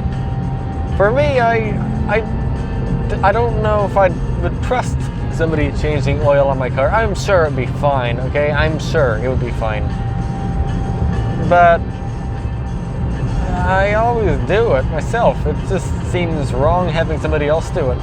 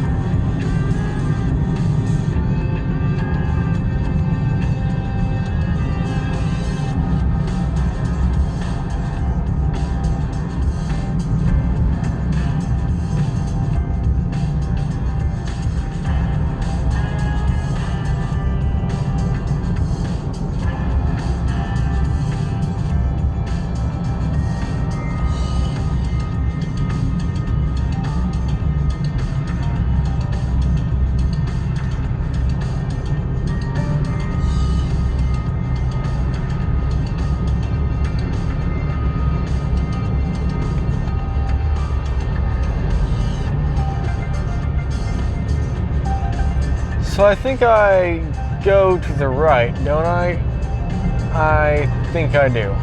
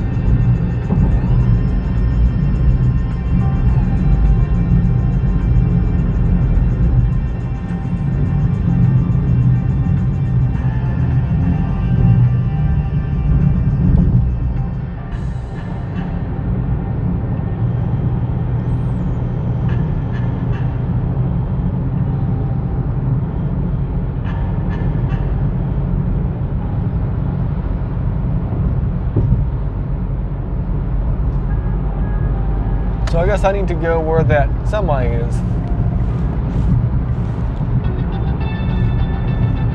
Yeah, just follow the semi in front of us. There we go.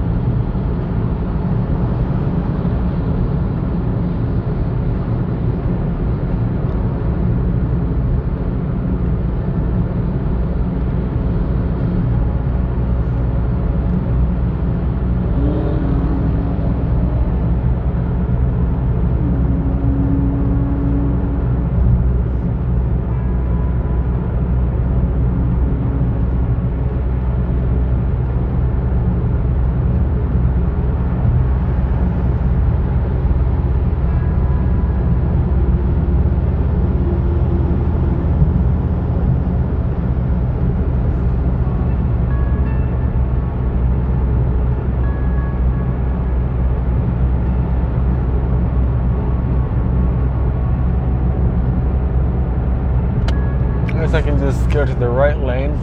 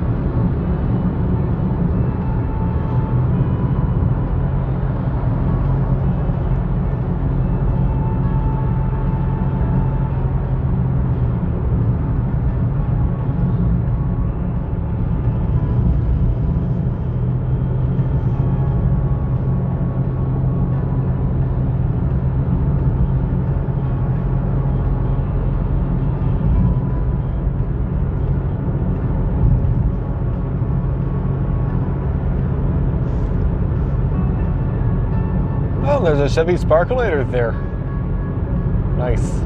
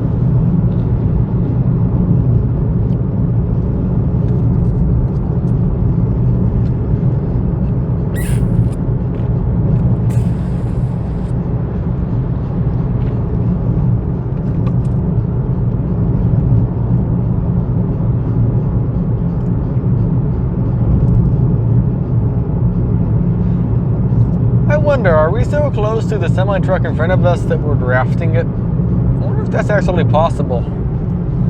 Is that even a thing? I mean, we're really close to the truck. I'm just cruise control is just set to 55. I was going to pass the truck, but I don't want to go any faster. And I wasn't gaining on him, but I'm gaining on him slowly now, so maybe I'll pass. Yeah, I think I might.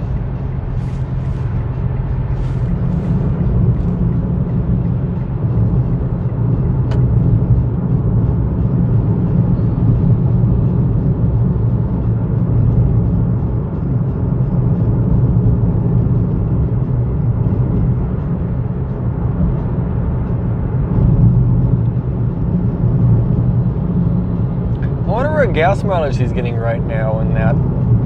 My guess is, oh, you know, okay, it's 55. He's not speeding, so that's a plus. I think he's going actually 54 or 53. I'm going 54, so he's probably going 53 or 52. I think he's probably getting a solid, maybe 25 miles per gallon in there right now. He doesn't have a big trailer on the back. I think that's reasonable, right? 25 miles per gallon. Oh, that's a big bump.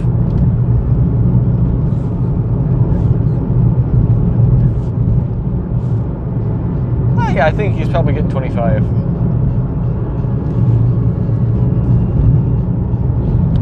The faster you go, you rapidly lose your MPGs.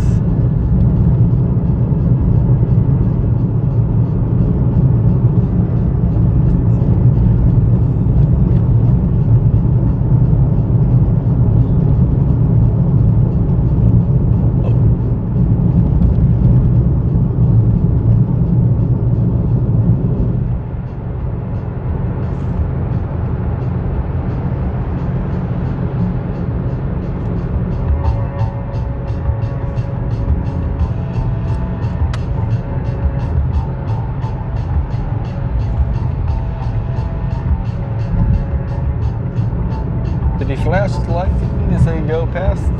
I guess so. Thanks.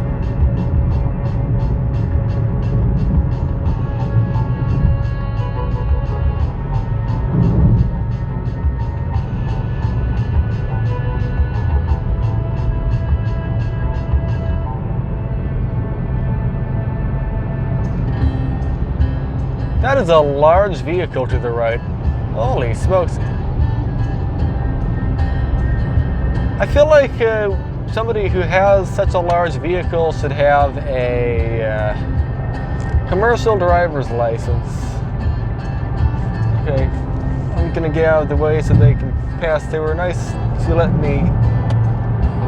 What in the world? Where do they come from? I don't know. Since they were nice to let me in to pass, I'll get out of the way as soon as I can, so that's what I did.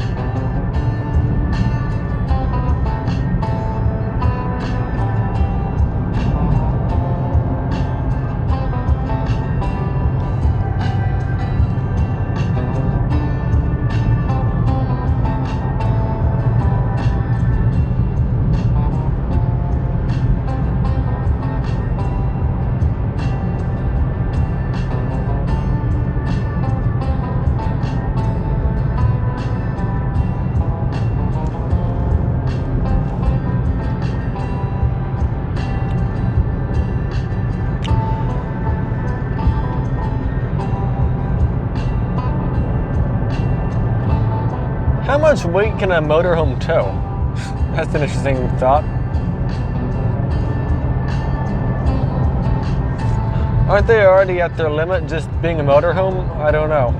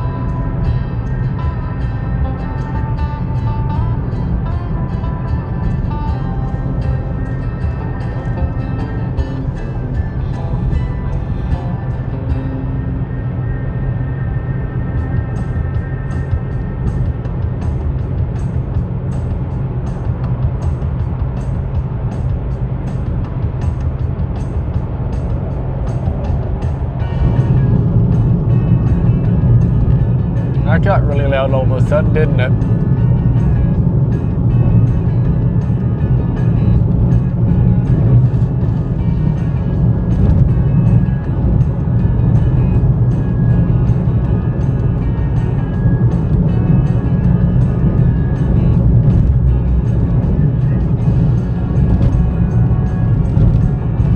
Holy smokes.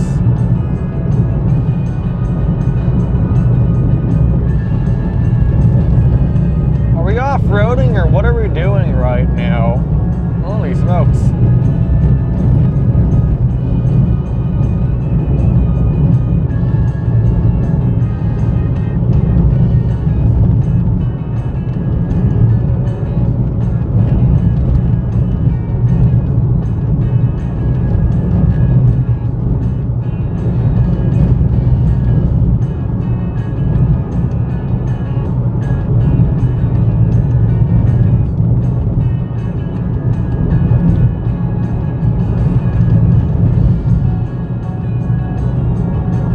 Good, it's over.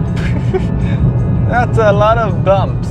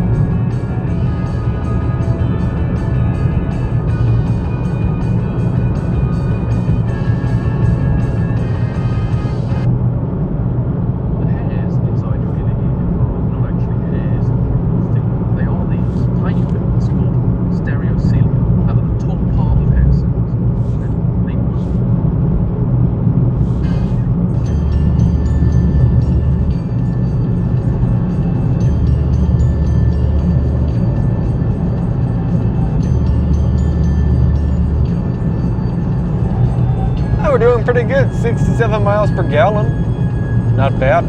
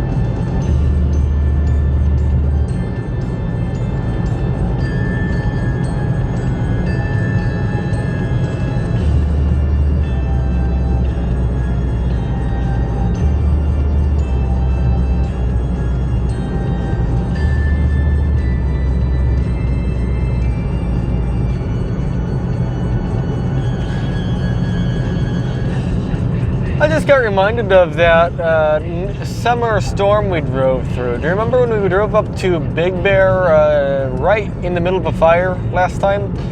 Like in the middle of the line fire, like right at the start of it. I didn't know there was a fire ongoing. And we were driving through here and it was pouring rain and dust. It was so weird. And then today it's about probably 68 degrees outside and sunny, or cloudy, or dark. Actually, 62, not even 68. Not bad. 550 miles of range at 67.8 miles per gallon.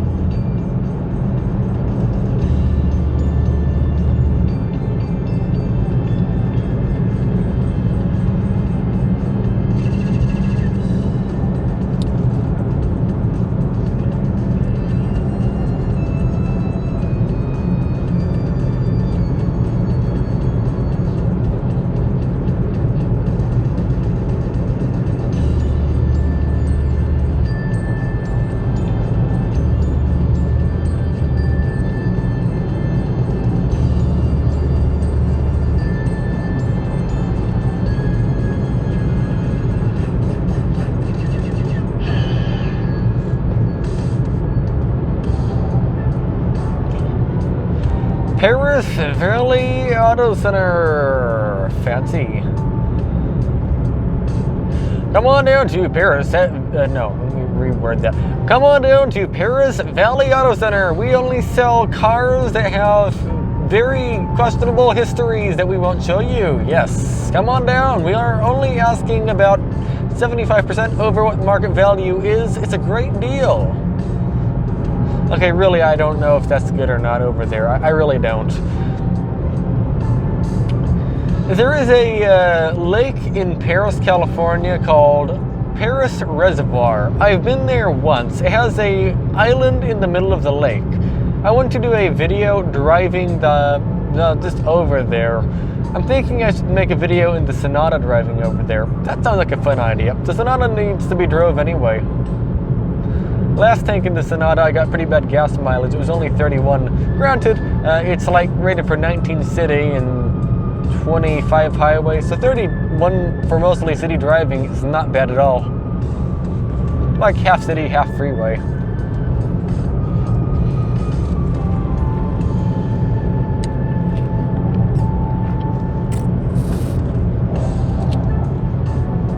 I would like to change lanes if all possible, but I don't think that's going to happen.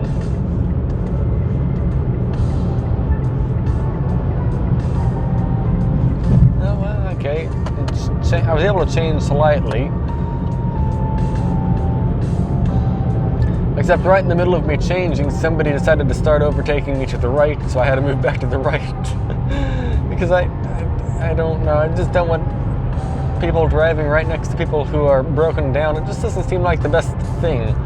Like, if you're at the side of the road, would you want everyone to collectively try their best to go around you, or would you want people overtaking the people trying to let you get some room to work? I don't know. To me, I'd prefer more room. Maybe I'm just being picky. It's probably that.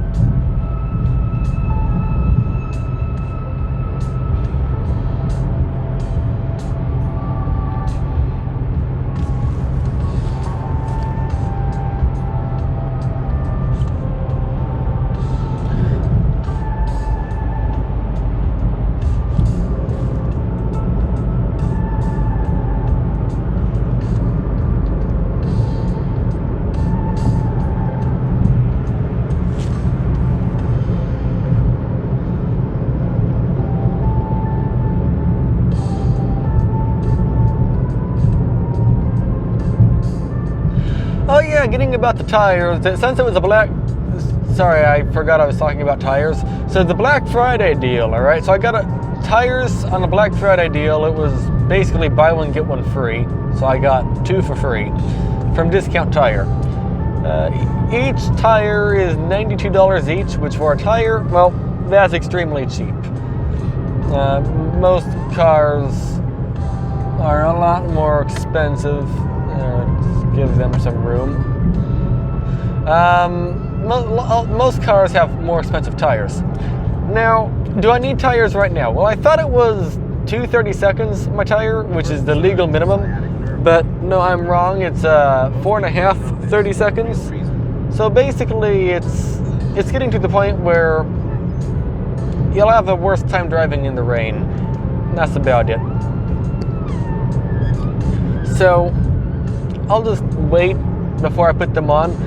Although in the purchase price of the tire is a tire protection plan, and also you pay a disposal fee for some reason right when you buy the tire. But I'm not disposing these old tires, I'm keeping them.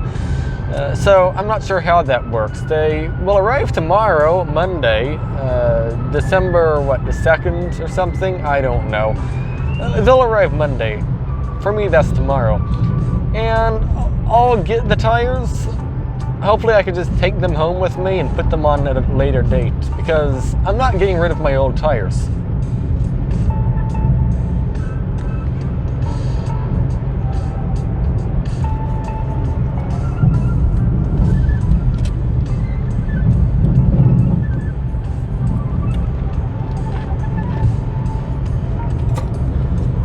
I'll wear these down until either the legal limit or when I start having problems.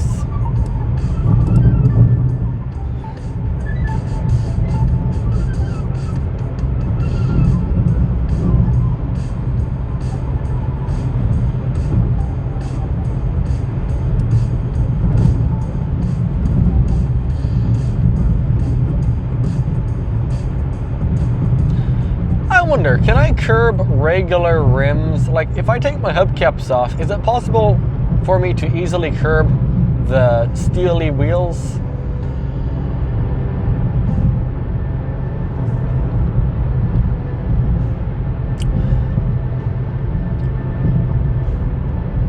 I'm considering taking off my hubcaps and just driving without hubcaps.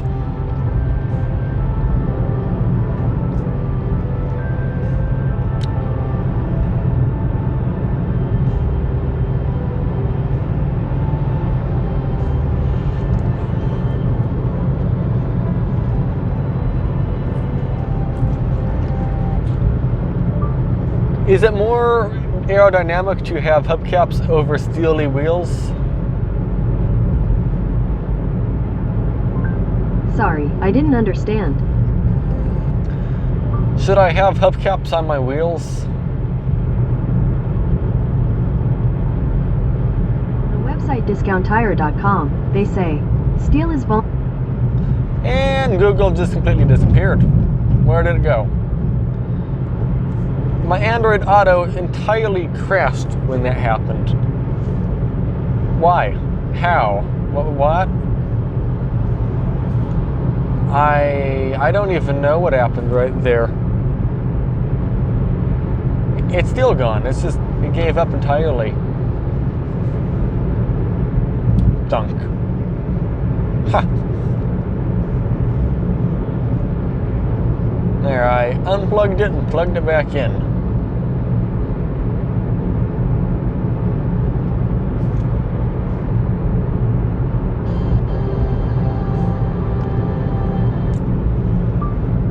Replay my last search. Sorry, I don't understand. I guess I can't do that. Should I put hubcaps on my wheels?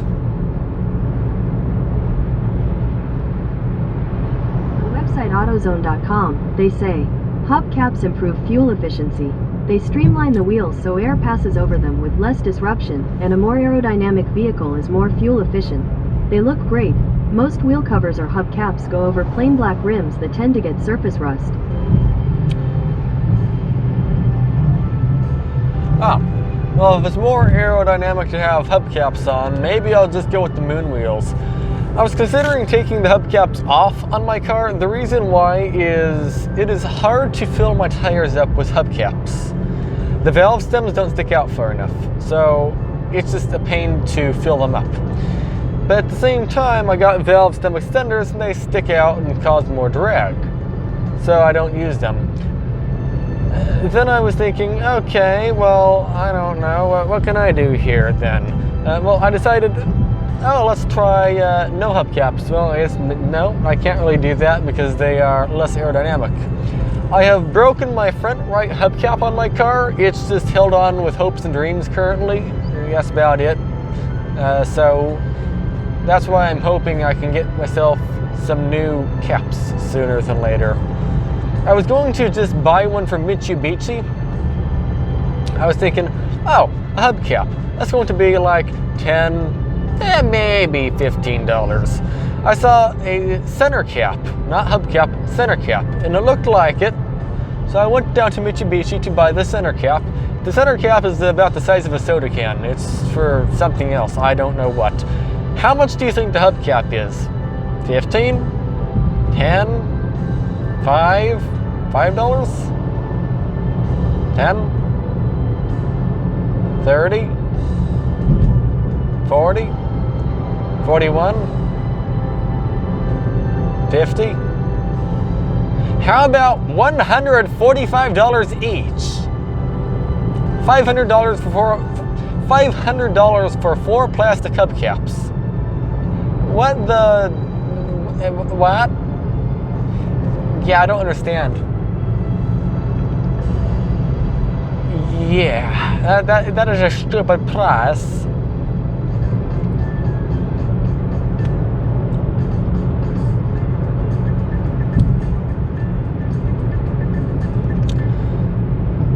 Should I put hubcaps on my wheels?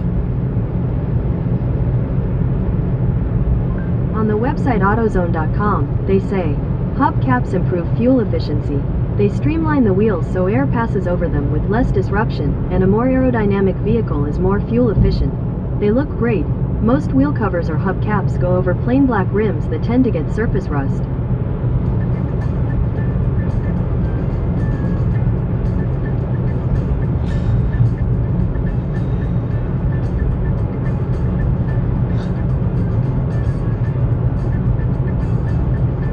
I wonder if I should just get some AutoZone ones at some point.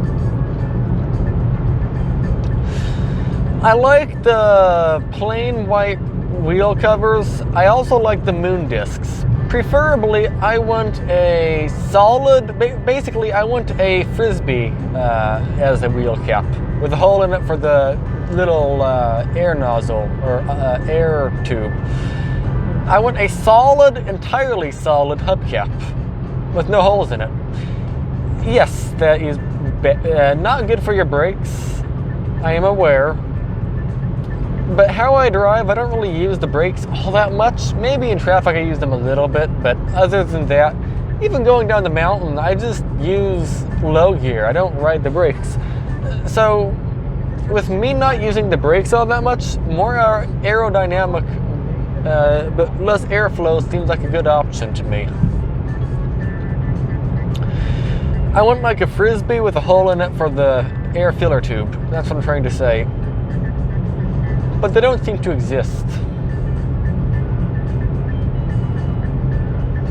Will it be cool looking? No. That's not what I'm going for. I'm going for aerodynamics. And only aerodynamics.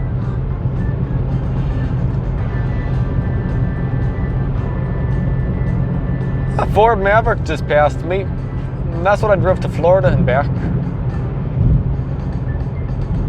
The Ford Maverick's a solid car, but reliability is a very big concern to me about it. Oh, there's a Ford Maverick passing a Ford Maverick. Look at that. So far, every single Ford Maverick has had an issue, which is alarming. Like, don't get me wrong, the Mirage has also had issues, but it has 33,000 miles, okay? And the issue, it has had one issue. The only issue it had, well, I know it has had two issues. One issue was, it was put together slightly wrong. They forgot to plug the fuse in all the way. Basically, the fuse for the center screen was broken. Not broken, it wasn't all the way pushed in. So when it was super cold outside, the screen would stop working. But the dealer pushed the fuse in all the way when I mentioned it. They forgot to push it in all the way. It was in storage mode. It's just a human error. They did that and it's been fixed ever since. But then there is the, what is it called? Light bulb.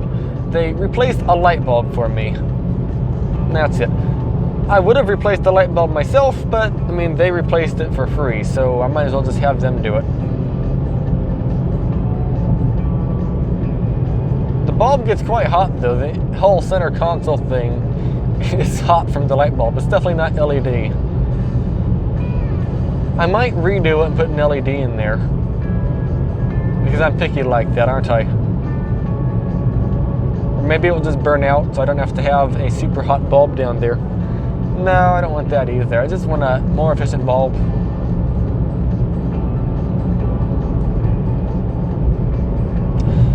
But a light bulb is the only thing that actually broke. But in the Ford Maverick, one of them bricked itself not once but twice. In all of them, the center screen gets extremely hot. One of them, the Ford collision mitigation, decided to get so hot I got a blister almost touching the window. It threw an error and got itself basically melting hot. It was steaming up the whole window. I don't know what is wrong with it. It like, how do I explain it? It's like 140 degrees on the window. It is stupid. It's like, I can't see anything. I'm giving you an error. The reason why you can't see anything is because you're running so hot you steamed up the whole window. Yeah, I don't understand that one. The reverse backup camera on the Maverick, two of them, has got stuck on. Why? I don't know. That's just what they did. The brake lights. got recalled. Recalls aren't bad, but when it comes to brake lights, they should just work first try. Like, that's one thing that really should just work all the time. But nope, not in the Maverick. Nope, just nope. That's just an afterthought for some reason.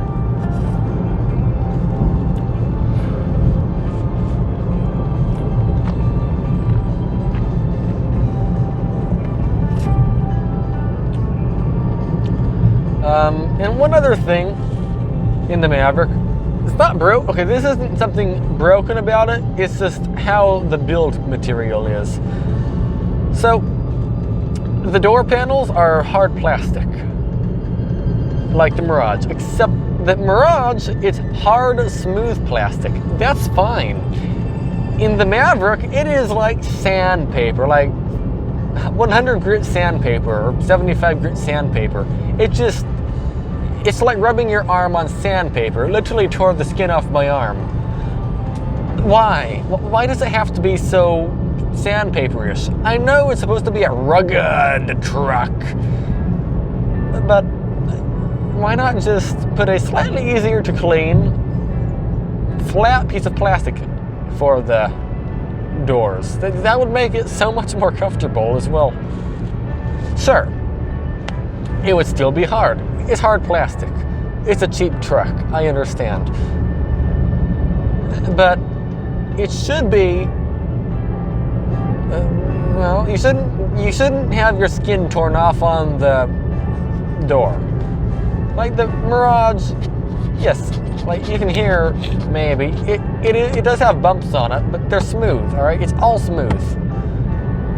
So there's that. But the Maverick does have one bonus. It has a center armrest, which is neat. But this can also have a center armrest. It's just an option. Another wacky Maverick fact for you. The side... What? Then this video is for you. In fact, there are a ton of old computers just collecting. So the side mirrors on the Maverick, on the base model, they are manual. There's no lever inside the car or switch inside the car. There's none of either. You instead have to manually get out of the car, go all the way to the passenger side to adjust the mirror. Sure, if it's just one person driving the car, who cares? But realistically, there's more than one person driving a car. By the way, look at the gas mileage. We're almost at 70 miles per gallon. Though we aren't going to be at 70 by the time we get to the house. It's probably going to be like 68, sadly. I say sadly, but that's amazing.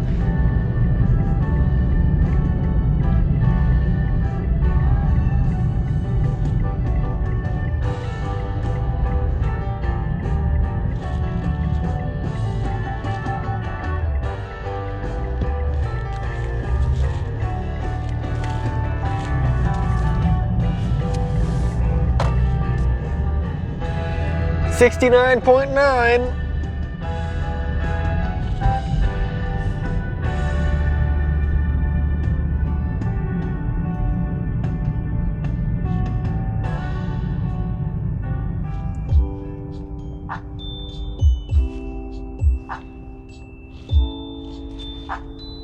But yeah, we're probably going to be at like 67 or please stop behind me. Thank you. They're so close I can't even see their car anymore. I'll probably be at like 67 or 68 at the end of by the time I'm back at the house. Also, what is that? Richie's dinner? That sounds interesting. Do you have to be rich to go to that dinner?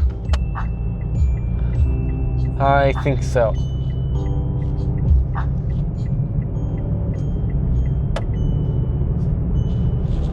And 69.8. Now here's an interesting thing between the Mirage and the Sonata, alright? Do you see this corner up here? Not this corner, but do you see where the light... Oh, holy smokes, what's going on in front of me? Are we stopping? We shouldn't stop. I guess we are stopping, okay. This corner right here, okay? In the Sonata, I easily go around the corner at, what in the world? Okay, this is an on-ramp. It's okay. You're supposed to be accelerating, not braking. That's okay. What I was trying to say though is the Sonata, it goes around that corner at 45 miles an hour. It feels like it's not even stressed at all. I can go around that corner and this at 45, and it feels like the end of the world almost. Okay, not really the end of the world. Basically, the Sonata is more of a handling car. This is more of a not handling car. To me, this is more entertaining. Like the Sonata, you just go around the corner so fast you screech the tires. In this, you really have to work to screech the tires. Like, to me, this is more entertaining.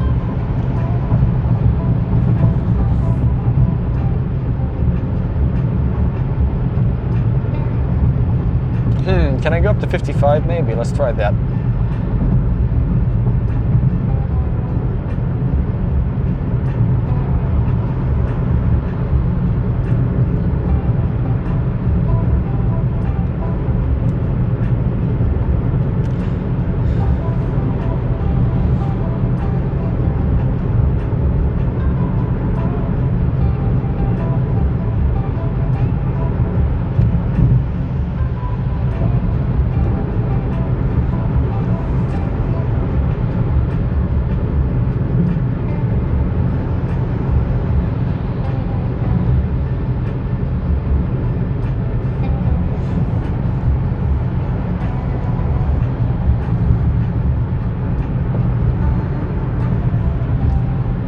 Actually, it might be more like 64 miles or 65 miles per gallon when we get to the house.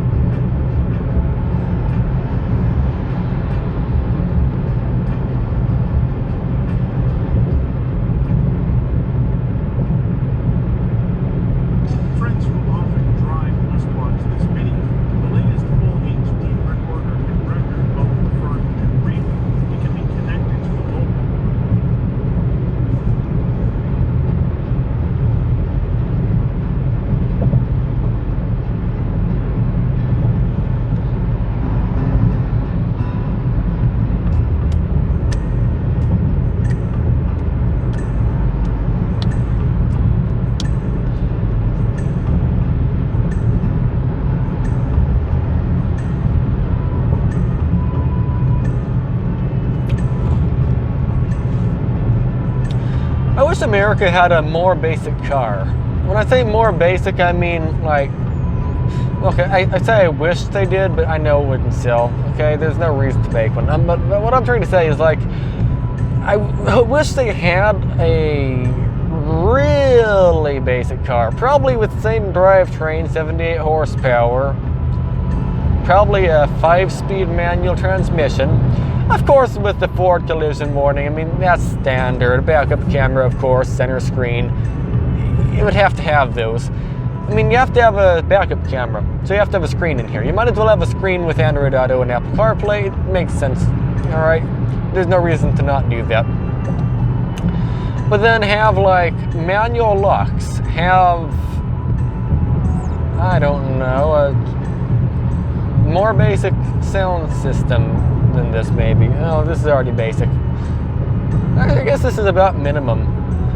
Have like 78 horsepower, crank windows, maybe. Yeah, crank windows. Actually, I take that back. This is basically about as simple as a modern car can get. The only thing this has is electric windows. Do I need to change lanes? There's no one next to me. I'm going to change lanes. Okay.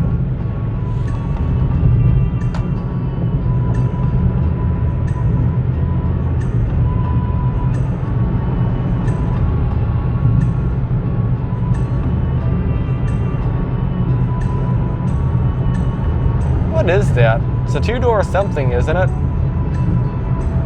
No, it's a four-door. No, it's a two-door. No, it's a four-door. No, it's a two-door. It's a four-door.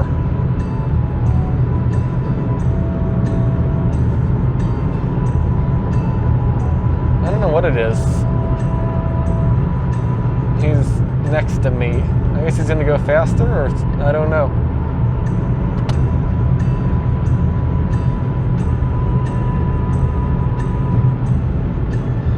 Mercedes! Fancy. Some Mercedes go really, really expensive.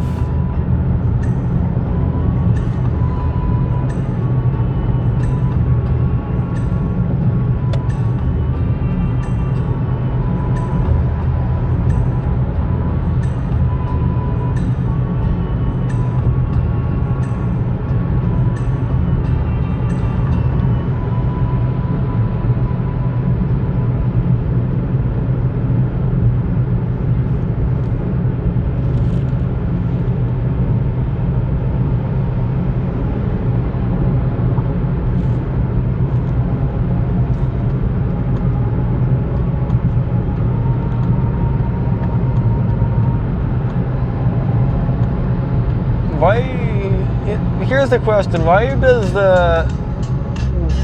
not just the Mercedes, but many cars in general, the right lane is empty, it's the cruising lane, but why do they move one or two lanes to the left when nobody is in front of them to pass anyway? I don't quite understand that one. Because they weren't passing anyone, but they decided to go one lane to the left anyway. It doesn't bother me, I just have a question on why that happens, since that's not what you're supposed to do with that lane. It's not just them though, it's lots and lots of people doing that.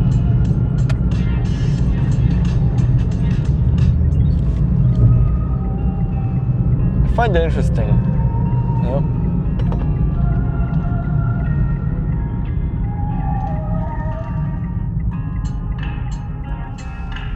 Alright, 68 miles per gallon. Not bad.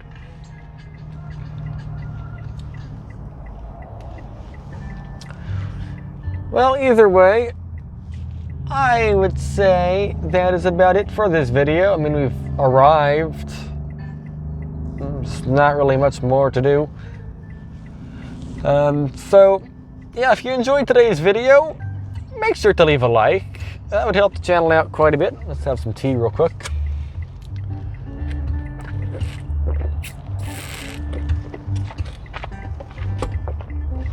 If you're new to the channel, let me restate that again. If you are new to the channel, if you could subscribe, that would be amazing. I'm trying to reach 500 subscribers. Well, really, I'm trying to reach 1,000 so I can turn off these ads. Because at 1,000, I can turn the ads off myself and choose where in the video they are. I want no ads. Well, okay, I want an ad in the front. That's all I want. I don't even care if there's an ad in the end. Preferably yes, but if you don't want to add at the end of the video, then I'll turn that off. But I think it's a good compromise. No ads in the middle, but you get an ad in the front and in the end. Unlike a 3-hour video, I think that is very welcome, but I'll let you decide. Ooh, yeah, they made it through the green light. Barely.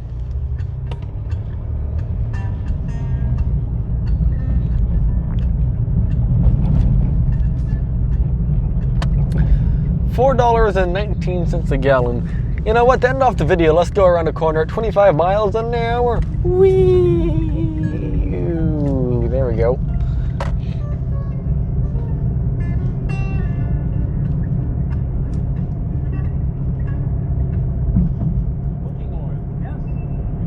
But yeah, 67.9, 68, somewhere around there in the gas mileage today. I am happy with that.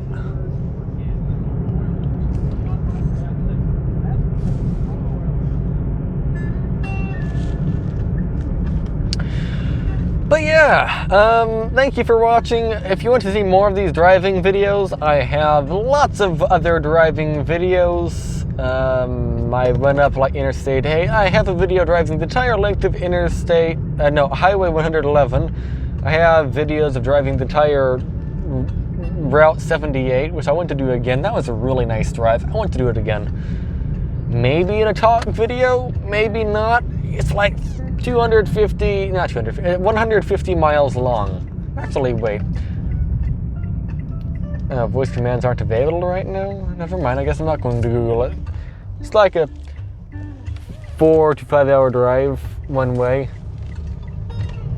And then I take Interstate 10 back or something.